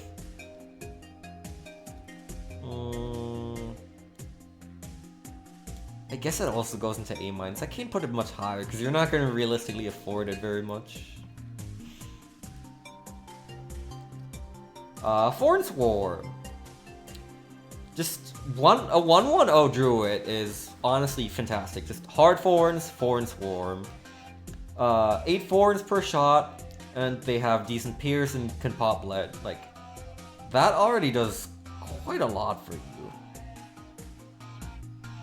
I guess it goes into the same tier as Hard Thorns. Where didn't I put Hard Thorns into A-? No, I put it in A, sure. Heart of Oak, right? Yes. This converts regrow into normal balloons, and it gains, yeah, it gains pierce for lives gained, maxing out at 200%. Which this path kind of specializes in. This path gains you lives. As a side effect, more or less, but... Heart of Oak does not feel as worthwhile, but it has... Just the fact alone that it converts regrow into normal is very good utility. So... And it's really cheap as well. So I'll easily take it along any day. And the upgrades beyond are... Woo! Druid of the Jungle.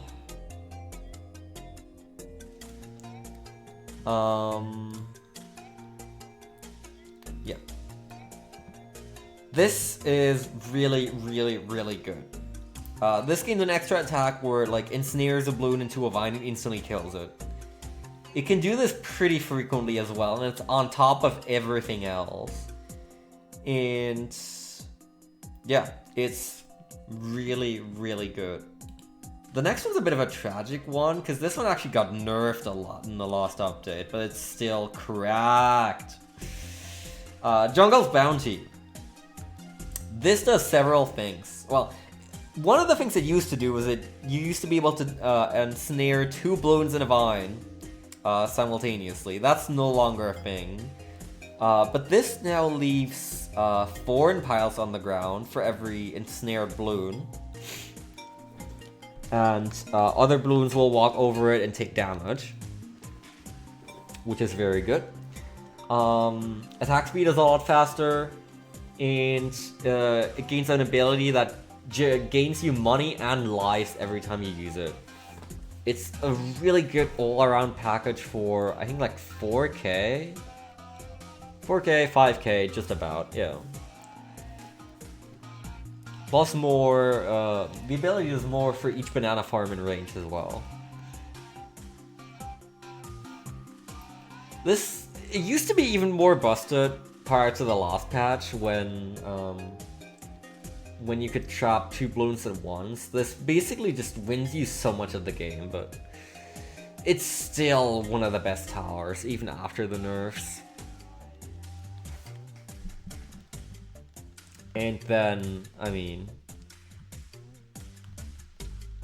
obviously this goes here.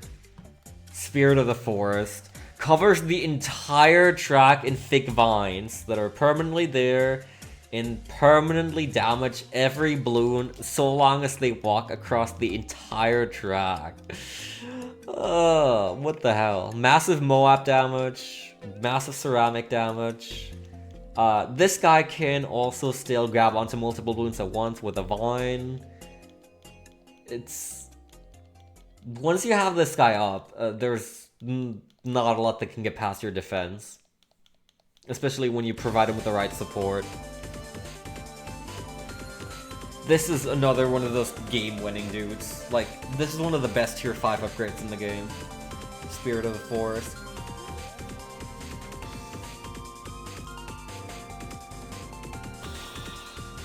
Druidic Reach. It's... alright. It's a range upgrade. Yeah. It's a range upgrade. Where did I put range upgrades? I feel like I put them all in the same tier.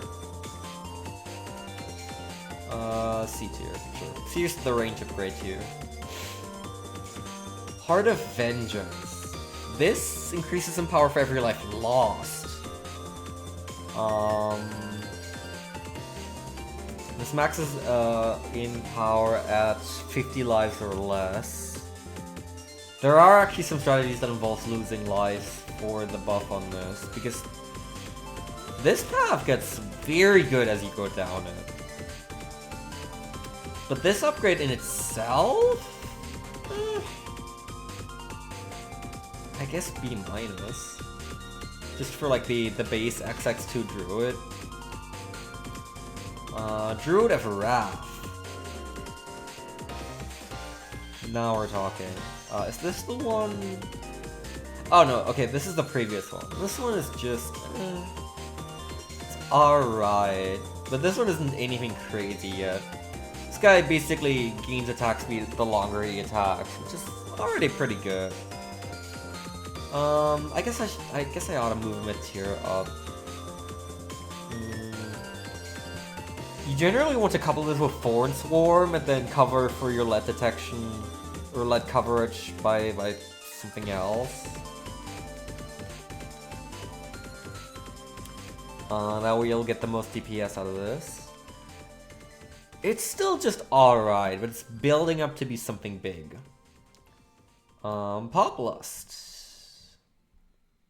Now we're getting into the big ones. This is another one like the ninja one, where the druids all boost each other for everyone that has this upgrade. But this one's actually worthwhile, because this one isn't horribly expensive, and you can stack this fewer times, but each stack is way more potent, and that makes this a fairly affordable like army to build. You can build a druid army for not too much money, and it'll be very effective. I actually really like playing with this. And then Avatar of Wrath is the final one. Boosts each druid in range by a lot, I think. I'm just gonna probably put this in the same tier. And gains attack power based on how many total balloons are in each round.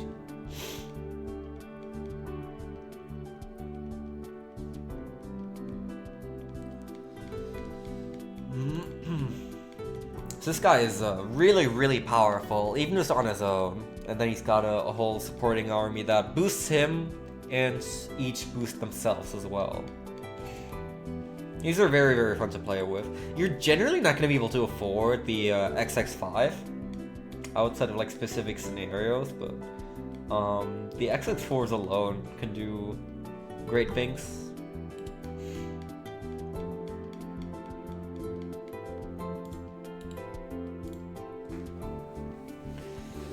Okay.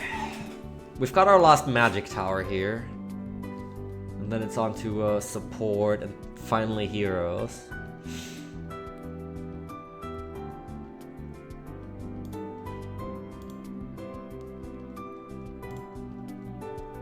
Okay, this is the newest tower in the game, the Mermonkey.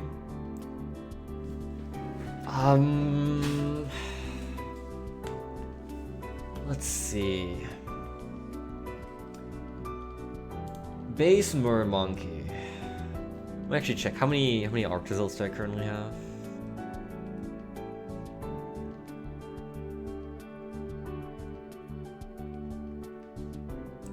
Okay. Fairly few actually.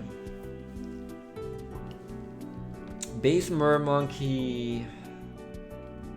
I feel like it doesn't get too much done. It's alright, but like also as far as the base water unit goes, the boat and the sub are both way better.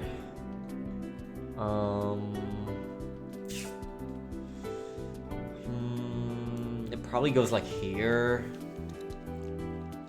I feel like none of the Mermonkeys below tier 3 are really that good, unfortunately. Something nice about the Mermonkeys is you can place them on land, but they have more range when placed on water. You can use them as land units if you want, but they prefer being water units. Trident Swiftness. It's more attack speed. We do like more attack speed.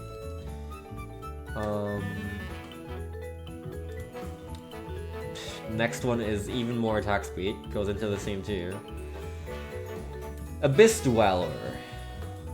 This one is really good. So now the monkey's sitting on some kind of creature with tentacles, and each tentacle can reach out and lash out against balloons on its own in like a circular range, kind of like a tack shooter. And it's pretty powerful at doing that. Is this one already? No, okay. The one with ink is the next one. So yeah, this one's still a very, very good upgrade in power because it's not very expensive. It's A- tier.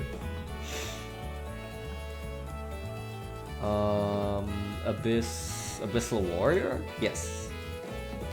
This gains a slowing effect thanks to ink by the Mermonkey's tridents, and the creature grows larger, stronger, faster. It's not too expensive. It's nice.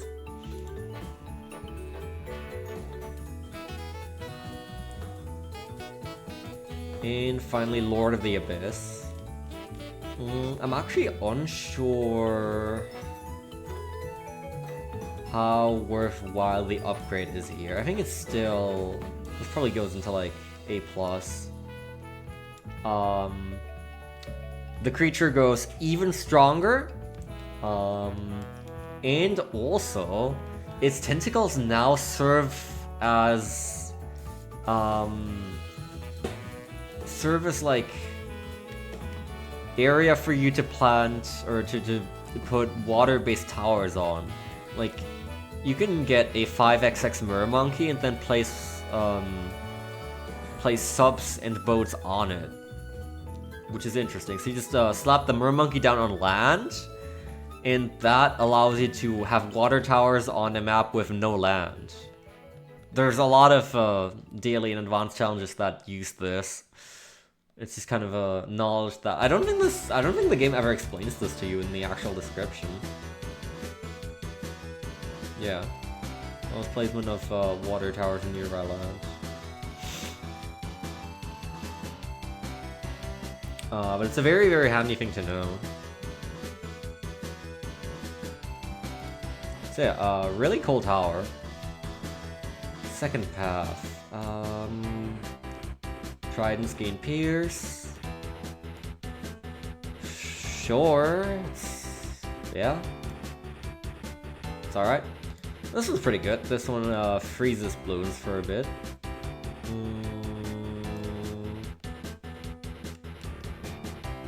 I guess it can go into B+, right?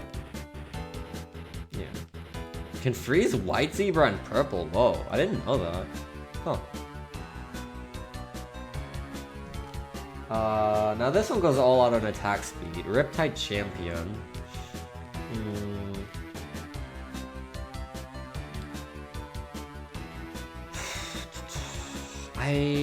This is the path I've used the least, I think. So I don't know how good this one is exactly.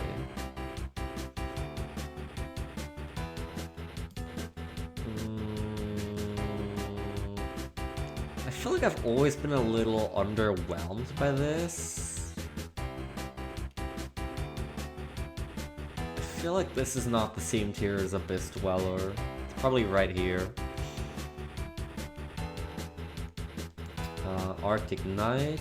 Arctic Knight, like, gains an ability that fires a stream of snowballs. That's definitely A- tier. I think Pop Sidon is very strong, but I can't actually verify this myself.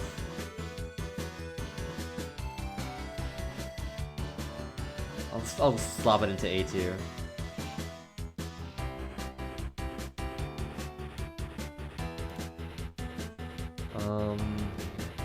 Right, so this is camo detection plus slight aim. This is quite good. Echo Sense Network, this is a very interesting one. The more Mermonkeys on the map have this upgrade, the more each of their range increases. It's another like stack thing, up to 10 times. So you can stack it for up to 60% increased range. I feel like it never ends up being worth to do that, but it's kind of a cool feature.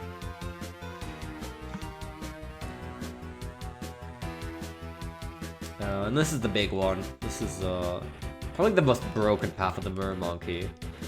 Alluring Melody is just for normal balloons, any non-blimps.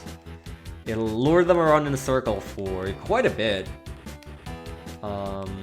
before letting them back onto the main path. I think they jacked up the prices on this quite a lot because, yeah, they realized after its introduction, wait, this is really powerful. So they especially jacked up the prices on Symphonic Resonance, which affects Moab class balloons.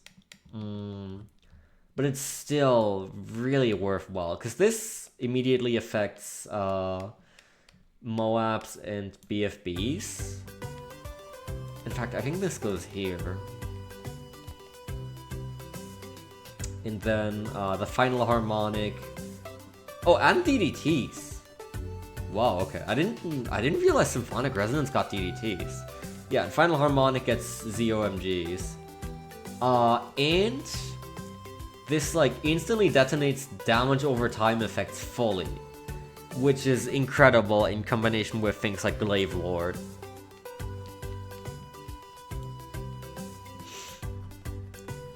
So this is actually I feel like Final Harm the price jump from Symphonic Resonance to Final Harmonic is not actually that high, which makes Final Harmonic fantastic still. In fact, I think this goes here and this goes here. And then I guess I can move up Alluring Melody a tier as well. These are just like really, really powerful upgrades with extending the balloon's path, and like the balloons are still very completely vulnerable as if they were on normal track while they're being lured around, and they can be lured around several times by the same monkey, so very worthwhile investment.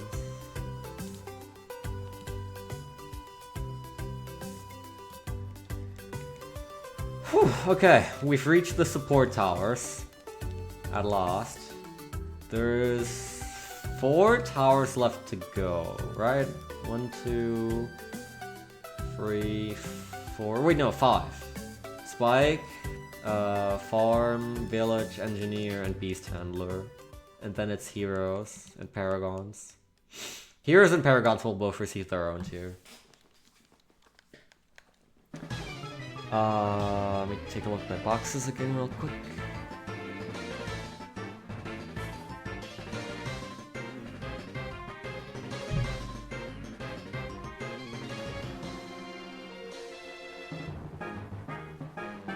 We can go for one more. I guess I'm getting like 1 tower, or 1 box of Arctozolts per tower I go through. Okay, the final 5. Spike Factory. This has always been a classic. And this actually is really good. The 000 spike already does a lot. It naturally, due to the way it functions, it just throws spike piles onto the track. It has inert camo detection. And I think the starting piles are like 5 or 6 spikes.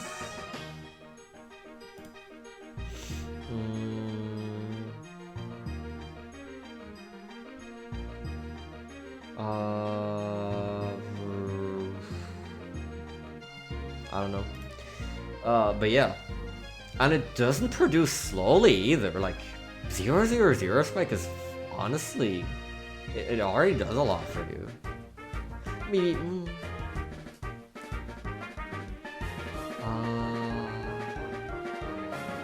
maybe 1 tier lower. This is bigger stacks. This is one of the most important upgrades. This just like doubles the stack size, which is very nice.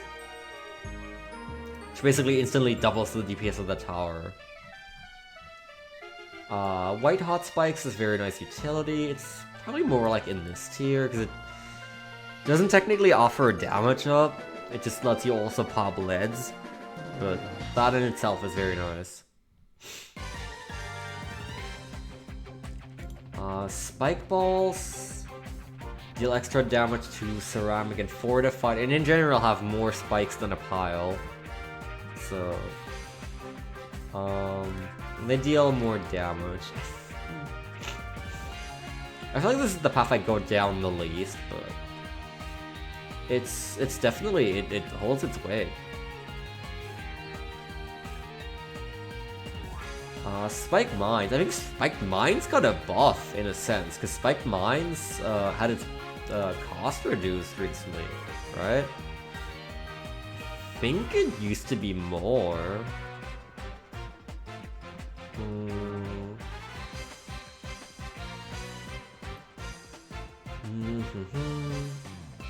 Yeah. Spike Mines already takes care of a lot of things just by itself, especially when cross-pathing onto middle. Middle is faster production. It's pretty fantastic. I recently just had to clear a challenge entirely for me when I was basically just scouting what was gonna happen, what I was supposed to do. You can't afford it very early on, but later on when you're like looking for where can I still upgrade my defenses, then Spike Mines is like decently mid-game affordable and does it does its job very well. And Super Mines. I mean, how do you rank this? This is another free play only thing, basically. But it is an instant win button. If you have it. Nothing gets past this. Even BADs crumble to this easily. It's like, what, 125k? Yeah, just about. But its power goes up so massively. Nothing gets past it. It's not even funny anymore. in free play, if you have this and the perma spike at the end of your track, then you're basically safe. It's kind of crazy. But again, it's really just free play. You're not even gonna go for this in events.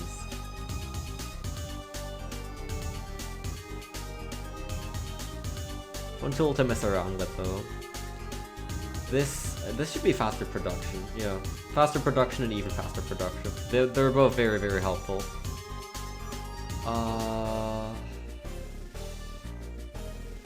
Thinking probably B+,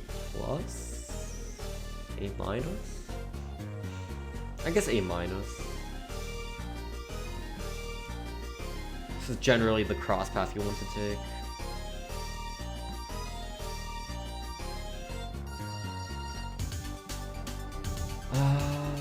Moab Shredder. This is also a pretty nice one. It's a little awkward to handle like this as Moab protection because having this as Moab protection means it needs to go early on in the track rather than somewhere by the end, and then the spikes can get sucked up by other balloons, but it's still very good. This is also A- tier. Spike Storm gives you an ability that covers the entire track in spikes, and this actually is decently worthwhile. It can work out for you, it can help you. It's not too expensive, so it's like it's one of the better activated abilities. And then Carpet of Spikes, fantastic tower. It does Spike Storm on the regular, just by itself. It's expensive, of course, to make up for that, but once you have this, I feel like you're not losing. This is fantastic. It helps so much all around. It creates a little lag sometimes with all the spikes flooding out at once, every once in a while. That's really not a concern. Really, really nice one to have for the later rounds. And this here is actually probably my favorite path of the Spike Factory. Long Reach doesn't really matter. It's neat to have, and it barely escapes the Hell tiers. It doesn't actually make a huge difference by itself. Smart Spikes, though.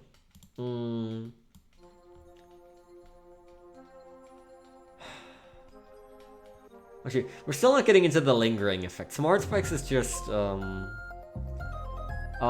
what Smart Spikes does mainly is it gives a new targeting option on the Spike Factory called Smart, which just places the spikes on the very furthest back pixel on the path in the Spike Factory's range, instead of just throwing them out randomly, which is very, very nice. And it gains a little accelerated spike production at the start of each round for like early coverage protection. Not amazing on its own, but the things it leads to are very nice. This is Lingering Spikes, Long Life Spikes. So now spikes actually carry over around instead of being cleared every round, which is very nice. Obviously, like, you can only accumulate the spikes of one round, but still. That means you can, like, accumulate way larger piles. And the other upgrades just build on this. This lets you carry them over 2 rounds, and also each spike gains a good number of extra balloons that can pop per spike. And Perma Spike is just like gigantic spikes that carry over nearly infinitely. Let's see. Oh, actually only 4 rounds. But yeah, these are gigantic spike beds, and you can accumulate them across 4 rounds, and again, combining this with Super Mines just makes your exit basically completely safe. I mean, you're not really gonna afford afford them too realistically, but just like long life spikes and deadly spikes especially is such a nice layer of safety at the back.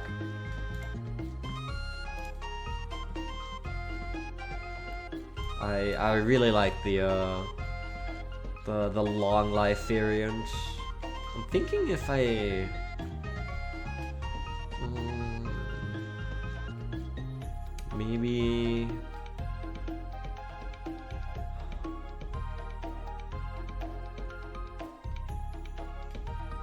maybe I ought to move these up a bit. This is really more of an A+ tower.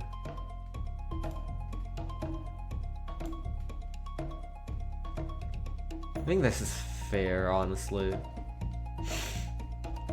Huge fan, huge fan. I nearly always go for a spike factory that goes on to perma spike.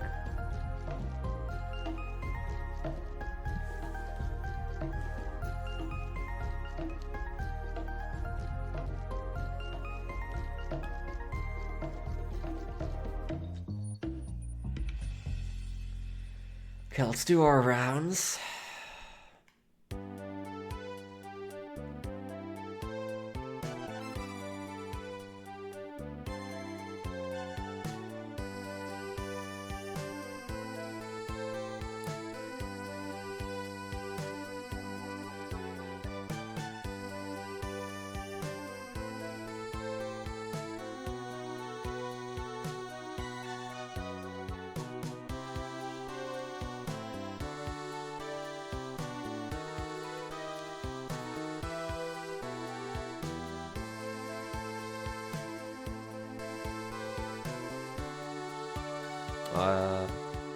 That was 10 too early still. That's alright.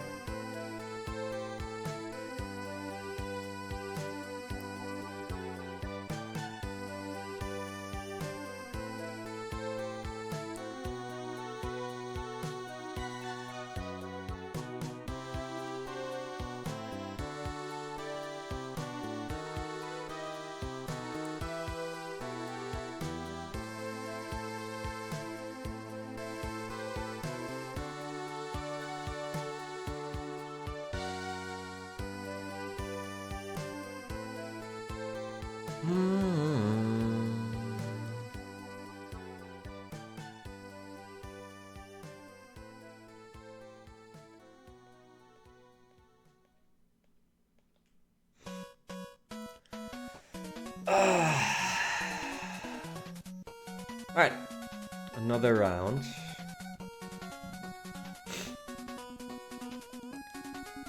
Okay, we're clearing up the list ever so slowly. Banana farms! Possibly the best tower in the game, because it generates you extra money. Even it doesn't attack at all in none of its forms. But boy is it ever helpful. I mean, it's, you know, we are in the category of support towers now. These are so centralizing. You always want to have them. Now, base farm. Yep. It's still very, very helpful. It takes a while to pay itself back as a base farm. And it's fairly expensive to get your first one going, but then it just like it starts snowballing a bit with every farm you buy. You get more money to buy the next, and then upgrades, and then eventually you're drowning in money.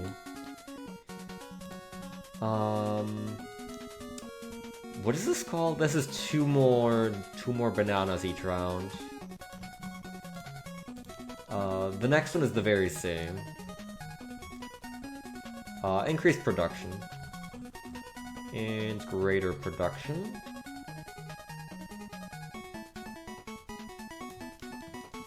Very, very worthwhile early on.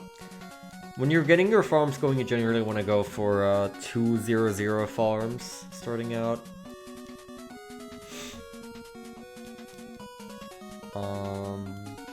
This is 16 bananas per round. I feel like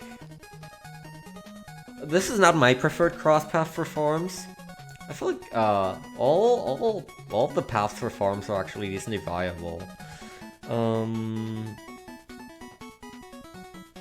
The middle one is maybe a little more involved, but all the other ones are alright. This one's just not my path of choice, but it's pretty good.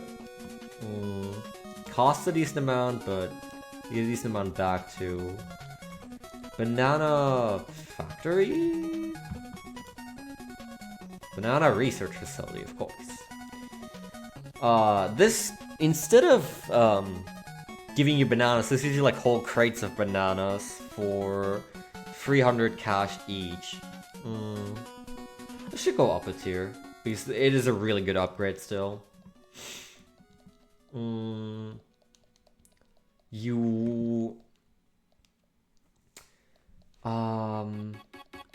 If you have these, and then you cross path, I think it's bottom, which makes them more valuable. You're getting so much money out of these, and I think technically they're actually more efficient than marketplaces, but you know, they're not quite as convenient because you have to hover your mouse over them to actually collect the banana crates. So I like marketplaces. And then, well, this is the holy grail. This is the Banana Central, I think. If you have this, you don't ever have cash problems again, and you definitely want to get one of these in free play, but also, like, the price is ridiculous enough that, like, you're not getting one of these outside of free play. Maybe, I'm not sure if you even earn enough money in, like, a standard 100-round game to earn one of these. Even if you did, like, you would have to not spend money on anything else the entire game. And, you wouldn't even get much miles out of it, like, the game would end in a couple of rounds. But it's, very nice for a ton of money in free play. It feels fantastic.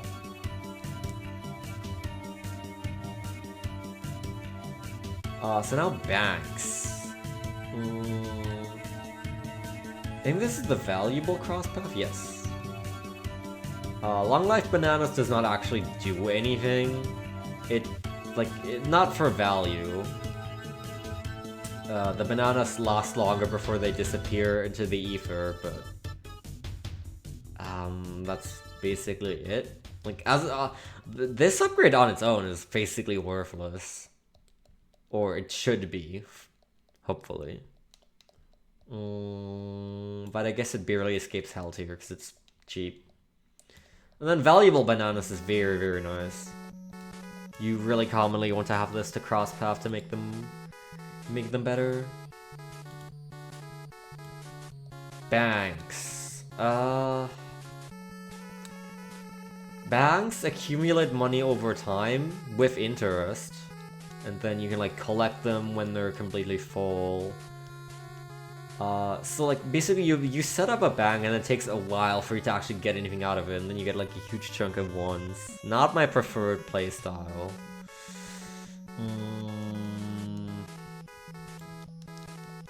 They're good. They're valid, they're viable, but they're just alright to me. And then this is basically just, you take out loans.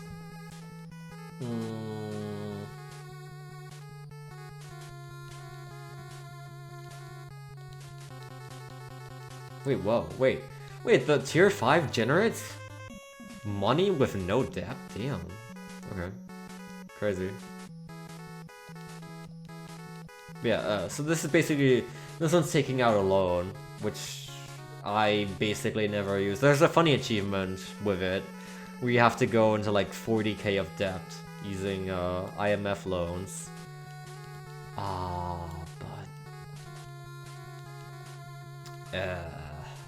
Otherwise it's like, I don't really care.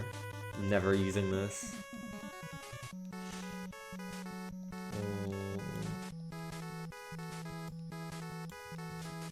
I guess I can see how you can use this one. I don't think I've ever used this myself, but I guess it's probably alright.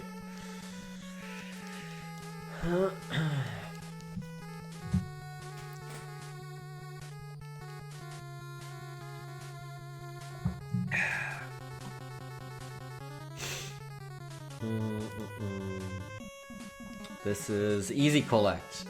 This also technically does not do anything for you. Same with banana salvage, but they have some nice synergies with bangs.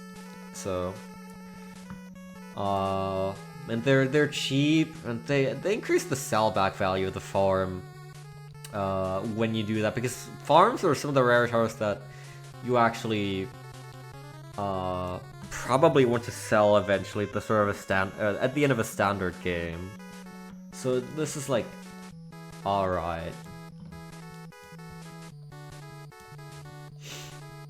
You can even strategically sell some early farms with like some basic upgrades to buy the more expensive future upgrades like tier 3 and beyond on other farms for efficiency.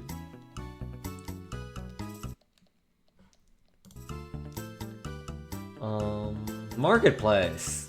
This is a farm that operates on its own. It just generates you money every round. No hovering over them, no collecting banks. This is the one that I like. There's been so much like math as to what actually is like the best bank type and the general path of progression you should take with farms. In the end, I don't think it matters hugely. Just go with your favorite, and my favorite is definitely marketplaces. This is an upgraded version of marketplace. It's even better. It generates more money. This is an upgraded version of the better marketplace that also actually has the nice side effect of automatically collecting all money from top path farms generated in the vicinity. So like, you want to have one of these and then like surround it with like 420 farms, because then all of the crates from there will immediately automatically be collected by the Wall Street, and even though you have a lot of 420 farms which are more efficient than marketplaces, you won't have to actually do any mouse hovering yourself. So that's really, really nice. Also probably place your, what's it called? The XX5 village, which also generates money, and the Wall Street automatically collects that as well.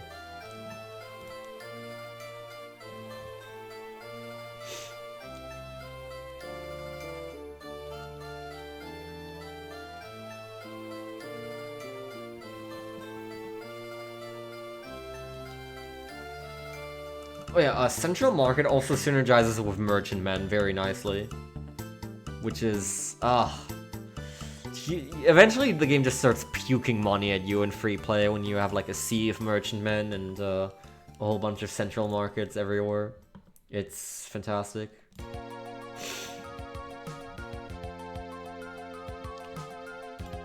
Okay, Monkey Village. Base Village.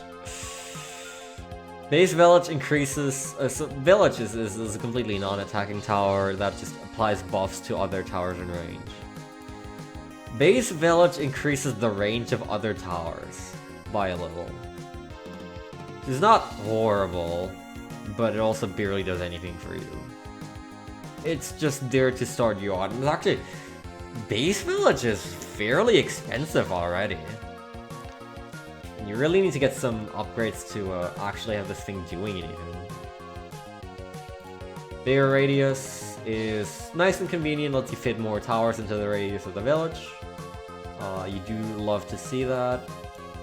Good average, relatively cheap upgrade. Jungle Drums, one of my favorites. Basically, you want to have it every single game that you do. Increases attack speed of all monkeys in range by 18%? Yes. Very, very nice. Primary training. This gives various buffs to all primary monkeys in range. I like using this. I like specifically like surrounding this with a bunch of primary towers and reaping all the benefits. Like, it only affects one class of tower as a whole out of 4. But if you build around that, then it's very, very helpful. I like it. And it also does not cost a lot at all. It's like 1,000? Yeah, like, this costs like nothing. Primary mentoring doesn't cost much more. Probably about the same tier. Give some better and some more potent buffs. If you're going the aforementioned strategy, then definitely get primary mentoring as well. Will help you out even more. And yeah. That's kind of that.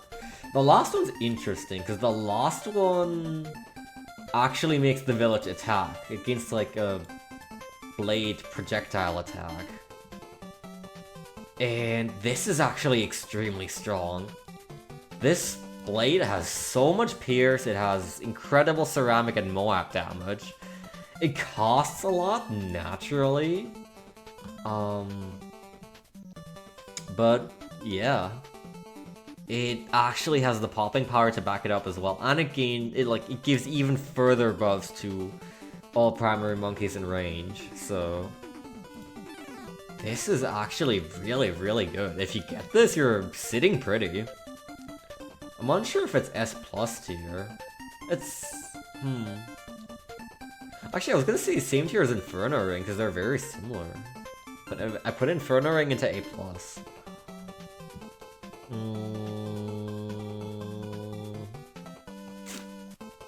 Come on, come on up. Inferno Ring and Primary Expertise are like buddies to me. They have like very similar attack patterns in a way. And like, oh my god, even especially combining them together, like an Inferno Ring in range of a Primary Expertise, oh, you love to see it. Grow Blocker, within radius of the village, regrow balloons can function. Which is nice. This barely costs anything. You're generally, like... You're never going to see, like, a super great upgrade in this. It's just kind of nice to have more than anything else, but it is a very nice to have, you know? So you just always get it. And you especially always get it for what's behind it. The GOAT! Radar Scanner! This is the #1 thing you should use for camo detection.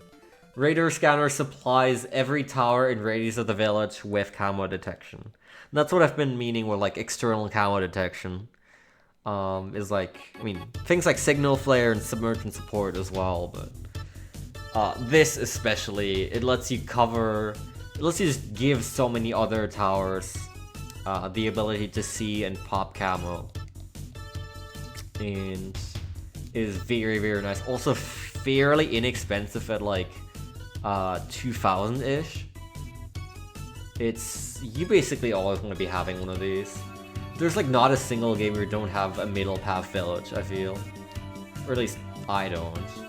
And then cross path with top for jungle drums. Monkey Intelligence Bureau, also fantastic. This is a lot more expensive than Radar Scanner, but what it does is every monkey in radius can pop every balloon type. Dart monkeys can pop leads, Ring of Fire can pop purple, bomb shooters can pop black, ice monkeys can pop white, and so on and so forth. That also means that every single tower in range can pop DDTs. That is one of your primary ways of dealing with DDTs. If it's not like Crossbow Master or Icicle Impale. Super, super handy. Generally want to get one up in like full 100 round games, and especially ones that go beyond that. It's like 8K-ish, but it's very worth the investment.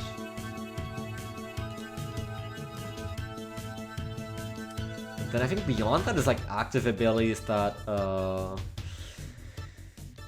increase monkey attack speed for all those in radius. They're nice, but they're not must-haves like the X2X and X3X upgrades. So I'll put them like here, I guess. Call to arms, all monkeys 50% attack speed. Then 100% for longer. Yeah. They're pretty good. They're pretty good, don't get me wrong. You definitely want to have them. Especially in free play later on, for when things get dicey, but yeah. They're not essential to win a standard game. Definitely not. I think if you're investing in Homeland Defense as a primary tier 5, then either you're already sitting pretty or something's wrong. Monkey Business and Monkey Commerce. All towers within range of the village get less expensive to upgrade up to tier 4? Yeah, tier 3 or less, yeah. These are very nice. I have a hard time sometimes thinking what I want to use to cross path on villages. I'll put them both in A+. They don't feel essential. There's also not that much money you save. But it is very, very nice to have. Sometimes you can go and put up a second village. Just for this, basically. Probably close to the first. Monkey Town! This one's a little insane. This is like 10k. But it's really, really good. You just, every monkey in range gets more cash per balloon pop. And that's as good as it sounds. You want to get this fairly early on as well. It's really valuable. It's like, you want to get up a couple of farms and then eventually save for a Monkey Town that'll, then you're looking good on income for quite a bit. Monkey Town is very, very nice. And then Monkey City is just like an upgrade of that, and it's like the price of Monkey City is way, way less than the price of Monkey Town, so you just like get this one immediately right after. Just like here, have a better one for like what is no money at all to you at that point. Also gets you a free dart every round, and then you're probably ending the game with like 80 darts. We're probably sitting on like hundreds of dart monkeys in free play.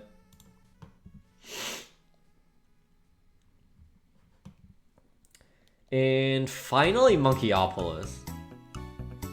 Not this song again. One second.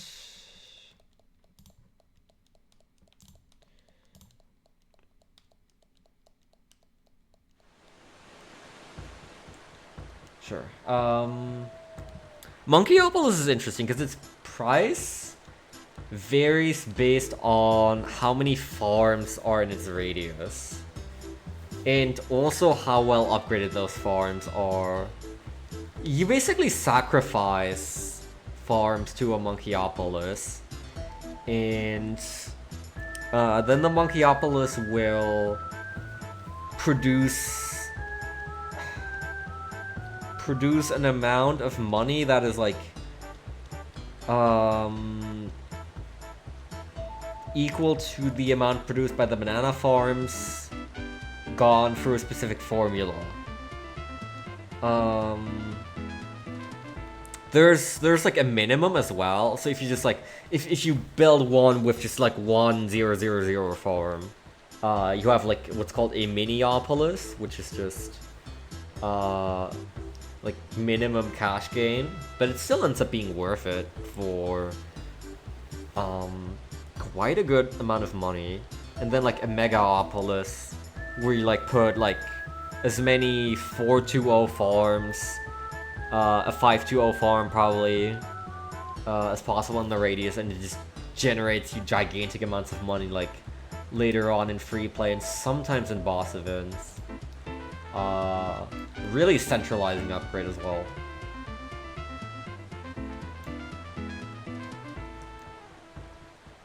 I'm wondering if I should move some of these to S+.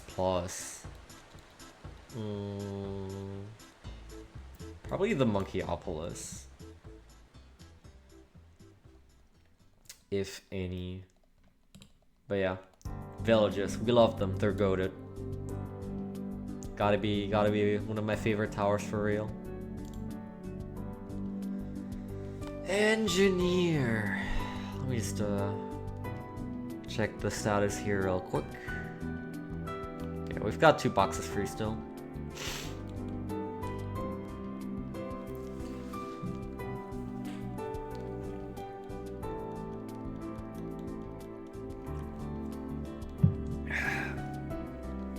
Engineer is one of my favorite towers as well. 000 Engineer is actually also a very good tower, just on its own already. Fast attack rate. It's it's got a better attack rate than a 000 dart.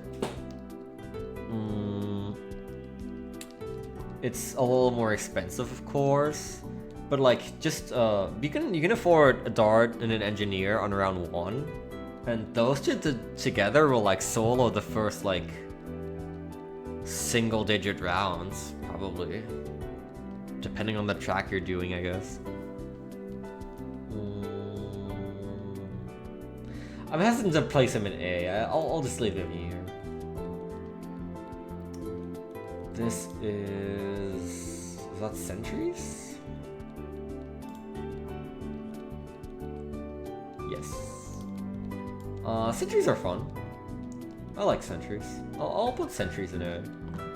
It's what it says on the tin. He creates sentries, and then the sentries independently start shooting at balloons. Then there's faster engineering, which allows for more sentries that attack faster.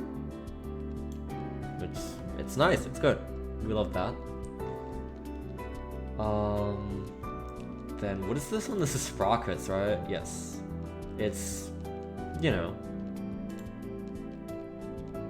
it lets the sentries attack faster. None of these are horribly expensive. Like, these are all like less than 1,000. Sure, like these are fairly cheap. You can get this up pretty quickly. Now, eventually, like 3XX engineer actually does drop off in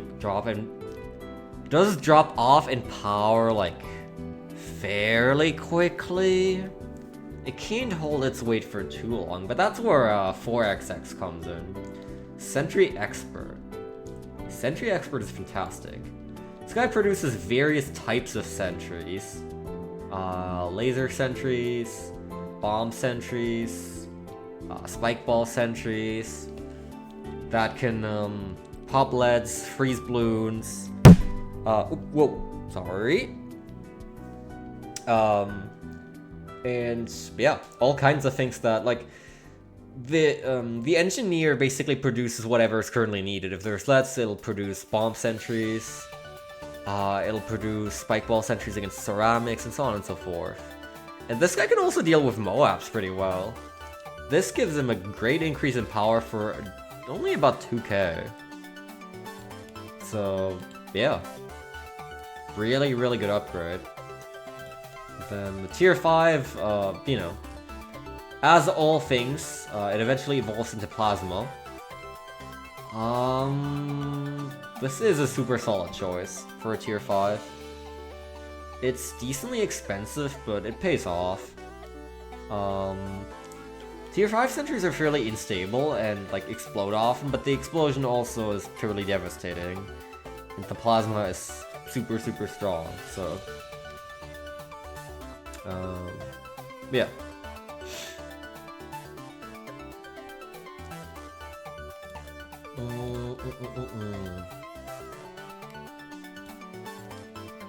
Larger servers aired. It's a range upgrade. We put them in C. Deconstruction. This, I feel like, is actually... I feel like this never makes a difference. Where's I feel like this never makes a difference here. C+, right? Yeah. On paper, it does more damage to Moab class balloons. In practice, I feel like I never observed this. Cleansing foam. This has its use cases, but I think they're niche.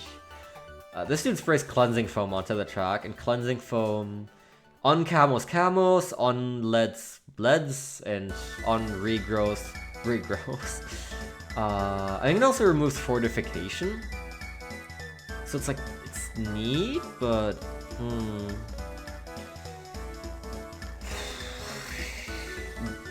Get yourself a village, man. You know what I mean? I'll put him in B+. I think it's a cool upgrade. I like the sound effects it makes. He's fun to play with. The fact that it pops leads in a way is actually pretty helpful sometimes.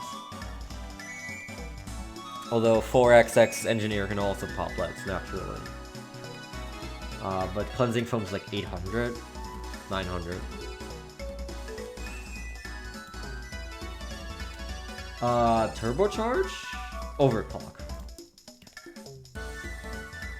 This on its own, I feel like is not horribly worthwhile.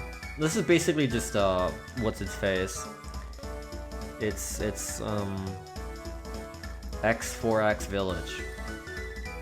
Call to Arms. Except it's one specific monkey that you're overclocking for a specific amount of time. It costs quite a bit. Like, this is fairly expensive. You could buy an Ultra Juggernaut for this. You can, actually, this is used pretty often, you can overclock banana farms and make them generate more money. And, yeah. I feel like that's one of the main things I actually see done with overclock, is just that, which is really funny.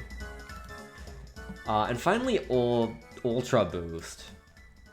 Ultra Boost is the same as Overclock, except a small bonus is retained, like for the X5X Boomerang. This is incredibly expensive. You're never going to be realistically affording this. But if you do, which, again, is basically just in free play, then it's really good, because it basically means, I think it, let me check how much it actually is.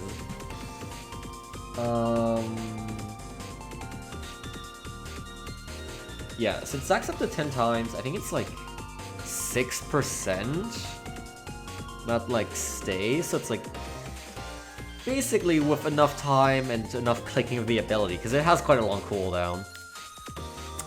Every tower can just have 60% more attack speed permanently. Apply that onto like a Vengeful True Sun God or whatever, and yeah, or like a Flying Fortress.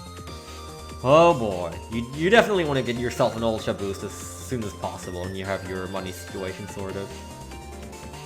But yeah, really hard to afford a normal play, if not basically impossible.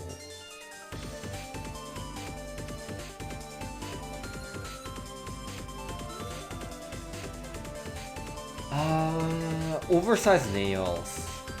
This is pretty nice. It also adds Pierce to Cleansing Foam. This just makes the nails from the nail gun do more damage, and yeah.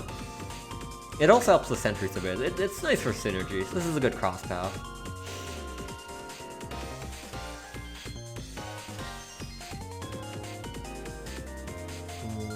This is... Oh, this is, what is it called? 8-inch nails? No, that's Isaac. Pin. Duh. I mean, that's also Isaac, but that's, like, also this. Pin is really good. Because Pin just, gets balloons stuck in place for a bit. And with how fast the engineer attacks, especially with the next upgrade in line, it actually completely immobilizes a lot of balloons. Next one being Double Gun, which is what it says on the tin. This is a really good upgrade. This and Pinch synergize super well. Like, an XX3 engineer monkey can just solo so much of the early game. Eventually, you know, Camels and Let's start coming in, but this guy does a lot of the heavy lifting. And for like no price at all. This guy's like super cheap to get out. Like even Double Gun is really inexpensive. And Pin costs basically nothing.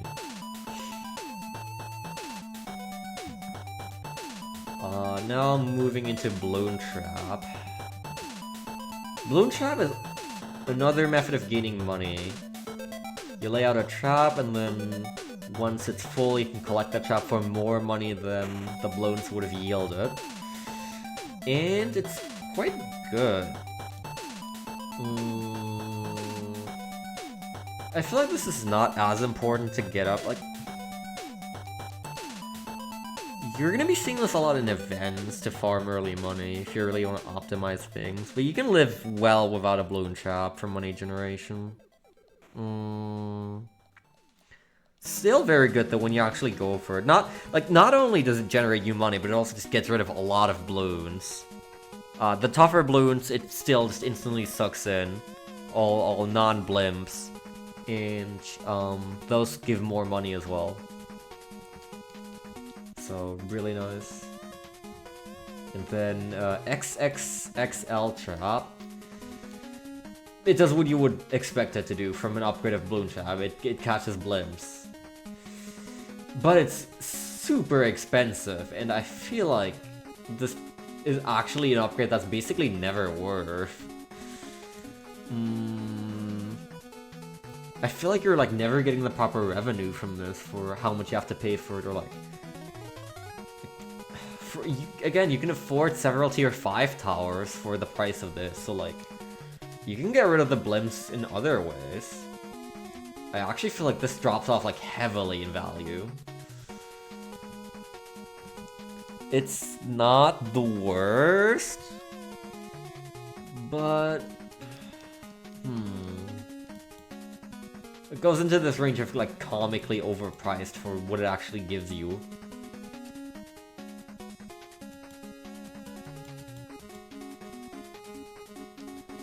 And that's Engineer Paragon. He'll have to wait to the end. And yeah. Just one more left.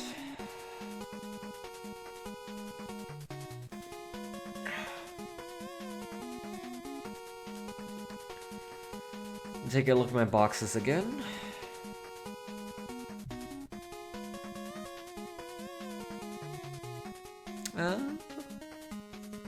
Alright, so let's go over the Beast Handler, and then we'll probably do our last check of the day. It's already been nearly 6 hours, so let's just keep on going, reviving fossils.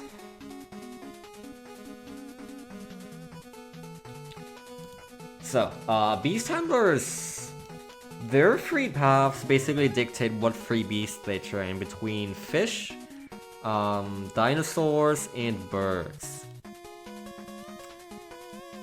Base Beast is horrible. The Beast Handler is not meant to attack. It actually completely stops attacking later on, when to give it any beast to train. It can attack on its own if it's really a 0/0/0 beast, but it's horrible. It's slow, it's weak. Buy this guy a pet. This guy's horrible. Do not use him to attack.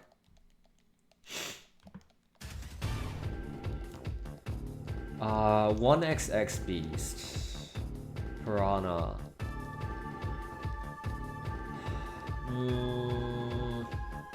I feel like this does fairly little. All of Beast Handlers, like tier 1 and 2s, are very, very cheap. So you actually, let's say you can get into a specialized path relatively fast. I feel like you need to. I feel like cross-pathing on Beast Handler isn't even that important. Because the paths don't affect each other. It's just training extra small beasts, and the early ones are really not good. They're like alright at best.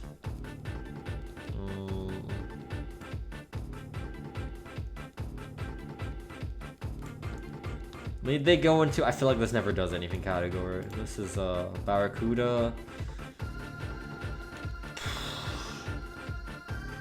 It's an upgrade.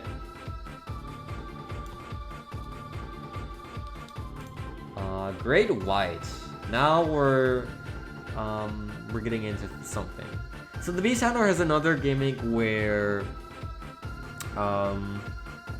if you have another Beast Handler on the field that trains the same animal, you can fuse the two beasts and then they become more powerful. And so when you fuse 4 Great Whites, then this guy can actually drag down Moabs to the bottom of the sea, which is quite strong for a tier 3 upgrade. But that's of course if you have 3 other Great Whites.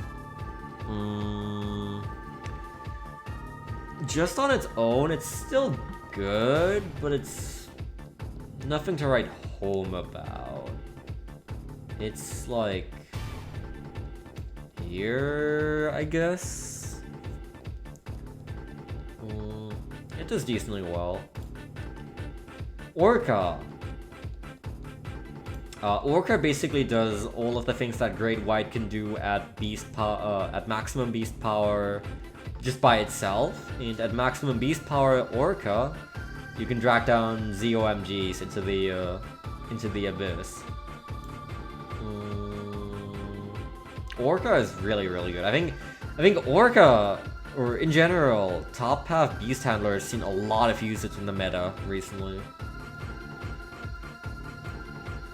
And finally, this is Megalodon. Yeah. This one actually, if you want to get this one at all, you have to have 3 other beast handlers controlling it. But this guy, you're reading right here, this dude can solo around 100 because he can drag a BAD down to the bottom of the sea, which is kind of incredible. He is very strong. Quite pricey as well, naturally, and you also need to get 3 other beast handlers up to tier 4 on this. But still, if that's the path you're going down, yeah. Honestly, it ends up being worth it. You are getting value out of this.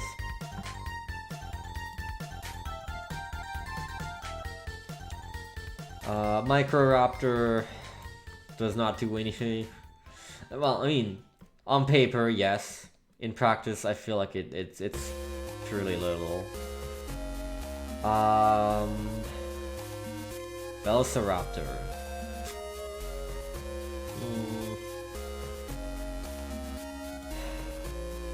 I feel like this guy still does not do much at all. I feel like I don't see a power increase on middle path until 4. Somehow, like, the first 3 are just kind of there, and they seem to watch balloons go by more often than they actually bite into them. Somehow. Tyrannosaurus Rex. This guy's actually pretty good. So I think this gains an ability that stuns balloons across the screen or in a range. Stuns up to ZOMG balloons in a wide area, yeah. This guy is actually pretty strong. Takes a while to get there, and it's still not something I would stick my foot out for, but he's trying. Putting ZOMGs and DDTs. Max beast power improves.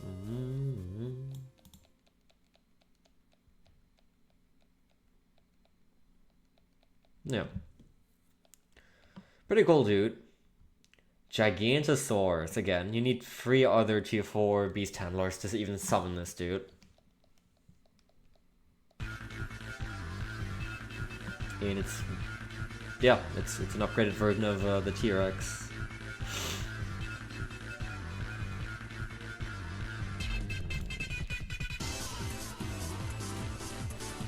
I don't think I've ever actually used any of the tier 5 beast handlers myself. So I'm hesitant to even like put this here. But it's probably worth its money? Question mark. I know, shame on me for not actually using the dinosaur to its fullest. I just like never use beast handlers in actual like normal play. Maybe for like whimsical funsies, I'll plunk them down every once in a while. But nothing more than that. Bird. First 2 birds do very little, again. Although, Horned Owl actually does do quite a bit. Horned Owl is also camo detection.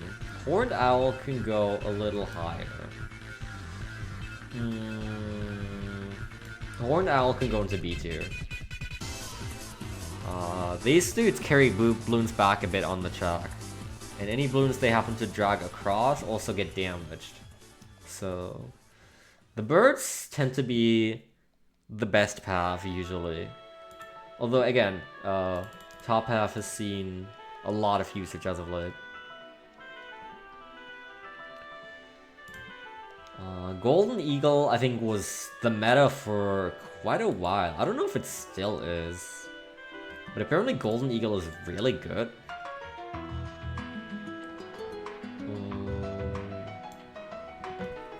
I should try it again myself. It's kind of funny to have tier 3 beast here and tier 5 beast here in the same tier, but middle path beast is unfortunately I think the worst.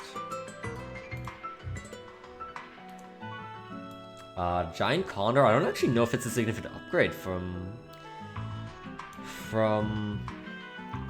the previous one, because I don't feel like I ever hear about it. On paper, it should be better.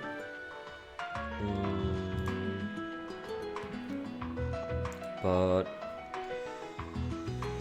I don't know. Can grab Moabs, can grab BFBs, can grab DDTs. Damn. Well, that's pretty crazy.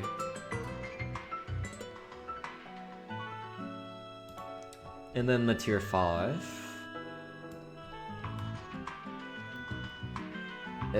It's... I feel like I never hear about this. This might be another case of diminishing value. Actually, the same might apply for Gigantosaurus, unfortunately.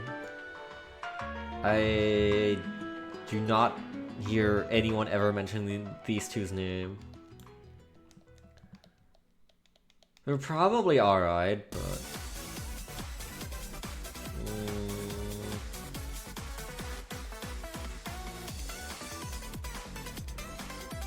Again, the fact that you need 3 other beast handlers of tier 4 of that path to get a tier 5 to begin with probably holds the max significantly.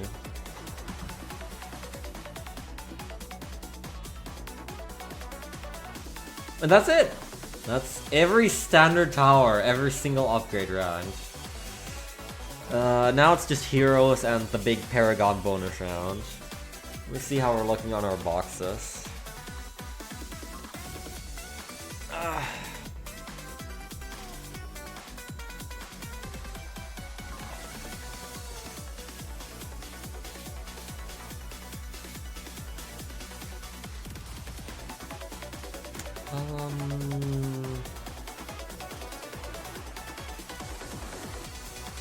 Let's do a quick check now and then like a bonus round as we do heroes and paragons.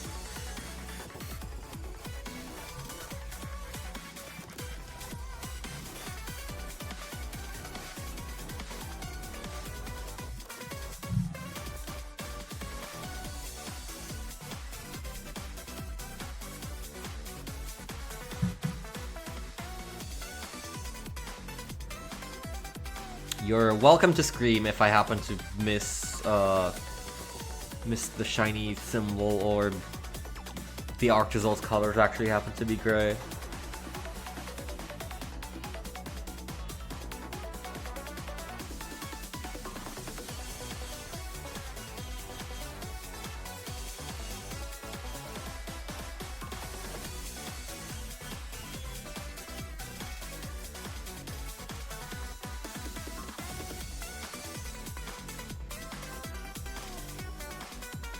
I must have gone through the entire thing and looped.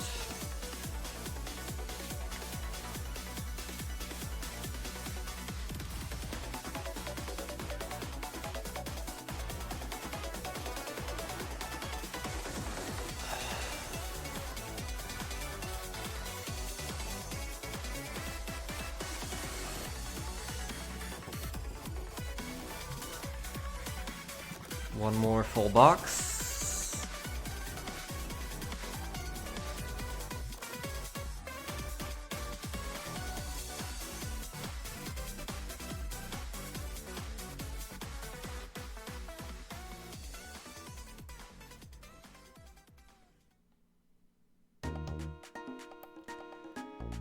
And one more. Well, very well.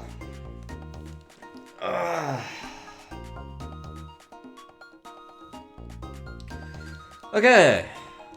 Time for the bonus rounds. I didn't actually wait. I didn't put anything into F minus. Okay, I'm sorry. Exploding pineapple's going to F minus. Just out of spite, more than anything else.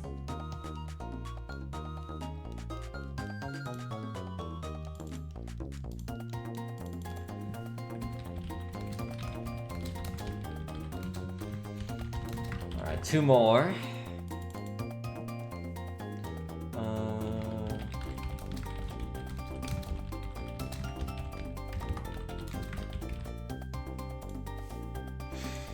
my god, Pyro, hi! Bestie! Welcome! Welcome to my eternal prison.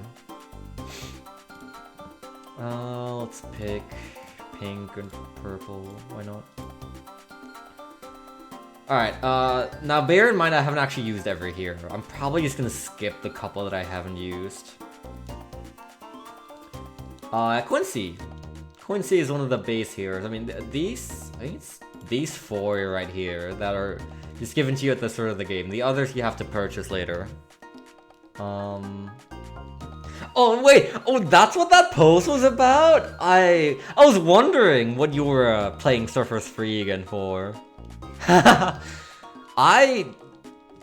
What did you struggle on? I didn't have much trouble when I was doing it, like, not the first time and also not the second time at Retro Tunes. What kind of folder did you use? You just like build noise and then finalize and then you go burr. I think it's fun personally. Shrug. Well, congratulations. Now you have officially claimed the rights to your cosmic wraith.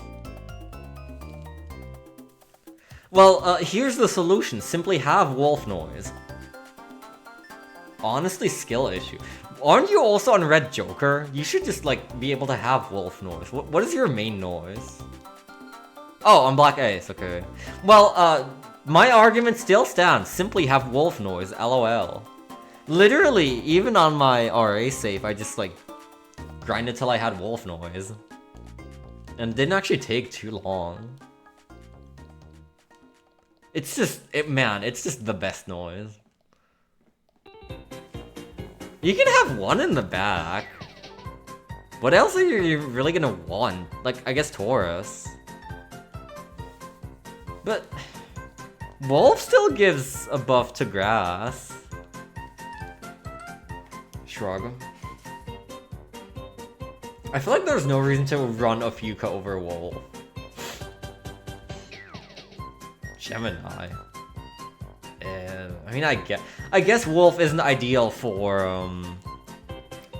Apollo Flame, but still. Wolf's Charge Shot is good. Wait, what are you talking about? Wolf's Charge Shot is really good because it inflicts flinching but not flashing. Like, it'll basically paralyze the enemy for a hot moment. And something I always did is I had plus wood panel on. And then that spawned a wood panel beneath them, and then I just followed up with Dance Fire. It's peak. Fuka's charge is critical to the folder. I guess for the funny spread shot that sets grass. Sure, but man, I will take Wolf over Fuka any day of the week. Yeah, I know.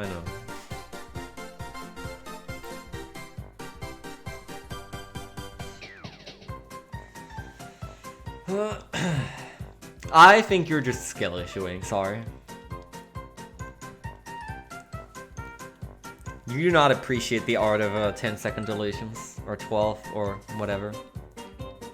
I hope that PON and LON also have 10-second deletions.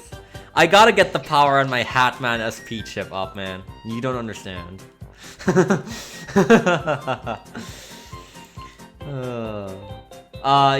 Yes, that's a rhetorical question. I feel like I'd have heard about it from you if they had, though. I'm inclined to believe that they don't have that, which makes me a little sad. But it's okay. I will still play them. When are we playing them, Pyro? Please? Looks at you tearfully. What do you mean? You promised. I think. Probably. You're so mean to me. Okay. Yay. We can see if we can do it like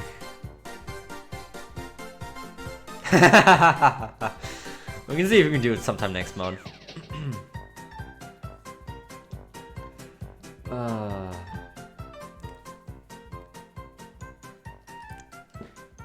I never remember which was the first one. They're at the moment they're both the same game to me. I don't even remember which one has which characters. I don't remember which one has like Cash and the horse, and which one has Hatman and Jamming Man, and I don't know which characters are in what game.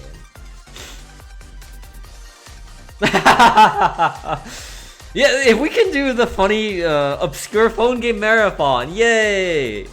Lawn into Pawn, or no wait, Pawn into Lawn into Great Adventure on 5 Islands. I can't believe that's a thing now. It was perfect timing. We just finished Legends 2. It's going to be so awesome. Cause then like no one can help us. You don't know anything. I don't know anything. The internet doesn't know anything.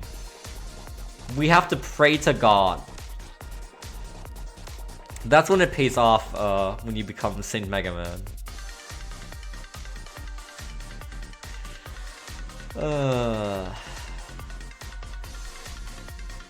Alright, heroes, ranked in order, bonus round. Quincy is one of the default heroes. He's alright. He's got pretty fast attack speed. Oh yeah, heroes level up as you like play on each track, as you go through the game. With every round that they that you beat that they are in, they gain a little XP, and eventually they level up and get better. That's what makes them different from normal towers. You can upgrade them as normal. Although you can buy levels, but that's generally a very bad investment.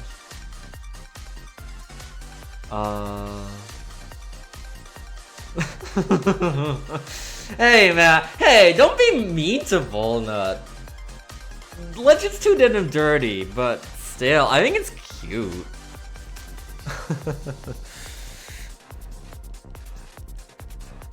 I think the Legends cast is pretty cute. They have a cool dynamic. Data, Roll, Volnut, the Bonds. The other characters from Legends 2 don't exist properly to me yet. I still have to process them. It'll be a couple of weeks. I actually haven't done any digging on Legends 2 yet, even though I know I said I would.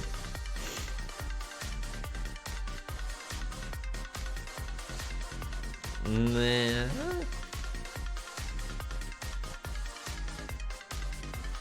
I don't know.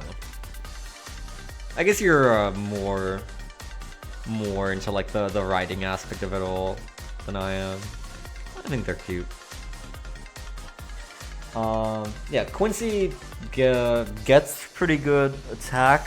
I mean, why am I even hugely debating this? He's the first one in the tier, so like, we'll just have to debate how good everything else is against him. He gets pretty good attack rate, upgrades, eventually starts shooting 2 arrows at once, starts shooting bomb arrows, gains an ability that's rapid fire and one that like covers the screen in arrows. He's pretty good. Gwendolyn shoots little fire blasts. They eventually start leaving damage over time. She can like summon a wall of fire on the track. And she actually has a very fun ability that I like of buffing other fire towers like Ring of Fire and Signal Flare. So I actually use her on occasion. She's pretty fun. This man I have never used, so I can't say anything about him. I think he like de-blacks some balloons, so like makes blacks not immune to explosion anymore. And I think this can help a lot with DDTs. But I cannot confirm this. Aubin is very nice, because Aubin works together with druids. And some other magic monkeys as well. He like gives them extra pierce, extra attack speed, extra range. On top of doing his own couple things. He has an ability that generates money, which is pretty nice. I'm not sure if I like him more or less than Gwen.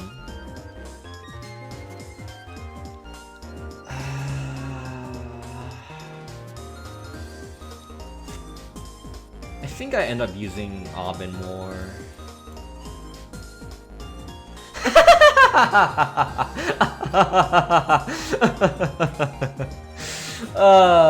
Yeah, well,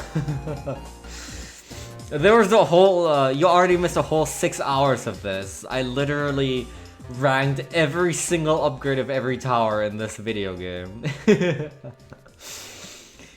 I guess that's what people are here for, question mark. It's really, this stream is just, background noise, I feel. Chill music on in the background, a guy talks about some video game topic that most people viewing here probably know nothing about. You just have it on and do something completely different. I don't think there's a single person here who actually cares about the tier list or the shiny hunt at all. Leyland? What do you mean? I think I named mine... You can like... There's a feature in the game where you can give the first monkey placed of each type in any given game. You can give him a name. And he like keeps track of your stats for usage of that monkey type. I think I named mine Joy. Churchill I also have never used. Benjamin. Benjamin's the typical S- hero, because he generates money. I mean, what's not to like? You place the guy down, and then at the end of every round, he generates money. Eventually, he also has a really good ability that, like, he can hack the Moabs, basically, so that they leave no offsprings on death, which is really convenient for the first couple. And he can, like, debuff all incoming balloons by a layer, like, ceramics will spawn in as rainbows, rainbows will spawn in as zebras, and so on and so forth. But I feel like that never ends up actually making me money. I'll take him over Quincy, I suppose, but I would like to prefer an actual hero that attacks. I've never used a Zilly. Pat Fusty is peak. We love Pat Fusty. This dude is awesome. He just like hugs the balloons to death. He can just squeeze the Moabs. And also there's a kaiju skin of him. It's actually so peak. And it's got like, it's like Godzilla themed. And it's got like, as he levels, he like grows more mechanical. and he gains like a robo voice, and it's peak. It's awesome. I love Kaiju Fusty. Adora I've not used. Brickle is really good. Probably one of my more common uses. She's a really good water unit. She gains an ability called Naval Tactics, which increases the attack speed of all other water towers in range temporarily. She deploys sea mines. She can deploy a really big one for blimps. And she's just really good all around. She eventually gains camo detection on her own. And she also, at a higher level, Naval Tactics gives camo detection to all water towers in range, even if they don't have it themselves, so... yeah, really good. My boy Etienne, also really like him. I think he's actually... I really like Fusty, but the problem with Fusty is that he's not actually good, like, power-wise. Etienne's probably my most common hero, and, Etienne also has an awesome skin where instead of flying drones, he flies like little dragons, and, he's like all cozy and he reads a book. It's called the Bookworm skin. Get it? It's peak. Yeah, Etienne flies little drones. He's a support here more than anything else. The drones fire and do a little damage, but the main thing is, at level 8, he gains an ability that's just... It's not even an ability, just... When Etienne reaches level 8, the entire screen has camo detection. Forever. No need to set up radar scanner or anything. No need to ever cross path with something that gives you camo detection anymore. It's just every single placed tower and tower you will place in the future has camo detection automatically. It's very handy. He doesn't actually have a lot of power, but still, I bring him along most of the time. Hold on.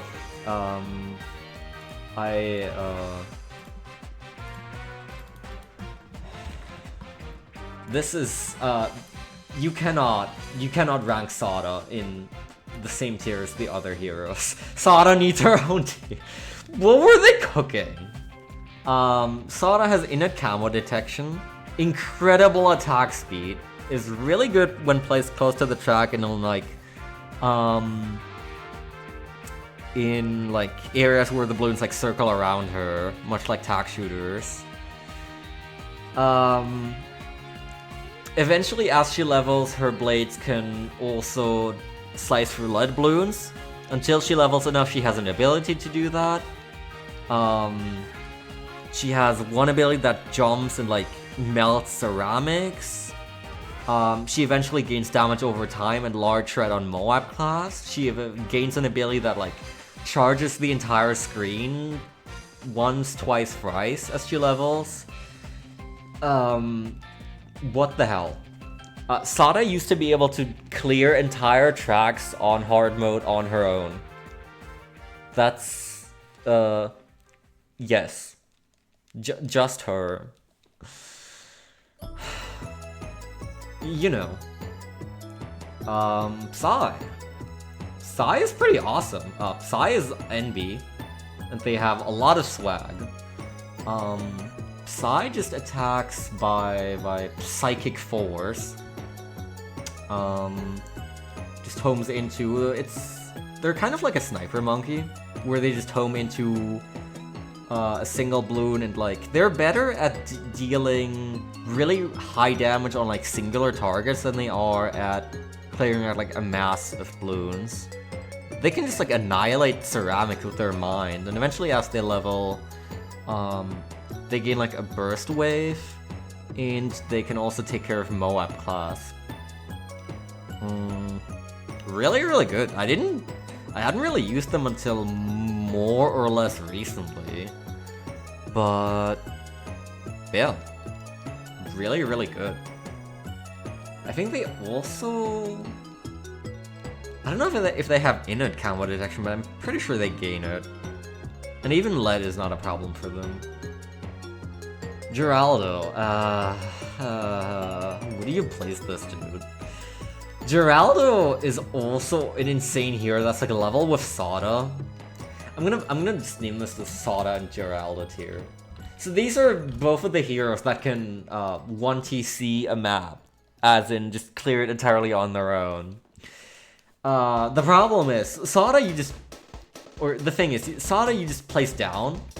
Geraldo, you need like several degrees if you want to know how to use him and like how to clear the map with him. Geraldo has his own like shop that he adds wares to with every level he gains. And you can buy things from the shop, you can buy like little sentries or like potions or whatever, and it's insanely intricate. You have to have like studied a course on Geraldo, many courses, to use this guy properly. If you don't know how to use him, he's not that good. But if you do know how to use him, he's insane. I for one have not studied on my Geraldo lessons, so I never got too much use out of him, but... yeah. Corvus is another one. I can just place this here, because I've never played Corvus, but... this guy has like a mana book of spells that you can use, and he's another one like Geraldo. You need to have like studied a whole semester on him to understand how you use him well. True!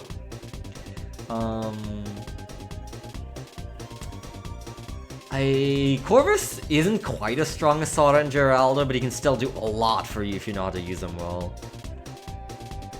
And finally Rosalia. I also have never used this one. She like flies around with her jetpack and with her funny laser blaster. She buffs nearby aces and helis, I believe, which is pretty good. I think she reduces cost slightly as well, so you can like maybe actually reasonably get like a Spectre and a Flying Fortress.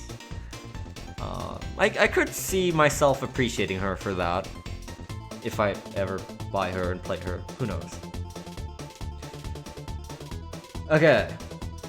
Final round, Paragon Sanctum Order. I mean, okay, so Boatgon and Acegon, obviously go at the top. I think Boatgon. So Paragons are, you can make a Paragon out of any eligible monkey if you have all 3 of their tier 5s on the field simultaneously, and then you have to invest an extra like usually about 200 to 300,000 money to fuse them all into one big Paragon, which basically has all the abilities of the tier 5s combined and enhanced. Boatgon has naturally, it generates money every round. It can support other towers. It has the hooks from... it has the hooks from Pirate Lord. And it gets even crazier than that. So, what used to be an ability on Pirate Lord is now just like, you know, a constantly active passive. If there are blimps on the screen, the hooks will reach out and just get them. That applies to anything less than BAD. It still does have an active ability that's just a hook that can get a BAD, which, you know, the flying ships are still there. They've been enhanced in firepower greatly, like the flying little airships. Yeah. It's... Boat Paragon is crazy. It also has, no matter where you place it, it covers the entire screen. It can attack anywhere at once, and the hooks reach the entire screen. So, you know. Ace God is the most expensive thing in the game. I think, let me actually, like, pull this up. It's like 900k or something to just, like, get the basic Paragon. You can invest more money in like more other towers to make it even stronger. But this is just the base amount. Now it is very, very good. You know, it's a flying fortress that also has the Tsar Bomba ability. And also, it actually doesn't cover the screen in as many darts as Sky Shredder, but it's like more powerful darts. Volleys of like Seeking, Blast darts, whatever the hell.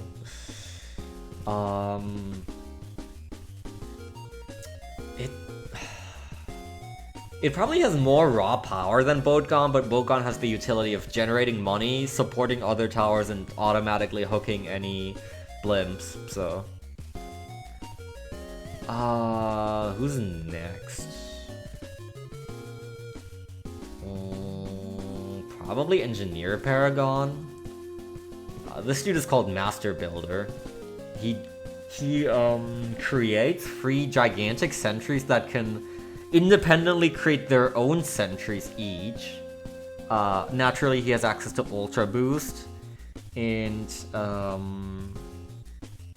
what's the third path?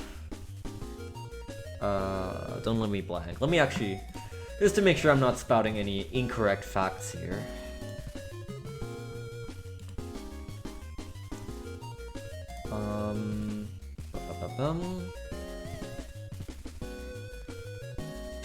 Nails deal enormous damage, can stun Moab class, and overclocks itself with a Servitron. Okay, so it's actually not much more than that, huh?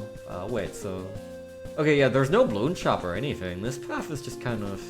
I guess it's got Pin, but... Sure... But it feels like the strongest with the 3 gigantic sentries that all create their own sentries. And, actually, maybe I could be convinced otherwise. I haven't used some of these too much. Ascended Shadow is... more or less, like, support. Because it, like... It's got Bloon Sabotage, it slows and debuffs incoming Bloons. It's got the Time Bombs, I think.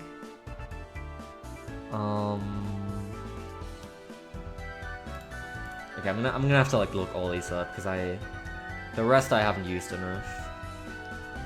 You really only use these in free play if ever.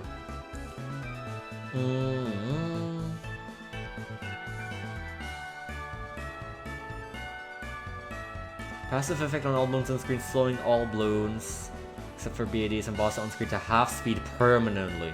Decreasing outer layer of HP of incoming non-boss balloons by 25. Deals more damage to stun and sticky, yeah. So it's basically a support Paragon, if you can call it that. It obviously still does like gazillions of damage, but you know. Apex Plasma Master is the combined package of Dart Monkeys. You have it's got the big spike balls from Ultra Juggernaut, except they're now plasma and they're fired out of a gigantic crossbow. It's actually pretty much what you would expect out of a Dart Paragon. It isn't technically... It's technically like the weakest, but it's also the cheapest at like less than 200k required to invest. But it still just fills the entire screen with bouncing plasma balls, so... Glaive Dominus, super fast ricocheting Moab press glaives, as you would expect. In that sense, it's also kind of similar to Ascended Shadow, where it's like, the Moab press effect gives a lot of support utility. I feel like one of the most popular builds for free play is just like building yourself a Vengeful True Sun God as like your main damage dealer, and then just building a Degree 1 Glaive Dominus and Ascended Shadow so I can take care of them, and like giving it Super Brittle, Cripple Moab, etc, etc, so that the Vengeful True Sun God deals more damage. Subgalon.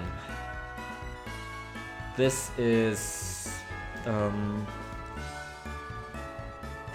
it's got a gigantic amount of missiles. It can submerge itself for plutonium reactor as per usual.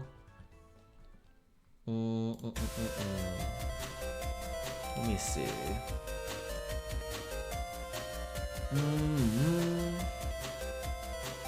That's right, it's got advanced intel. You still need to actually provide it with like 000 towers around the map for it to be able to see stuff. But it has advanced intel.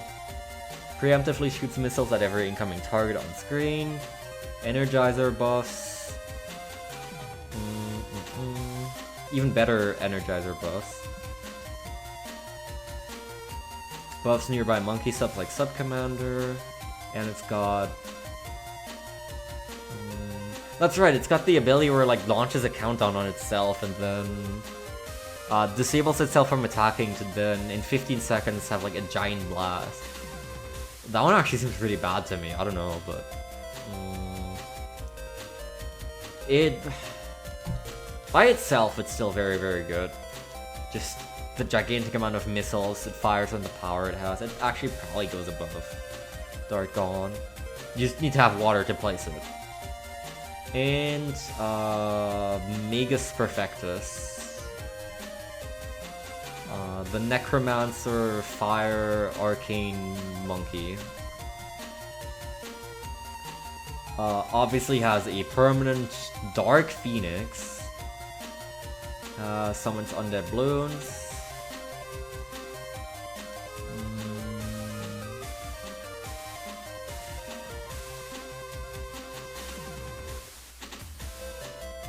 Right.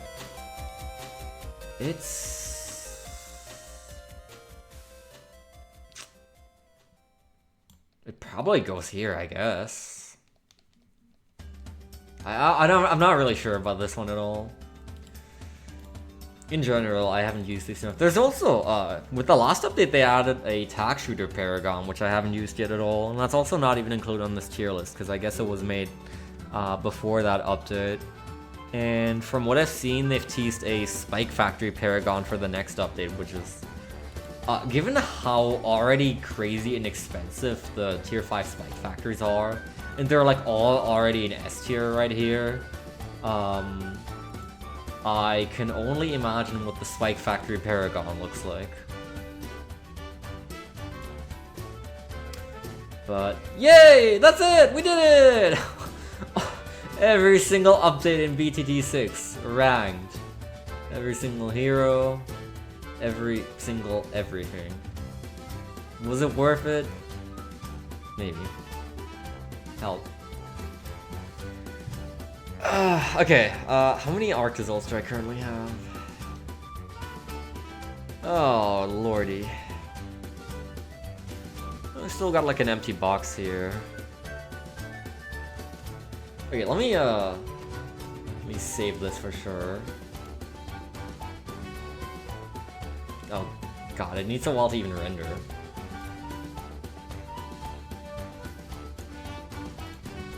No thanks. There they are. Or heroes. S+ tier. These just win you the game or are very, very vital. S tier, good all-rounders, never go wrong. And then it gets slightly worse as you go.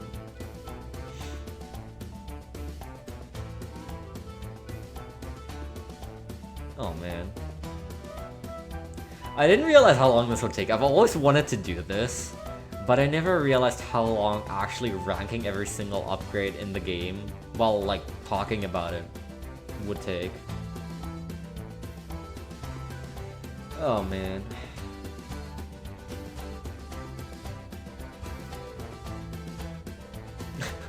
Honorary mention to Exploding Pineapple. God, what a bad upgrade. Oh, I actually could do that. Although you would kill me for a lot of my opinions. I've been like trying to find ideas for future tier lists.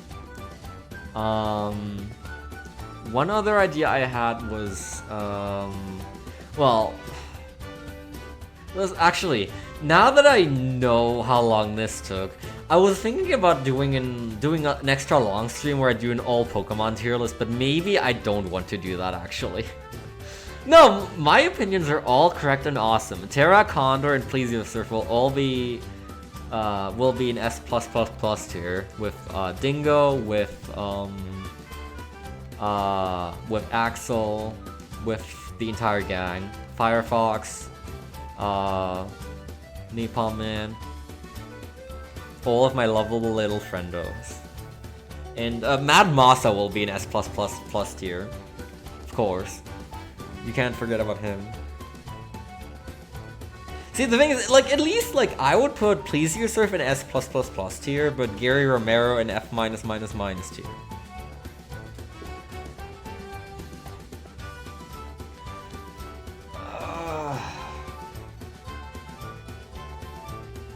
I have no idea how I'd rank the new Legends 2 characters yet. I need to go on the wiki grind. I need to go onto a dive, hit up all the websites. Where would I put Acid Ace? Let's see. I think Acid Ace is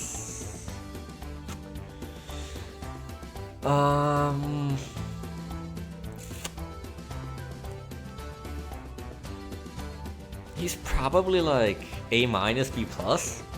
That would be my gut instinct.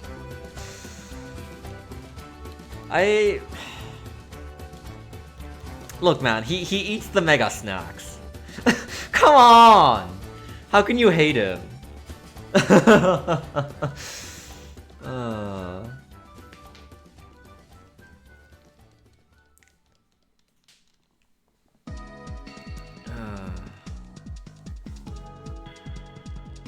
I feel like I don't have it in my heart for a lot of Mega Man characters to actually put them in a bad tier. I like most of them. It's like what? I don't know, Rich.com, Gary Romero,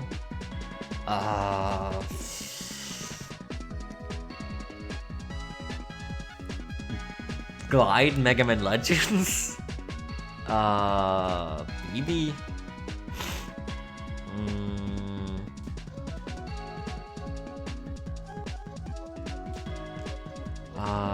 Freaking. Probably a whole bunch of the ZXA characters. I mean,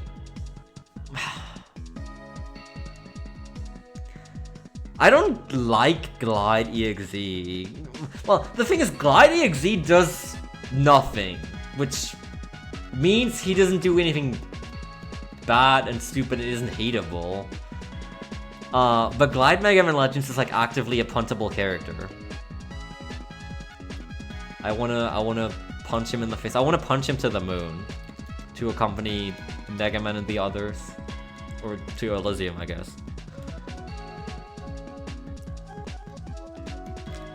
EXE Glide just kind of exists and doesn't do anything and is rich. Yay. Whatever, man.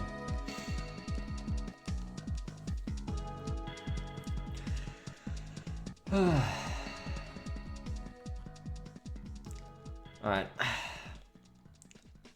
We're gonna play a couple of quick games while I wait for my last boxes to fill up with Arctozolts. We're gonna play a quick round of Isaacl, as is tradition. Let's see.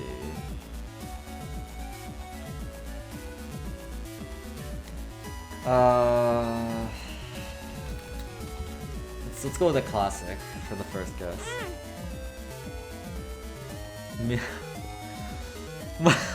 What? Wait, who's... Wait, Kai Todoroki? Is that the Kai from BCC, or... Always unlocked, passive. Item, ultra secret unique. Red light. I don't know, I just don't know his last name, so I was confused. Why did you use his full name? That sounds like... That sounds like you're his mom scolding him. That's the energy that it had. Not quality 4. Man, it's been too long since I played Isaac.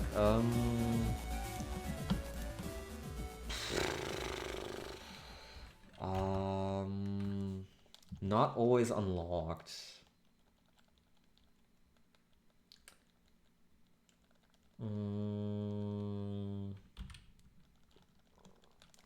Just type in letters and see what comes up.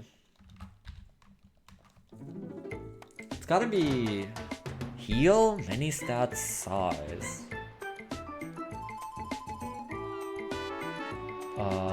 It's something like less than 3.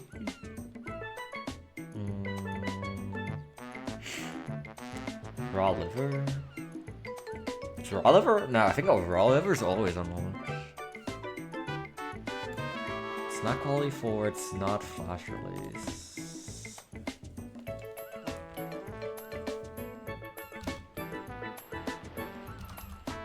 Oh, where's the pop-up? Hello? Oh, that's right. Yeah, that's right. XCon. Woo! I'm gonna need to have I do not know this character tier, and it's going to be gigantic. I do not know, what's her name? Angie Pitoyer? Or any of the dudes in X-Dive.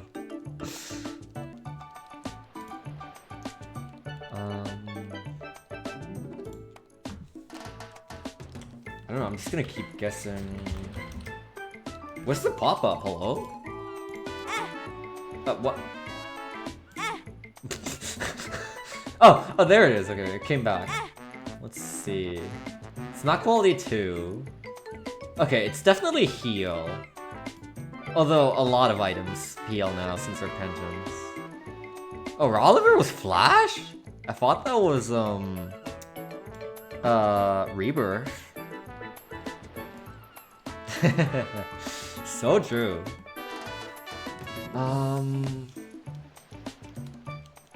Let's see.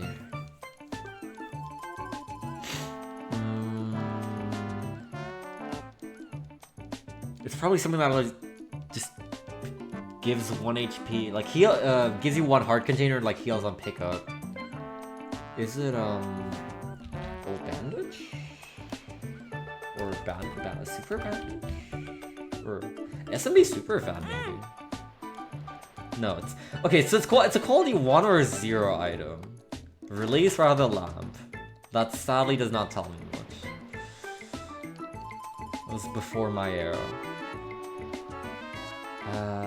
It's red.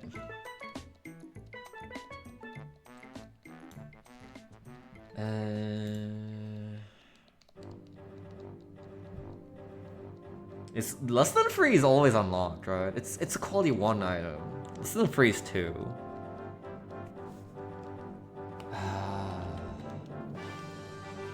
That's right, it's Sacred Heart.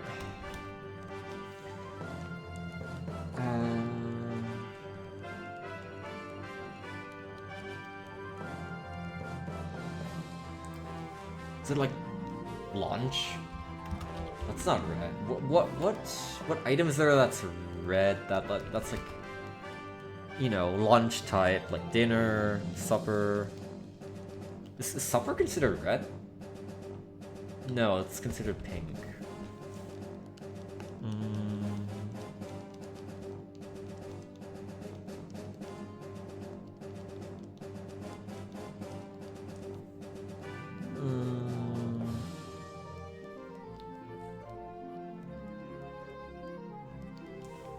I don't want to blindly guess.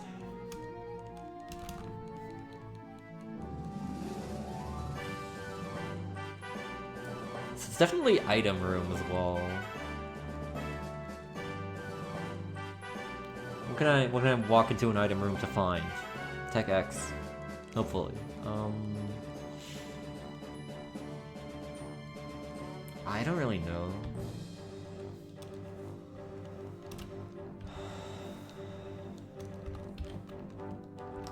type letters again.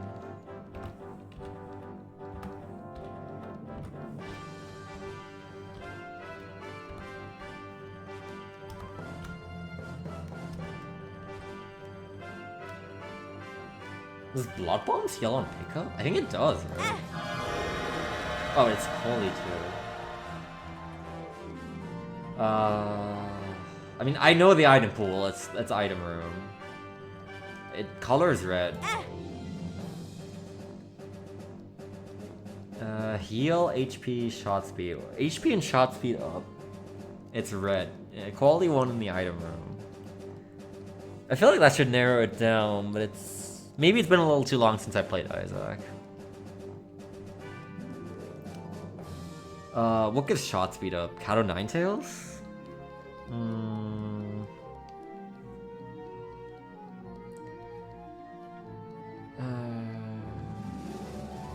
It's probably something that just gives shot speed up. And not, like, damage up or anything, just heal and shot speed up. I should know this. Oh, awesome. Release Wrath of the Land.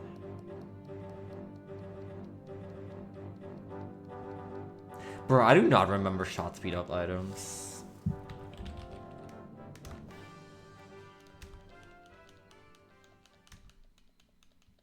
I mean, why would I want to?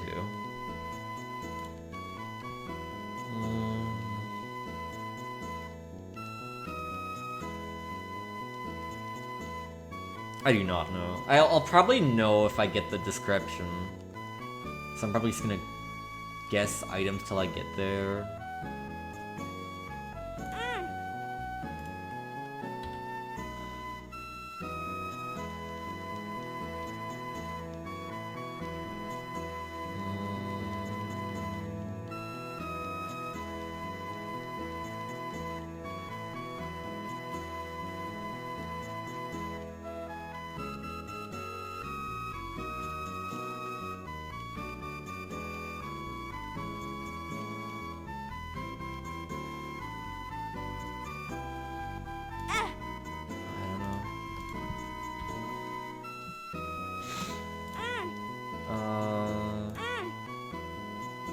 Oh, thanks! That really helps a lot.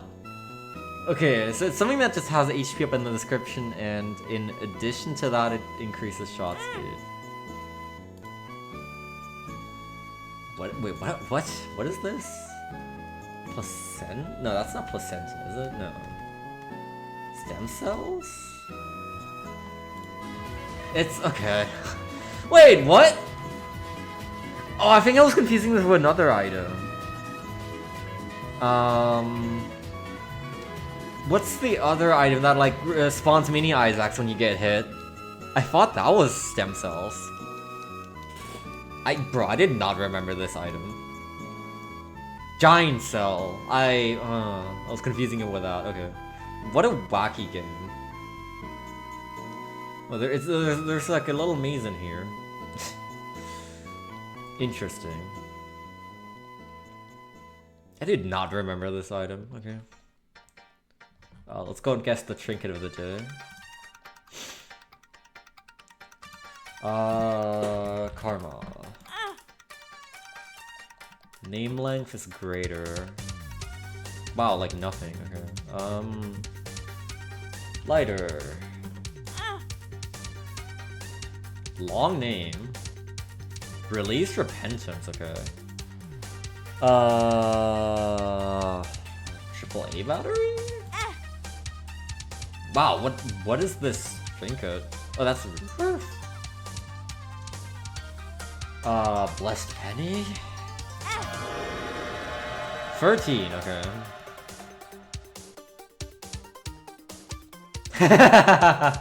Awesome.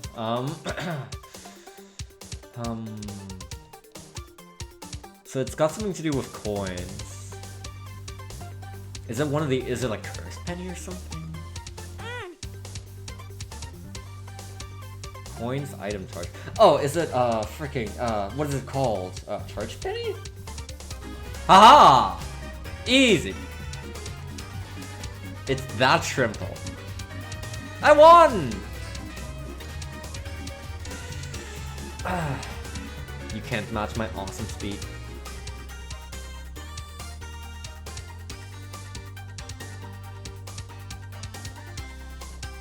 Isaacl is quite deep.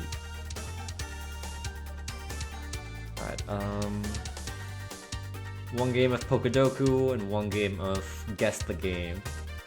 What do we have here? Today's puzzle. Fire Psychic, yeah.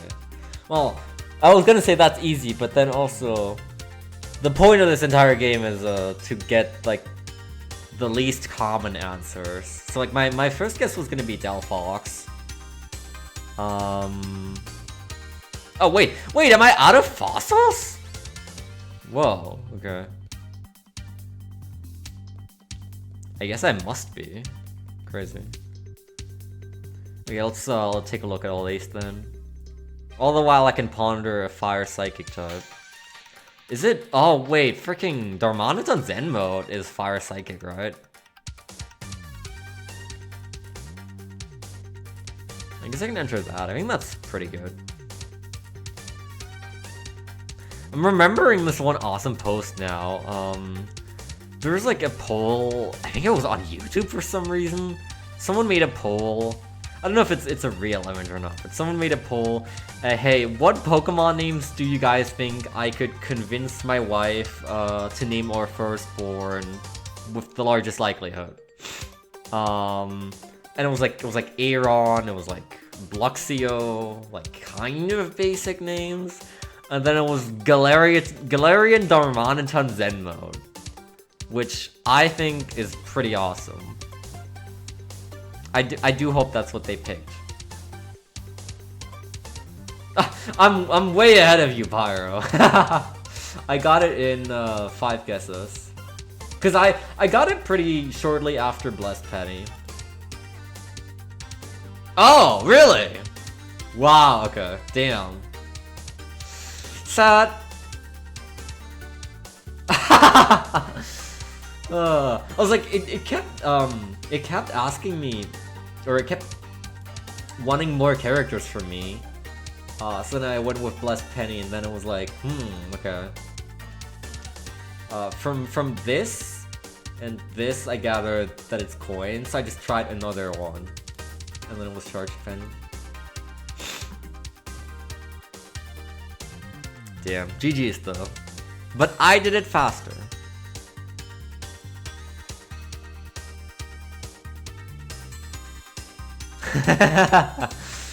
Alright, sure, why not? We can compare our answers after the fact.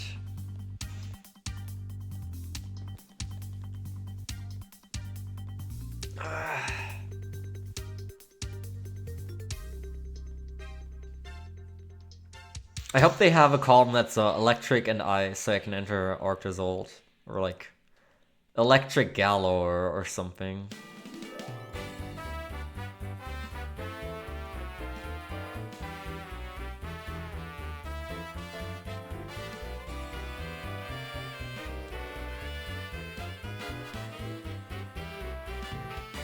Because if you think like electric type from Galor, you're first gonna guess literally anything else. Wait, what is another electric type from Galor? Freaking... oh, Toxtricity, I guess. Although that would probably be like a lot of people's first guess. I think Ice from Galor, a lot of people would guess Frostmoth. And or Snom.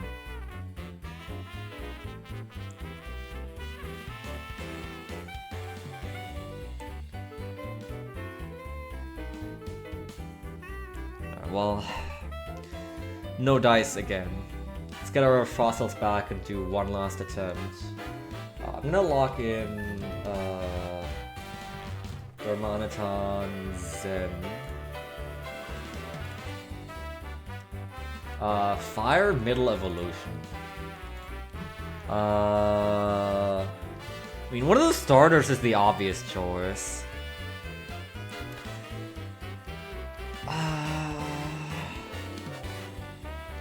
What other free stage fire evolutions are there?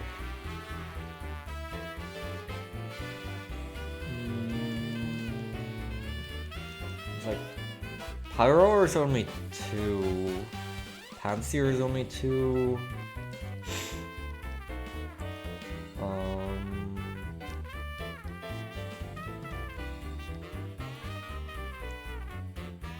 Arcanine's only 2. Vulpix. Maybe I am best off just guessing, like, what would be the best one to guess? Combuskin? Quilava? Pignite. Who remembers Pignite? I feel like no one remembers Pignite.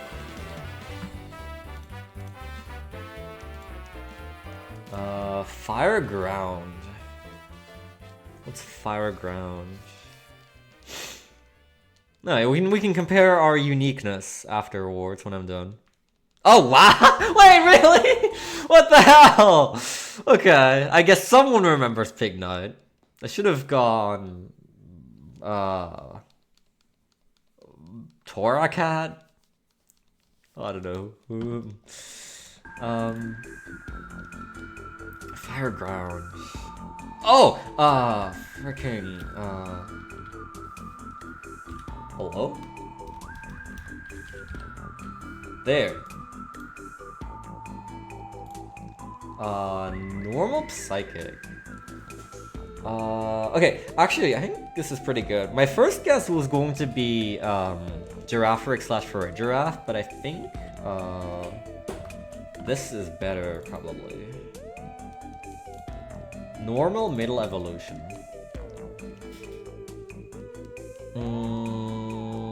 Let's think.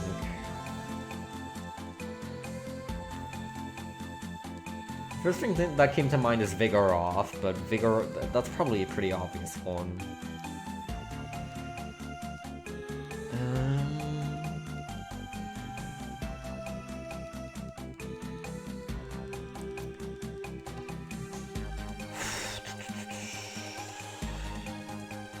Normal Middle Evolution. What would you guess?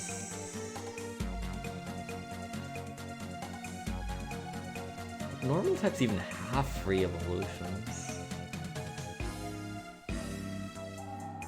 Heliolisk is only 2. I can think of so many like single Pokemon that are normal. Oh, I guess so many of the freaking starter birds would qualify. What about Corvisquire? That's normal. Wait, no, Corvisquire is just flying, right? What about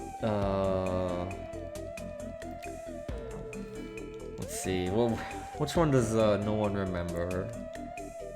What about Trumbeak? Okay, 3.9%. Pretty good, pretty good.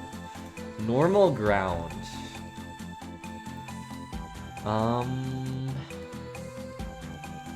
Normal ground. I feel like there's like 1 or 2 total Pokemon that fits this description.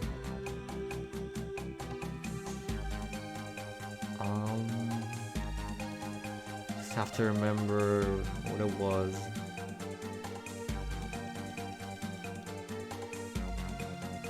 Seems like a really bad type combination. Normal ground.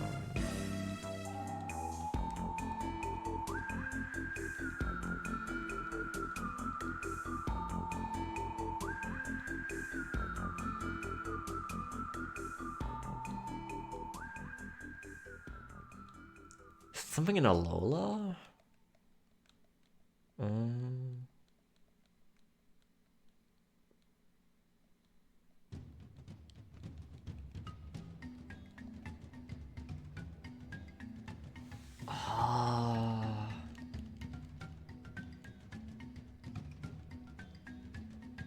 For some reason I'm blanking on this one. Let's do the others first. Paldean Era 0 DLC Psychic.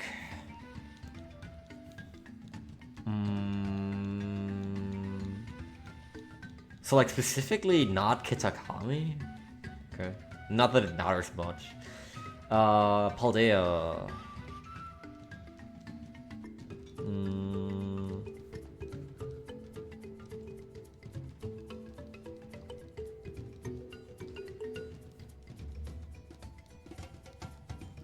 I guess the obvious would be like Espathra.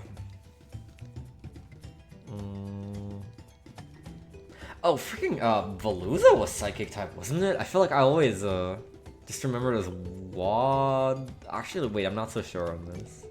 I feel like I always just remember it as water, but it's actually water psychic. But now I'm not sure if it's actually psychic.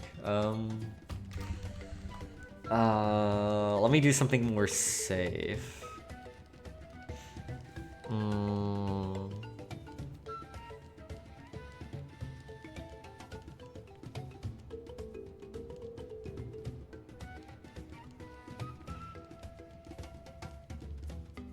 Oh, I just remembered a normal ground type. Freaking. Actually, just gonna guess the normal one. Because I think more people are gonna guess Blood Moon.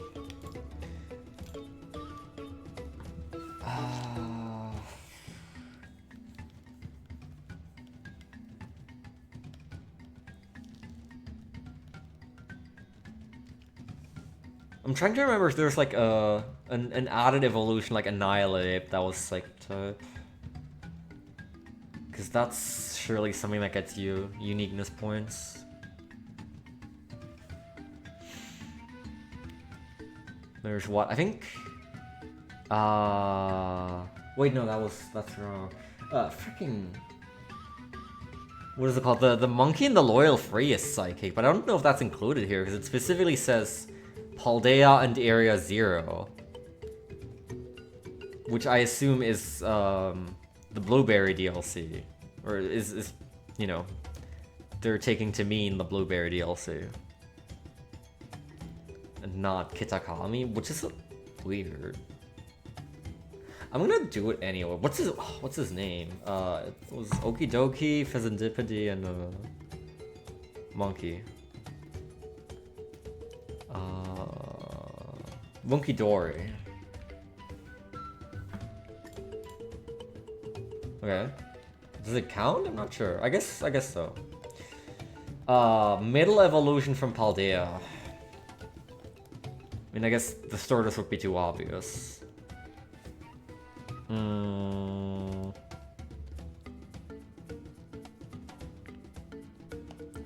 just gonna guess Arctobax. Surely not too many people have guessed that. Paldea and Era Zero Ground.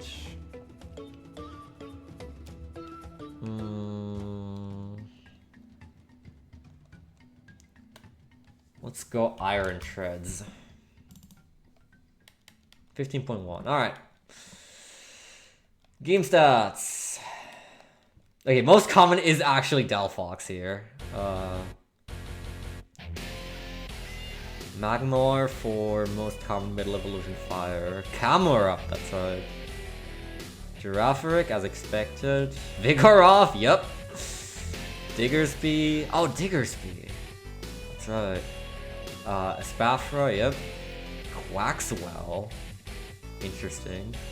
Clodsire. Okay, yep. And then least common. Dormanaton Zen! Okay, I got one. Raboot. Oh god, that's right. Yeah, this guy exists. That's right, I did forget about him. Nummel? Fewer people guess Nummel than Primal Groudon? Okay. Wardier, very nice. Dolph. Oh man. Oh, that's a good one. Yeah. Ursaluna. Wow, okay. Well, these are nearly identical, but actually less people guessed Blood Moon Ursaluna. Iron Boulder! That's right! Oh god. Iron Boulder and Iron Crown both qualify for this, I think. And I will be the like Iron Leaf, Boulder, and Crown. I think they're all psychic. Diplin. That's right, oh god, that's a free stage evolution from Paldea. Applin, Diplin, Hydrapple. God. Oh! Wow. Insane. And then Ground. What is...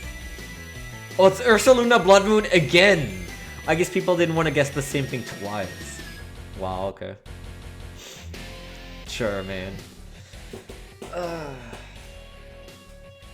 I thought my Primal Groudon was pretty good. And my Arctobax and my Monkey Dory. I guess, okay, Trumbeak is only very slightly more common than Dolph as well. A lot of these were pretty good, in my defense. Maybe like not like these dudes here, but... Darmanitan Zen, Fletchinder, Primal Groudon, Girafarig, Galarian Linoone. Oh god, yeah, wait, that's a deep cut. Blood Moon, Flittle, Knucklestack, Toadscruel. Oh, Toadscruel. Damn, some of those are good. Those are... I'm not surprised you beat me. Some of those are really creative. Wait, really? But that's such a deep cut. Like, I had to think for a second, right? That's Galarian Linoone specifically, like, into, Zigzagoon Linoone into, Obstagoon. I just, like, went along the starter birds for middle evolution normal. I thought that was a pretty obscure take. I mean, the least common one's Iron Boulder at 4.5. Probably all the Iron dudes are, like, about the same. I imagine this is about as common as Iron Leafs and Iron Crown.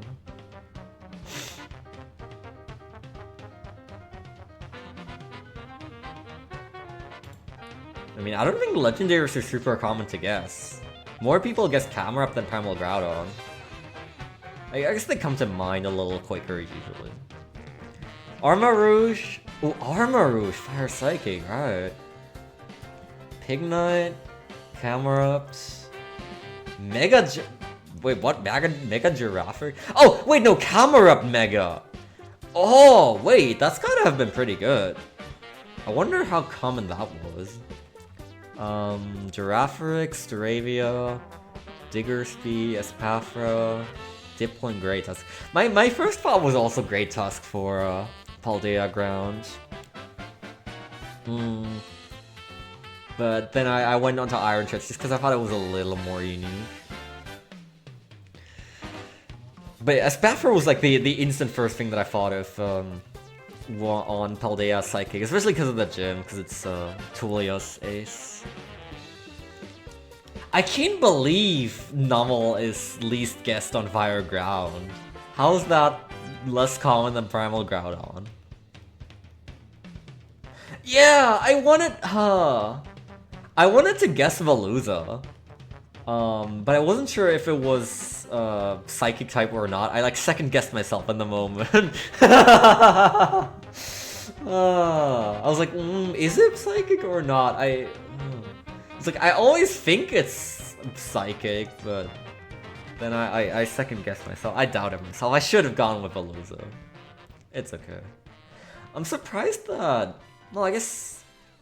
I thought my Arctobax guess was really good. I guess it's only 0.9% more common than Diplo.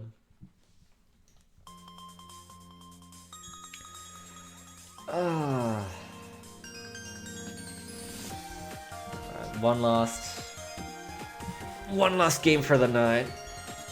Let's see. Really? What other ones? The main thing that came to mind first is Girafarig. And obviously for a giraffe, and then Wardeer, and then I don't even really know. I guess it's probably... Man, it feels like a category that's pretty common. Meloetta, Indeedee. Yeah, makes sense, yeah. Okay, I have no idea what this is.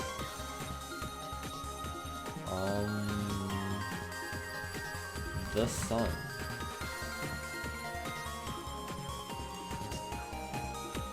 This is not Terraria, is it? I've never played it. This...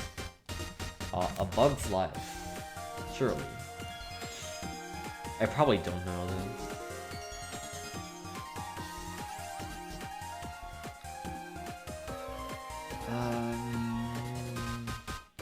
No, I have no idea. Oh, wait, this is... Is this a phone game of some kind? Hold on. It's a original platform mobile. Yep. Bro, freaking. It's probably not Candy Crush. Cut the rope. Triple Tree. Oh, it's wow. Yeah. Yippee! Great.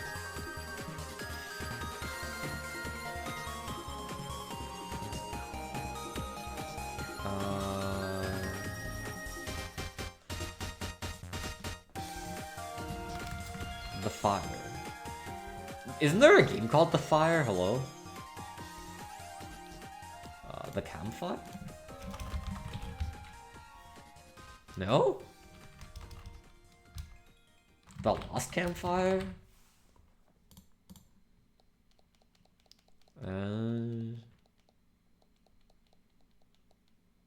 I got nothing, I think. Is this Trine?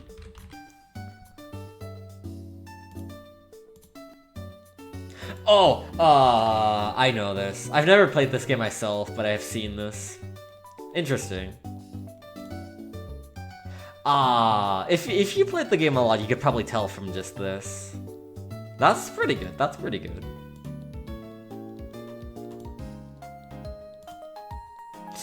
Okay.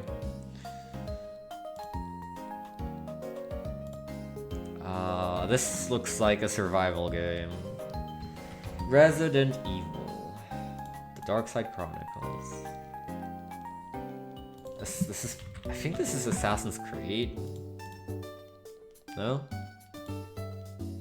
I don't know these types of games.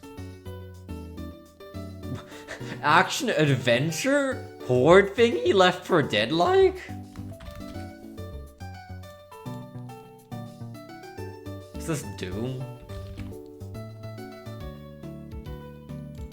Doom 64, that's right.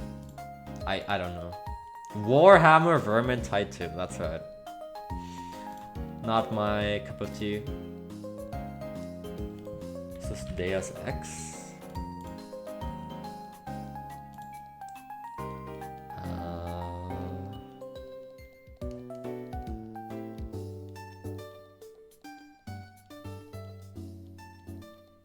I don't know.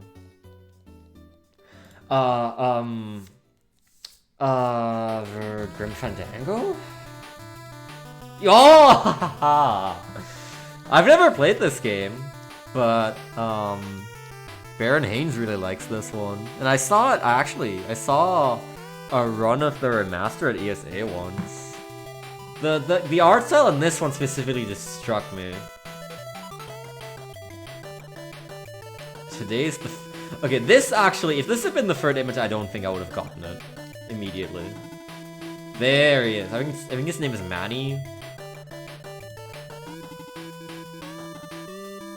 How many are we gonna do?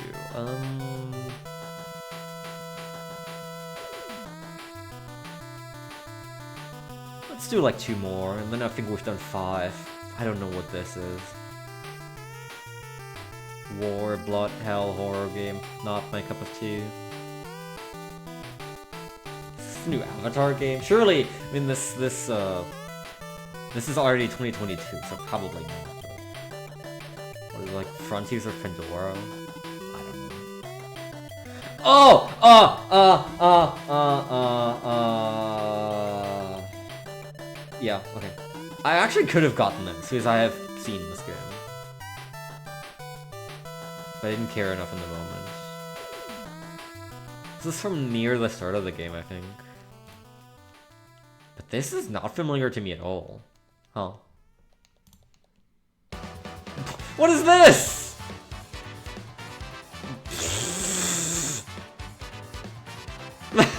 That could be anything! Super Smash Bros. Ultimate.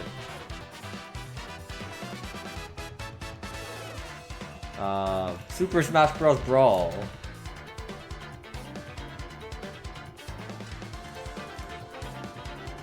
I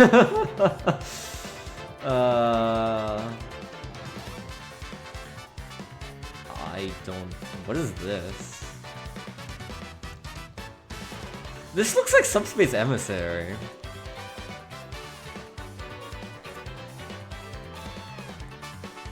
Exploration? Horror-ish? Adventure? I like how not even the captains are sure. Is this Subnautica? Yes, okay. You've reached a new rank of gamer, yo! I've reached a new rank of gamer, hell yeah.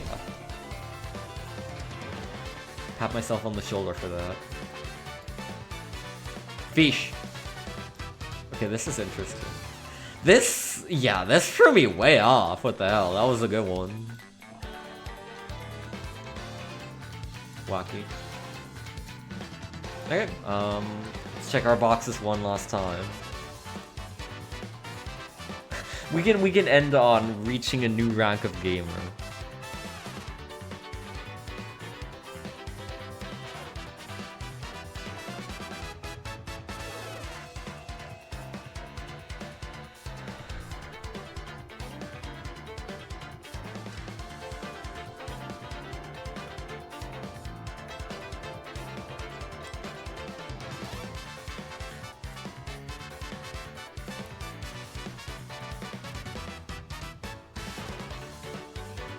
What? Oh, we only got 2 boxes across all of them? Okay. I mean, sure. Okay, these are the last, 22. We'll take a look at each of them.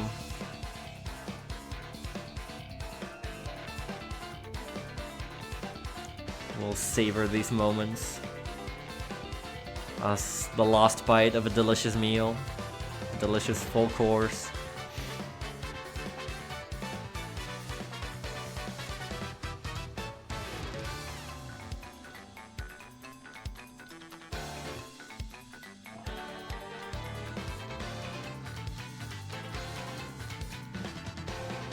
I can't tell if I'm already through or not. Probably am at this point.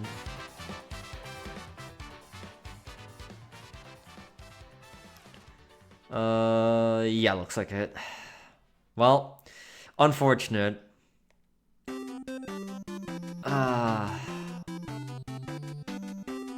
Very well.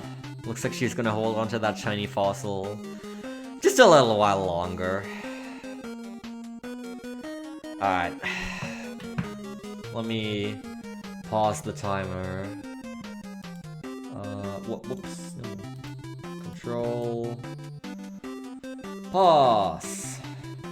18, 10, 15. This stream ended up going a lot longer than I anticipated. I didn't realize the tier list would take so long. Whoops. Teehee. It's fine. You all got some good second monitor content out of it. It was a nice chill stream.